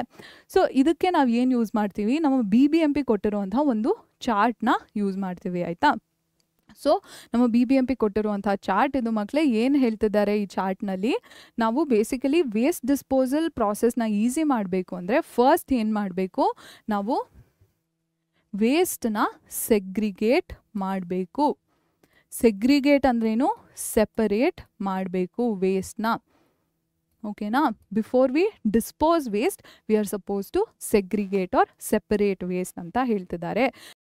ಸೊ ಮಕ್ಕಳೇ, ಕನ್ನಡ ಮಾಧ್ಯಮದ ಮಕ್ಕಳಿಗೆ ಹೇಳಬೇಕಂದ್ರೆ ತ್ಯಾಜ್ಯ ವಿಲೇವಾರಿ ನಡೆಸೋದಕ್ಕಿಂತ ಮುಂಚೆ ನಾವು ತ್ಯಾಜ್ಯನ ಬೇರ್ಪಡಿಸಬೇಕು ಆಯಿತಾ. ಅದು ನಮ್ಮ ಮೊದಲನೇ ಏನು ಕೆಲಸ ಆಗಿರಬೇಕು ಆಯಿತಾ ಮಕ್ಕಳೇ. ಸೊ ಏನಾಗಿ ಬೇರ್ಪಡಿಸ್ತೀರಾ ಅಂತ ತಿಳ್ಕೊಳ್ಳೋಕ್ಕೆ ನಮ್ಮ BBMP ಕೊಟ್ಟಿರುವಂಥ ಈ ಮಾಹಿತಿನ ನೋಡೋಣ. ಸೊ ಫಸ್ಟ್ ಕ್ಯಾಟಗರಿ ಆಫ್ ವೇಸ್ಟ್ನ ನಾವು ಆರ್ಗ್ಯಾನಿಕ್ ವೇಸ್ಟ್ ಅಂತ ಕನ್ಸಿಡರ್ ಮಾಡ್ತೀವಿ ಆಯಿತಾ. ಅದು ನಮ್ಮ ಕಿಚನಲ್ಲಿ ಕ್ರಿಯೇಟ್ ಆಗುವಂತಹ ವೇಸ್ಟ್ ಆಗಿರ್ಬೋದು, ಅವ್ರು ನಮ್ಮ ಗಾರ್ಡನ್ಸಲ್ಲಿ ಕ್ರಿಯೇಟ್ ಆಗುವಂತಹ ವೇಸ್ಟ್ ಆಗಿರ್ಬೋದು, ಇದೆಲ್ಲ ಆರ್ಗ್ಯಾನಿಕ್ ವೇಸ್ಟ್ ಆಗಿ ಕನ್ಸಿಡರ್ ಮಾಡ್ತೀವಿ. ಇದನ್ನು ನಾವು ವೆಟ್ ವೇಸ್ಟ್ ಅಂತ ಕೂಡ ಕನ್ಸಿಡರ್ ಮಾಡ್ಬೋದು ಆಯಿತಾ. ಆ್ಯಂಡ್ ಈ 2 ಕ್ಯಾಟಗರಿ ಆಫ್ ವೇಸ್ಟ್ನ ನಾವು ಡ್ರೈ ವೇಸ್ಟ್ ಅಂತ ಕನ್ಸಿಡರ್ ಮಾಡ್ಬೋದು. ಓಕೆನಾ. ವೆಟ್ ಆ್ಯಂಡ್ ಡ್ರೈ ವೇಸ್ಟ್ ಅಂತ ಕನ್ಸಿಡರ್ ಮಾಡ್ಬೋದು. ಸೊ ಡ್ರೈ ವೇಸ್ಟಲ್ಲಿ ರೀಸೈಕ್ಲೇಬಲ್ ವೇಸ್ಟಿನ ಕ್ಯಾಟಗರಿ ಬರುತ್ತೆ. ಏನದು ನಮ್ಮ ಏನು ಪೇಪರ್ ಕಪ್ಸ್ ಇರ್ಬೋದು, ನಮ್ಮ ಗ್ಲಾಸ್ ಬಾಟಲ್ಸ್ ಇರ್ಬೋದು, ಮೆಟಲ್ ಕ್ಯಾನ್ಸ್ ಇರ್ಬೋದು, ಇದೆಲ್ಲ ಏನು ರೀಸೈಕ್ಲೇಬಲ್ ವೇಸ್ಟ್. ಬಿಕಾಸ್ ಈ ಸಬ್ಸ್ಟೆನ್ಸಸ್ನ ಯೂಸ್ ಮಾಡ್ಕೊಂಡು ನಾವು ಬೇರೆ ರೀತಿಯ ಸಬ್ಸ್ಟೆನ್ಸಸ್ನ ಕ್ರಿಯೇಟ್ ಮಾಡ್ಬೋದು ಆಯಿತಾ. ಆ್ಯಂಡ್ ಲಾಸ್ಟ್ ಕ್ಯಾಟಗರಿ ಆಫ್ ವೇಸ್ಟ್ನ ನಾವು ರಿಜೆಕ್ಟ್ ಆರ್ ಸ್ಯಾನಿಟರಿ ವೇಸ್ಟ್ ಅಂತ ಕರಿತೀವಿ. ಅದು ಬೇಬಿ ಡೈಪರ್ಸ್ ಆಗಿರ್ಬೋದು, ಅವ್ರ ಶೇವಿಂಗ್ಗೆ ಯೂಸ್ ಮಾಡುವಂಥ ಬ್ಲೇಡ್ಸ್ ಆಗಿರ್ಬೋದು, ಅವ್ರ ನೀಡಲ್ಸ್ ಆಗಿರ್ಬೋದು, ಸಿರಿಂಜಸ್ ಆಗಿರ್ಬೋದು, ಅವ್ರ ಬ್ಯಾಂಡೇಡ್ಸ್ ಆಗಿರ್ಬೋದು, ಇದೆಲ್ಲ ನಮ್ಮ ಬಾಡಿ ಫ್ಲೂಯಿಡ್ಸ್ ಒಟ್ಟಿಗೆ ಕಾಂಟ್ಯಾಕ್ಟಿಗೆ ಬಂದಿರುತ್ತೆ ಅಲ್ವಾ. ಸೊ ಬೇಸಿಕಲಿ ಜರ್ಮ್ಸ್ನ ಕ್ಯಾರಿ ಮಾಡುವಂಥ ವೇಸ್ಟ್ ಆಗಿರುತ್ತೆ ಆಯಿತಾ. ಸೊ ಇದನ್ನು ನಾವು ಸ್ಯಾನಿಟರಿ ವೇಸ್ಟ್ ಅಂತ ಕನ್ಸಿಡರ್ ಮಾಡ್ತೀವಿ. ಸೊ ನಾವು ಈ 3 ಕ್ಯಾಟಗರೀಸ್ ಆಗಿ ವೇಸ್ಟನ್ನ ಸೆಗ್ರಿಗೇಟ್ ಮಾಡಬೇಕು ಆಯಿತಾ. ಸೊ ತ್ಯಾಜ್ಯನ 3 ಏನು ವರ್ಗಗಳಾಗಿ ನಾವು ಬೇರ್ಪಡಿಸಬೇಕು. ಏನದು ವರ್ಗ? ಮೊದಲನೇ ವರ್ಗನ ನಾವು ಹಸಿ ಕಸ ಅಂತ ಕರಿಬಹುದು ಆಯಿತಾ ಮಕ್ಕಳೇ. ಹಸಿ ಕಸ ಯಾವುದಾಗಿರುತ್ತೆ? ನಮ್ಮ ಅಡುಗೆ ಮನೆಯಲ್ಲಿ ಏನು ಉಂಟಾಗುವಂಥ ಕಸ ಆಗಿರ್ಬೋದು, ಅಥವಾ ನಮ್ಮ ಉದ್ಯಾನವನಗಳಲ್ಲಿ ಉಂಟಾಗುವಂಥ ಕಸನೆಲ್ಲ ನಾವು ಹಸಿ ಕಸ ಅಂತ ಪರಿಗಣಿಸ್ಬೋದು ಆಯಿತಾ. ಈ 2 ಏನು ವರ್ಗಗಳ ಕಸನ ನಾವು ಒಣ ಕಸ ಅಂತ ಕರಿತೀವಿ. ಮೊದಲನೇ ಈ ಏನು ಒಣ ಕಸ ಅಂದರೆ ನಾವು ಮರುಬಳಕೆ ಮಾಡುವಂತಹ ಕಸನ ಈ ಏನು ವರ್ಗದಲ್ಲಿ ನಾವು ಪರಿಗಣಿಸ್ಬೋದು. ಸೊ ಮರುಬಳಕೆ ಮಾಡುವಂಥ ವಸ್ತುಗಳು ಯಾವುದಾಗಿರುತ್ತೆ? ಗಾಜಿನ ಬಾಟಲ್ಗಳಾಗಿರ್ಬೋದು, ಕಾಗದದ ಕಪ್ಗಳಾಗಿರ್ಬೋದು, ಲೋಹಗಳ ಏನು ಕ್ಯಾನ್ಗಳಾಗಿರ್ಬೋದು, ಇದನ್ನೆಲ್ಲ ನಾವು ಮರುಬಳಕೆ ಮಾಡುವಂತಹ ಕಸಗಳಾಗಿ ಪರಿಗಣಿಸ್ಬೋದು ಆಯಿತಾ. 3ನೇ ವರ್ಗದ ಕಸನ ನಾವು ತಿರಸ್ಕರಿಸಿದ ಕಸ ಅಂತ ಕರಿತೀವಿ. ಅಂದರೆ ಇದು ಮಕ್ಕಳಿಗೆ ಹಾಕುವಂಥ ಡೈಪರ್ ಆಗಿರ್ಬೋದು, ನಮ್ಮ ಗಾಯಗಳ ಮೇಲೆ ಆಗುವಂಥ ಬ್ಯಾಂಡೇಡ್ ಆಗಿರ್ಬೋದು, ಚುಚ್ಚುಮದ್ದುಗಳಿರ್ಬೋದು, ಇದನ್ನೆಲ್ಲ ನಾವು ತಿರಸ್ಕರಿಸಿದ ಕಸ ಅಂತೀವಿ. ಯಾಕಂದರೆ ಈ ಏನು ಕಸಗಳಲ್ಲಿ ರೋಗಾಣುಗಳನ್ನ ವರ್ಗಾವಣೆ ಮಾಡುವಂತಹ ಸಾಮರ್ಥ್ಯ ಇರುತ್ತೆ ಆಯಿತಾ. ಸೊ ತುಂಬ ಏನು ಸೂಕ್ಷ್ಮವಾಗಿ ಈ ಕಸದ ಏನು ವಿಲೇವಾರಿನ ನಾವು ಮಾಡಬೇಕಾಗತ್ತೆ ಆಯಿತಾ ಮಕ್ಕಳೇ. ಸೊ ಈ ಕ್ವೆಶನ್ಗೆ ಆನ್ಸರ್ನ ಹೇಗೆ ಬರೀತೀರಾ? ಇಲ್ಲಿ ನಾವು ವೇಸ್ಟ್ ಸೆಗ್ರಿಗೇಷನ್ ಬಗ್ಗೆ ತಿಳ್ಕೊಂಡ್ವಿ, ಬಟ್ ಈ ಕ್ವೆಶನ್ಗೆ ಆನ್ಸರ್ನ ಹೇಗೆ ಬರೀತೀರಾ ಅಂತ ನೋಡೋಣ. ಎಸ್, ಸೊ ಹೇಗೆ ಬರೀತೀರಾ? ವಾಟ್ ಆರ್ ದ ಏನು ನೀವು ಯಾವ ಮೆಜರ್ಸ್ನ ತೊಗೊಂಡ್ರೆ ವೇಸ್ಟ್ ಡಿಸ್ಪೋಸಲ್ ಈಸಿ ಆಗುತ್ತೆ ಅಂತ ಹೇಗೆ ಬರಿಬೇಕು ಅಂದರೆ ಸೆಗ್ರಿಗೇಷನ್ನ ಮಾಡಬೇಕು. ವೆಟ್ ಆ್ಯಂಡ್ ಡ್ರೈ ವೇಸ್ಟ್ ಆಗಿ ಸೆಗ್ರಿಗೇಷನ್ನ ಮಾಡಬೇಕು. ವೆಟ್ ವೇಸ್ಟ್ನ ನಾವು ಮೆನ್ಯೂರ್ ಆ್ಯಂಡ್ ಬಯೋಗ್ಯಾಸ್ ಸಿಂಥಸಿಸ್ಗೆ ಯೂಟಿಲೈಸ್ ಮಾಡ್ಕೋಬೋದು. ಡ್ರೈ ವೇಸ್ಟ್ನ ರೀಸೈಕಲ್ ಮಾಡ್ಬೋದು. ಆ್ಯಂಡ್ ಮೇಜರ್ ಆಗಿ ನಾವು ಈಕೋ ಫ್ರೆಂಡ್ಲಿ ಪ್ಯಾಕೇಜಿಂಗ್ನ ಯೂಸ್ ಮಾಡಬೇಕು. ಸೊ ಈ ಒಂದಷ್ಟು ಮೆಜರ್ಸ್ನ ನಾವು ತೊಗೊಂಡ್ರೆ ವೇಸ್ಟ್ ಡಿಸ್ಪೋಸಲ್ ಈಸಿ ಆಗುತ್ತೆ ಅಂತ ಬರಿಬಹುದು ಆಯ್ತಾ ಮಕ್ಕಳೇ ನೀವು. ಸೊ ಕಸ ವಿಲೇವಾರಿನ ನಾವು ಹೇಗೆ ಸುಲಭಗೊಳಿಸ್ಬೋದು ಅಂದರೆ ನಾವು ಮೊದಲನೆಯದಾಗಿ ಕಸದ ಏನು ಬೇರ್ಪಡಿಕೆ ಮಾಡಬೇಕು. ಕಸದ ಪ್ರತ್ಯೇಕಿಸುವಿಕೆನ ನಡೆಸಬೇಕು ಆಯಿತಾ. ವಿಲೇವಾರಿ ಮಾಡುವ ಮೊದಲು ಒಣ ಮತ್ತು ಹಸಿಯಾದ ತ್ಯಾಜ್ಯಗಳನ್ನು ಪ್ರತ್ಯೇಕಿಸಬೇಕು ಅಂತ ಬರಿಬೇಕಾಗತ್ತೆ ಆಯಿತಾ. ಸೊ ಹಸಿ ತ್ಯಾಜ್ಯನ ಬಳಸ್ಕೊಂಡು ನಾವು ಗೊಬ್ಬರ ಹಾಗೂ ಜೈವಿಕ ಅನಿಲನ ಸೃಷ್ಟಿ ಮಾಡ್ಬೋದು ಆಯಿತಾ ಮಕ್ಕಳೇ. ಮತ್ತು ಒಣ ಕಸನ ನಾವು ಮರುಬಳಕೆ ಮಾಡ್ಬೋದು ಅಂತ ಬರಿಬೇಕು. ಮತ್ತು ಪರಿಸರ ಸ್ನೇಹಿ ಪ್ಯಾಕೇಜಿಂಗ್ನ ನಾವು ಅಳವಡಿಸ್ಕೊಂಡ್ರೆ ಕಸದ ವಿಲೇವಾರಿ ಏನಿದೆ ಇದು ಸುಲಭವಾಗಿ ನಡೆಯುತ್ತೆ ಅಂತ ನೀವು ನಿಮ್ಮ ಉತ್ತರದಲ್ಲಿ ಈ ಚಿಹ್ನೆಗಳನ್ನ ಬರಿಬೋದು ಆಯಿತಾ ಮಕ್ಕಳೇ. ಓಕೆ, ಸೊ ಇಷ್ಟಕ್ಕೆ ನಾವು ವೇಸ್ಟ್ ಮ್ಯಾನೇಜ್ಮೆಂಟ್ ಅಂದರೆ ತ್ಯಾಜ್ಯ ನಿರ್ವಹಣೆ ಬಗ್ಗೆ ಇಲ್ಲಿವರೆಗೂ ಕಲ್ತೀವಿ. ಅಂದರೆ ನಾವು ಈ ಚಾಪ್ಟರಲ್ಲಿ ಕಲ್ತ್ಕೋಬೇಕಾಗಿದ್ದಂಥ ಕಾನ್ಸೆಪ್ಟ್ಸ್ನೆಲ್ಲ ಕಲಿತ್ವಿ. ಲಾಸ್ಟಲ್ಲಿ ನಾವು 3 PYQಸ್ನ ಕ್ವಿಕ್ಕಾಗಿ ನೋಡೋಣ ಆಯಿತಾ ಮಕ್ಕಳೇ. ಸೊ ನೆಕ್ಸ್ಟ್ ಈ ಅಧ್ಯಾಯದಲ್ಲಿ ನೀವು ತಿಳ್ಕೊಬೇಕಾಗಿರುವಂಥ ವಿಷಯಗಳನ್ನೆಲ್ಲ ತಿಳ್ಕೊಂಡ್ವಿ ಮಕ್ಕಳೇ. ಕೊನೆಯದಾಗಿ ನಾವು 3 ಪ್ರಶ್ನೆಗಳನ್ನ ನೋಡೋಣ. ನಿಮ್ಮ ಹಿಂದಿನ ವರ್ಷದ ಏನು ಪರೀಕ್ಷೆಗಳಲ್ಲಿ ಕೇಳಿರುವಂತಹ ಪ್ರಶ್ನೆಗಳನ್ನ ನೋಡೋಣ ಆಯಿತಾ. ಎಸ್, ಸೊ ಇಲ್ಲಿ ಏನು ಕೊಟ್ಟಿದ್ದಾರೆ? ಒಂದು ಏನು ಫುಡ್ ಚೈನ್ನ ಕೊಟ್ಟಿದ್ದಾರೆ ಆಯಿತಾ ಮಕ್ಕಳೇ. ಸೊ 5 ಟ್ರೋಫಿಕ್ ಲೆವೆಲ್ಸ್ ಇರುವಂಥ ಒಂದು ಫುಡ್ ಚೈನ್ ಕೊಟ್ಟಿದ್ದಾರೆ. ಸೊ ಏನು ಹೇಳ್ತಿದ್ದಾರೆ? ನಿಮ್ಮ ಫಸ್ಟ್ ಟ್ರೋಫಿಕ್ ಲೆವೆಲಲ್ಲಿ 5000 ಜೂಲ್ಸ್ ಇದೆ ಅಂದರೆ ಸ್ನೇಕ್ ಟ್ರೋಫಿಕ್ ಲೆವೆಲ್ಗೆ ಬರುವಷ್ಟರಲ್ಲಿ ಎಷ್ಟು ಜೂಲ್ಸ್ ಆಫ್ ಎನರ್ಜಿ ಇರುತ್ತೆ ಅಂತ ಕೇಳ್ತಿದ್ದಾರೆ ಆಯಿತಾ. ಸೊ ಮಕ್ಕಳೇ ಇಲ್ಲಿ ನಮಗೆ ಒಂದು ಆಹಾರ ಸರಪಳಿಯ ಉದಾಹರಣೆಯನ್ನು ಕೊಟ್ಟಿದ್ದಾರೆ. 5 ಹಂತಗಳಿರುವಂತಹ ಆಹಾರ ಸರಪಳಿನ ಕೊಟ್ಟಿದ್ದಾರೆ ಆಯಿತಾ. ಸೊ ಮೊದಲನೇ ಪೋಷಣಾ ಸ್ತರದಲ್ಲಿ ಲಭ್ಯವಿರುವಂತಹ ಶಕ್ತಿ 5000 ಜೂಲ್ಗಳಾಗಿದ್ದರೆ ನಾವು ಹಾವಿನ ಹಂತಕ್ಕೆ ಬರುವಷ್ಟರಲ್ಲಿ ಎಷ್ಟು ಶಕ್ತಿ ಲಭ್ಯವಾಗಿರುತ್ತೆ ಅಂತ ನಮಗೆ ಕೇಳ್ತಿದ್ದಾರೆ ಆಯಿತಾ ಮಕ್ಕಳೇ. So will start off with 5000 Jules. First trophic ಲೆವೆಲಲ್ಲಿ 5000 ಜೂಲ್ಸ್ ಇದೆ ಅಂತ ಅರ್ಥ ಮಾಡ್ಕೊಳ್ಳಿ ಆಯಿತಾ. ಅಂದರೆ ಯಾವ ಲೆವೆಲಲ್ಲಿ? ಗ್ರಾಸ್ ಲೆವೆಲಲ್ಲಿ ಅಂದರೆ ಹುಲ್ಲಿನ ಹಂತದಲ್ಲಿ 5000 ಜೂಲ್ ಇದೆ ಅಂತ ಅರ್ಥ ಮಾಡ್ಕೊಳ್ಳಿ. ಸೊ ನೆಕ್ಸ್ಟ್ ಟ್ರೋಫಿಕ್ ಲೆವೆಲಲ್ಲಿ ಎಷ್ಟು ಎನರ್ಜಿ ಇರುತ್ತೆ ಅಂತ ಫೈಂಡ್ ಔಟ್ ಮಾಡೋಕ್ಕೆ ನೀವೇನು ಮಾಡಬೇಕು? 5000 ಇಂಟು 10/100 ಮಾಡಬೇಕು, ಆರ್ 5000 ಇಂಟು 0.1 ಮಾಡಬೇಕು. ಸೊ ಬೇಸಿಕಲಿ ಡೆಸಿಮಲ್ನ ಮೂವ್ ಮಾಡಬೇಕು. ಆಯಿತಾ ಮಕ್ಕಳೇ?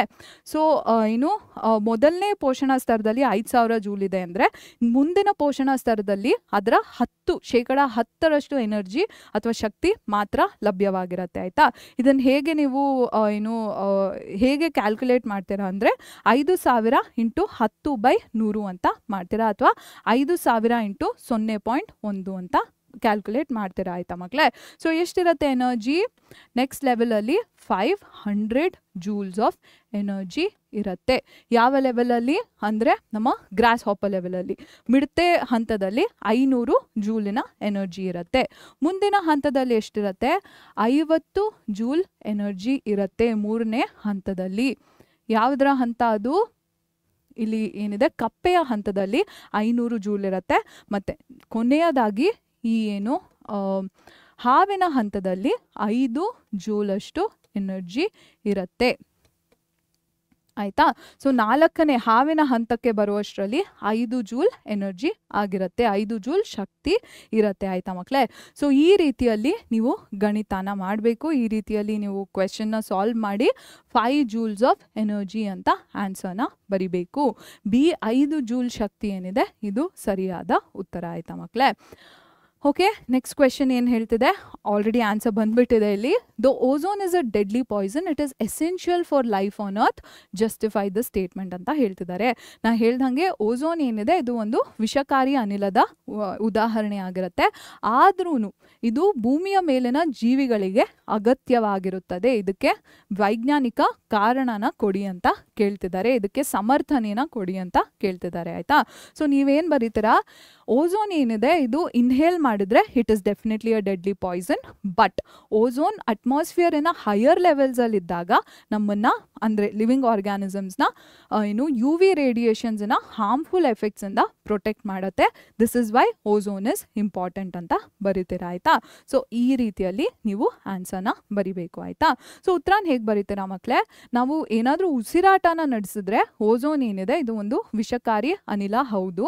ಆದರೆ ವಾತಾವರಣದ ಉನ್ನತ ಮಟ್ಟಗಳಲ್ಲಿ ಓಝೋನಿನ ಪದರ ಏನಿದೆ ಇದು ಸೂರ್ಯನಿಂದ ಬರ್ತಿರುವಂತಹ ತುಂಬ ಹಾನಿಕಾರಕವಾದ ನೀಲಾತೀತ ಕಿರಣದಿಂದ ಭೂಮಿಯ ಮೇಲ್ಮೈಯಲ್ಲಿರುವಂತಹ ಜೀವಿಗಳನ್ನ ಸಂರಕ್ಷಣೆ ಮಾಡುತ್ತೆ.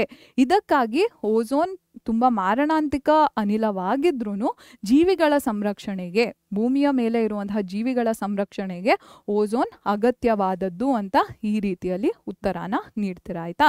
ನೀವು ಇದರ ಸ್ಕ್ರೀನ್ಶಾಟ್ ತೊಗೋಬೋದು ಅಥವಾ ನಮ್ಮ ಡಿಸ್ಕ್ರಿಪ್ಷನ್ ಬಾಕ್ಸಲ್ಲಿರುವಂತಹ ನೋಟ್ಸಲ್ಲಿ ಇದೇ ಆನ್ಸರ್ನ ಕೊಟ್ಟಿರ್ತೀವಿ. ಆಯಿತಾ? ನಾವು ಓಕೆ, ಸೊ ಲಾಸ್ಟ್ ಕ್ವೆಶನ್ನ ನೋಡೋಣ. ಲಾಸ್ಟ್ ಕ್ವೆಶನ್ಗೂ ಆನ್ಸರ್ ಆಲ್ರೆಡಿ ಬಂದ್ಬಿಟ್ಟಿದೆ. ಏನಿದು question? Give an example of a food chain of a grassland ಅಂತ ಕೇಳ್ತಿದ್ದಾರೆ. If there is an increase in the number of organisms in the second trophic level, how does this effect the food chain ಅಂತ ಕೇಳ್ತಿದ್ದಾರೆ. ಒಂದು grassland ecosystem ಅಲ್ಲಿ ಇರುವಂತಹ ಒಂದು food chain ನ example ಕೊಡಿ. ಅಂಡ್ ಸೆಕೆಂಡ್ ಟ್ರೋಫಿಕ್ ಲೆವೆಲ್ ಅಲ್ಲಿ ಇರುವಂತಹ ಆರ್ಗ್ಯಾನಿಸಮಿನ ನಂಬರ್ ಏನಾದರೂ ಜಾಸ್ತಿ ಆದರೆ ದೆನ್ ಇದು ಫುಡ್ ಚೈನ್ ನ ಹೇಗೆ ಎಫೆಕ್ಟ್ ಮಾಡುತ್ತೆ ಹೇಳಿ ಅಂತ ಕೇಳ್ತಿದ್ದಾರೆ. ಆಯ್ತಾ ಮಕ್ಕಳೇ? ಸೊ ಒಂದು ಹುಲ್ಲುಗಾವಲು ಪರಿಸರದಲ್ಲಿರುವಂತಹ ಆಹಾರ ಸರಪಳಿಯ ಉದಾಹರಣೆಯನ್ನ ನೀಡಿ, ಹಾಗೂ ಎರಡನೇ ಪೋಷಣಾ ಸ್ತರದಲ್ಲಿ ಇರುವಂತಹ ಜೀವಿಗಳ ಸಂಖ್ಯೆ ಏನಾದರೂ ಹೆಚ್ಚಾದರೆ ಇದು ಆ ಆಹಾರ ಸರಪಳಿಯ ಮೇಲೆ ಹೇಗೆ ಪರಿಣಾಮನ ಬೀರುತ್ತೆ ಅಂತ ವಿವರಿಸಿ ಅಂತ ಕೇಳ್ತಿದ್ದಾರೆ. ಆಯ್ತಾ ಮಕ್ಕಳೇ? ಸೊ ಒಂದು ಸಿಂಪಲ್ ಆದ ಗ್ರಾಸ್ಲ್ಯಾಂಡ್ ಇಕೋಸಿಸ್ಟಮಿನ ಎಕ್ಸಾಂಪಲ್ ಇದು. ಆಯ್ತಾ? ಸೊ ಗ್ರಾಸ್ ಏನಿದೆ ಅದನ್ನ ರ್ಯಾಬಿಟ್ ಕನ್ಸ್ಯೂಮ್ ಮಾಡುತ್ತೆ, ರ್ಯಾಬಿಟ್ನ ಟೈಗರ್ ಕನ್ಸ್ಯೂಮ್ ಮಾಡುತ್ತೆ ಅಂತ ತಿಳ್ಕೊಳ್ಳಿ. ಸೊ ಸೆಕೆಂಡ್ ಟ್ರೋಫಿಕ್ ಲೆವೆಲಲ್ಲಿ ನಮ್ಮ ರ್ಯಾಬಿಟ್ ಇರುತ್ತೆ. ಆಯ್ತಾ? ಸೊ ರ್ಯಾಬಿಟ್ಟಿನ ಪಾಪ್ಯುಲೇಷನ್ ಏನಾದರೂ ಜಾಸ್ತಿ ಆದರೆ ಏನು ಎಫೆಕ್ಟ್ ಆಗುತ್ತೆ ಅಂತ ನೀವು ಬರಿಬೇಕು. ಸೊ ಫಸ್ಟ್ ಏನಾಗುತ್ತೆ, ರ್ಯಾಬಿಟ್ ಪಾಪ್ಯುಲೇಷನ್ ಜಾಸ್ತಿ ಆದಾಗ ಟೈಗರ್ ಪಾಪ್ಯುಲೇಷನ್ ಕೂಡ ಡ್ರಾಸ್ಟಿಕಲಿ ಇನ್ಕ್ರೀಸ್ ಆಗುತ್ತೆ. ಬಿಕಾಸ್ ಟೈಗರ್ಗೆ ಎಷ್ಟೊಂದು ರ್ಯಾಬಿಟ್ ಸಿಗುತ್ತೆ ಅಲ್ವಾ? ಸೊ ಟೈಗರ್ಗಳು ತುಂಬ ಹ್ಯಾಪಿಯಾಗಿ ರ್ಯಾಬಿಟ್ನ ಕನ್ಸ್ಯೂಮ್ ಮಾಡೋಕ್ಕೆ ಸ್ಟಾರ್ಟ್ ಮಾಡುತ್ತೆ. ಆಯಿತಾ? ಆ್ಯಂಡ್ ಇನ್ನೊಂದೇನಾಗುತ್ತೆ, ರ್ಯಾಬಿಟ್ ಪಾಪ್ಯುಲೇಷನ್ ಜಾಸ್ತಿ ಆಗ್ತಿದ್ದಂಗೆ ಗ್ರಾಸಿನ ಪಾಪ್ಯುಲೇಷನ್ ಕಡಿಮೆ ಆಗ್ತಾ ಹೋಗುತ್ತೆ. ಬಿಕಾಸ್ ಎಷ್ಟೊಂದು ರ್ಯಾಬಿಟ್ಸ್ ಇರುತ್ತೆ, ಸೊ ಎಷ್ಟೊಂದು ಗ್ರಾಸ್ನ ತುಂಬಾ ಕನ್ಸ್ಯೂಮ್ ಮಾಡೋಕ್ಕೆ ಸ್ಟಾರ್ಟ್ ಮಾಡುತ್ತೆ. ಆಯಿತಾ? So over a period of time ಏನಾಗುತ್ತೆ ಅಂದರೆ ತುಂಬ ರ್ಯಾಬಿಟ್ಸ್ ಇದೆ, ಕಡಿಮೆ ಗ್ರಾಸ್ ಇದೆ. ಸೊ ರ್ಯಾಬಿಟ್ಸ್ ಇದರ್ ಏನು ಸರ್ವೈವ್ ಮಾಡೋಕ್ಕೆ ಆಗಲ್ಲ, ಅವ್ರ ರ್ಯಾಬಿಟ್ಸ್ ಬೇರೆ ಒಂದು ಇಕೋಸಿಸ್ಟಮ್, ಬೇರೆ ಒಂದು ಎನ್ವೈರ್ನ್ಮೆಂಟ್ಗೆ ಮೈಗ್ರೇಟ್ ಆಗೋಕ್ಕೆ ಸ್ಟಾರ್ಟ್ ಮಾಡುತ್ತೆ ಆಯಿತಾ. ಸೊ ನೆಕ್ಸ್ಟ್ ಏನಾಗುತ್ತೆ, ಬಿಕಾಸ್ ಆಫ್ ರ್ಯಾಬಿಟ್ ಅನ್ಅವೈಲಬಿಲಿಟಿ, ರ್ಯಾಬಿಟ್ಸ್ ಇಲ್ಲದೇ ಇರೋವಂತಹ ಕಾರಣ ಟೈಗರ್ ಏನೋ ಪಾಪ್ಯುಲೇಷನ್ ಕೂಡ ಡಿಕ್ರೀಸ್ ಆಗೋಕ್ಕೆ ಸ್ಟಾರ್ಟ್ ಆಗುತ್ತೆ, ಡ್ರಾಸ್ಟಿಕಲಿ ಡಿಕ್ರೀಸ್ ಆಗೋಕ್ಕೆ ಸ್ಟಾರ್ಟ್ ಆಗುತ್ತೆ. ಆ್ಯಂಡ್ ಈ ಫುಡ್ ಚೈನ್ ಏನಿದೆ ಅಡ್ವರ್ಸ್ಲಿ ಎಫೆಕ್ಟ್ ಆಗೋಕ್ಕೆ ಶುರು ಆಗುತ್ತೆ ಆಯಿತಾ. ಸೊ ಅದನ್ನೇ ಇಲ್ಲಿ ಬರಿತೀರಾ ನೀವು, ಸೆಕೆಂಡ್ ಟ್ರೋಫಿಕ್ ಲೆವೆಲ್ ಅಲ್ಲಿ ರ್ಯಾಬಿಟ್ಸ್ ಏನಿದ್ದಾವೆ ಇದರ ಪಾಪ್ಯುಲೇಷನ್ ಅಕಸ್ಮಾತ್ ಏನಾದರೂ ಇನ್ಕ್ರೀಸ್ ಆಯಿತು ಅಂದರೆ ಇಮಿಡಿಯೇಟ್ ಡಿಫ್ರೆನ್ಸಸ್ ಏನು ಕಾಣುತ್ತೆ ಅಂದರೆ ಫಸ್ಟ್ ಆ್ಯಂಡ್ ಥರ್ಡ್ ಟ್ರೋಫಿಕ್ ಲೆವೆಲಲ್ಲಿ ಇಮಿಡಿಯೇಟ್ ಡಿಫ್ರೆನ್ಸಸ್ ಕಾಣಿಸುತ್ತೆ. ಹೇಗೆ ಅಂದರೆ ಟೈಗರ್ ಪಾಪ್ಯುಲೇಷನ್ ತುಂಬಾ ಇನ್ಕ್ರೀಸ್ ಆಗುತ್ತೆ ಬಿಕಾಸ್ ರ್ಯಾಬಿಟ್ ಪಾಪ್ಯುಲೇಷನ್ ಇನ್ಕ್ರೀಸ್ ಆಗಿದೆ ಅಲ್ವಾ. ಆ್ಯಂಡ್ ಗ್ರಾಸ್ ಪಾಪ್ಯುಲೇಷನ್ ತುಂಬಾ ಡಿಕ್ರೀಸ್ ಆಗೋಕ್ಕೆ ಸ್ಟಾರ್ಟ್ ಆಗುತ್ತೆ. But over a period of time ಗ್ರಾಸಿನ ಪಾಪ್ಯುಲೇಷನ್ ಕಡಿಮೆ ಆಗ್ತಿರೋದ್ರಿಂದ ರ್ಯಾಬಿಟ್ಸ್ ಇದರ್ ಡೈಔಟ್ ಆಗೋಕ್ಕೆ ಸ್ಟಾರ್ಟ್ ಆಗ್ತವೆ ಅಥವಾ ಮೈಗ್ರೇಟ್ ಆಗೋಕ್ಕೆ ಅಂದರೆ ರೀಲೊಕೇಟ್ ಆಗೋಕ್ಕೆ ಸ್ಟಾರ್ಟ್ ಆಗುತ್ತವೆ ಆಯಿತಾ. ಸೊ ಇದರಿಂದಾಗಿ ರ್ಯಾಬಿಟ್ಸ್ ಇಲ್ಲದೆ ಇರುವಂತಹ ಕಾರಣ ಟೈಗರ್ಸ್ ಕೂಡ ಇದರ್ ಡೈಔಟ್ ಆಗ್ತವೆ ಅಥವಾ ರೀಲೊಕೇಟ್ ಆಗ್ತವೆ.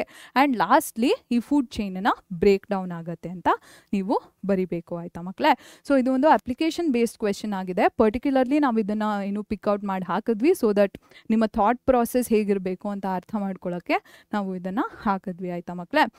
ಸೊ ಕನ್ನಡ ಮಾಧ್ಯಮದ ಮಕ್ಕಳಿಗೆ ಹೇಳಬೇಕು ಅಂದರೆ ನೀವು ಹುಲ್ಲುಗಾವಲು ಪರಿಸರದ ಒಂದು ಆಹಾರ ಸರಪಳಿನ ಬರಿಬೇಕು ಅಂದ್ವಿ ಅಲ್ವಾ. ಸೊ 3 ಪೋಷಣಾ ಸ್ತರ ಇರುವಂತಹ ಈ ಆಹಾರ ಸರಪಳಿನ ಬರಿಬೋದು ಆಯಿತಾ ಮಕ್ಕಳೇ. ಹುಲ್ಲನ್ನ ಮೊಲ ತಿನ್ನತ್ತೆ, ಮೊಲನ ಹುಲಿಗಳು ಸೇವಿಸ್ತವೆ ಆಯಿತಾ. ಸೊ ಈ ಆಹಾರ ಸರಪಳಿಯ 2ನೇ ಪೋಷಣಾ ಸ್ತರ ಅಂದರೆ ಮೊಲಗಳ ಸಂಖ್ಯೆಯಲ್ಲಿ ಏನಾದರೂ ಹೆಚ್ಚುವರಿ ಉಂಟಾದರೆ ಯಾವ ರೀತಿಯ ಪರಿಣಾಮ ಬೀರುತ್ತೆ ಅಂತ ಬರಿಬೇಕು ಆಯಿತಾ. ಸೊ ಮೊಲದ ಸಂಖ್ಯೆಯಲ್ಲಿ ಹೆಚ್ಚುವರಿ ಆದರೆ ಹುಲ್ಲು ಮತ್ತು ಹುಲಿ ಪೋಷಣಾ ಸ್ತರದಲ್ಲಿ ತುಂಬಾ ಪರಿಣಾಮ ಉಂಟಾಗತ್ತೆ. ಹೇಗೆ, ಮೊಲದ ಸಂಖ್ಯೆ ಜಾಸ್ತಿ ಆಗ್ತಿರೋದ್ರಿಂದ ಆಹಾರ ಜಾಸ್ತಿ ಆಗ್ತಿದೆ ಅಲ್ವಾ, ಅದಕ್ಕೆ ಹುಲಿಗಳ ಸಂಖ್ಯೆ ತುಂಬಾ ಜಾಸ್ತಿ ಆಗುತ್ತೆ ಆಯಿತಾ. ಹಾಗೂ ಕ್ರಮೇಣ ಹುಲ್ಲಿನ ಸಂಖ್ಯೆ ಏನಿದೆ ಅದು ಕಡಿಮೆ ಆಗುತ್ತೆ ಆಯಿತಾ. ಸೊ ತುಂಬ ತಕ್ಷಣವಾಗಿ ಆಗುವಂತಹ ಬದಲಾವಣೆಗಳಿವು. ಕಾಲಕ್ರಮೇಣ ಯಾವ ಬದಲಾವಣೆ ಆಗುತ್ತೆ ಅಂದರೆ ಮೊಲ ಏನಿದೆ ಇದರ ಸಂಖ್ಯೆ ತುಂಬ ಜಾಸ್ತಿ ಆಗ್ತಿರೋದ್ರಿಂದ ಹುಲ್ಲಿನ ಸಂಖ್ಯೆ ತುಂಬಾ ಕಡಿಮೆ ಆಗುತ್ತೆ. ಸೊ ತುಂಬ ಮೊಲಗಳು ತುಂಬ ಕಡಿಮೆ ಹುಲ್ಲಿನ ಮೇಲೆ ಸೇವನೆ ಮಾಡ್ತಿರ್ತವೆ ಅಲ್ವಾ. ಸೊ ಹುಲ್ಲೇನಿದೆ ಅದು ಕಾಲಕ್ರಮೇಣ ತುಂಬ ಕಡಿಮೆ ಆಗೋಕ್ಕೆ ಶುರು ಆಗುತ್ತೆ. ಇದರಿಂದಾಗಿ ಮೊಲಗಳು ಇಲ್ಲ ಸಾಯ್ತವೆ ಅಥವಾ ಜಾಗನ ಬಿಟ್ಟು ಬೇರೆ ಜಾಗಕ್ಕೆ ವರ್ಗಾವಣೆ ಆಗೋಕ್ಕೆ ಶುರು ಮಾಡ್ತವೆ ಆಯಿತಾ. ಸೊ ಮೊಲಗಳು ಸಿಗ್ತಿಲ್ಲ ಅನ್ನೋ ಕಾರಣ ಹುಲಿಗಳು ಸಹ ಆಹಾರ ಇಲ್ಲದೇನೆ ಇಲ್ಲ ಹುಲಿಗಳು ಸಾಯ್ತವೆ ಇಲ್ಲ ಹುಲಿಗಳು ಸಹ ಬೇರೆ ಜಾಗಗಳಿಗೆ ವರ್ಗಾವಣೆ ಆಗೋಕ್ಕೆ ಶುರು ಆಗ್ತವೆ ಆಯಿತಾ ಕಾಲಕ್ರಮೇಣ. ಸೊ ಇದರಿಂದಾಗಿ ಈ ಆಹಾರ ಸರಪಳಿ ಏನಿದೆ ಇದರಲ್ಲಿ ವಿಭಜನೆ ಅಥವಾ ವಿಘಟನೆ ಉಂಟಾಗತ್ತೆ ಆಯಿತಾ ಮಕ್ಕಳೇ. ಸೊ ನೀವು ಯೋಚಿಸಿ ಬರಿಬೇಕಾಗಿರುವಂಥ ಒಂದು ಉತ್ತರ ಇದು. ಸೊ ಇದನ್ನು ಹೇಗೆ ಬರಿಬೇಕು ಅಂತ ತೋರಿಸ್ಲಿಕ್ಕೆ ನಾವು ಈ ಉದಾಹರಣೆನ ಹಾಕಿದ್ದೀವಿ ಆಯಿತಾ ಮಕ್ಕಳೇ. ಸೊ ಈ ರೀತಿಯಲ್ಲಿ ಈ ಪ್ರಶ್ನೆಗೆ ಉತ್ತರನ ನೀಡಬೇಕು ಆಯಿತಾ. Okay, so that brings us to the end of the chapter. ತುಂಬ ಸ್ಮಾಲ್ ಚಾಪ್ಟರ್ ಇದು, ತುಂಬಾ ಕಡಿಮೆ ಕಾನ್ಸೆಪ್ಟ್ಸ್ ಇರುತ್ತೆ ಆ್ಯಂಡ್ ತುಂಬಾ ಒಳ್ಳೆ ಸ್ಕೋರ್ ಮಾಡ್ಬೋದು ಈ ಚಾಪ್ಟರಲ್ಲಿ. ಸೊ ದಯವಿಟ್ಟು ಯಾವುದೇ ಕಾನ್ಸೆಪ್ಟ್ ಅರ್ಥ ಆಗಿಲ್ಲ ಅಂದರೆ ವಾಪಸ್ ಹೋಗಿ ವಿಡಿಯೋನ ವಾಚ್ ಮಾಡಿ ಆಯಿತಾ ಮಕ್ಕಳೇ. ತುಂಬ ಸರಳವಾದ ಚಾಪ್ಟರ್, ತುಂಬ ಸುಲಭವಾಗಿ ನೀವು ಅರ್ಥ ಮಾಡ್ಕೊಳ್ಬಹುದಾದಂಥ ಒಂದು ಅಧ್ಯಾಯ ಆಯಿತಾ ಇದು. ಸೊ ಯಾವುದೇ ವಿಷಯ ಅರ್ಥ ಆಗಿಲ್ಲ ಅಂದರೆ ದಯವಿಟ್ಟು ಒಮ್ಮೆ ವಿಡಿಯೋನ ರಿವೈಂಡ್ ಮಾಡಿ ಮತ್ತೆ ನೋಡಿ ಆಯಿತಾ ಮಕ್ಕಳೇ. So that brings us to the end of this. ಈ ವಿಡಿಯೋ ಇಷ್ಟ ಆಗಿದ್ರೆ ದಯವಿಟ್ಟು ನಿಮ್ಮ ಫ್ರೆಂಡ್ಸ್ ಒಟ್ಟಿಗೆ ಶೇರ್ ಮಾಡಿ, ಲೈಕ್ ಮಾಡಿ ವಿಡಿಯೋನ ಆ್ಯಂಡ್ ಚಾನಲಿಗೆ ಸಬ್ಸ್ಕ್ರೈಬ್ ಮಾಡೋದನ್ನ ಮರಿಬೇಡಿ ಆಯಿತಾ. So thank you so much for joining us and I'll see you in the next video.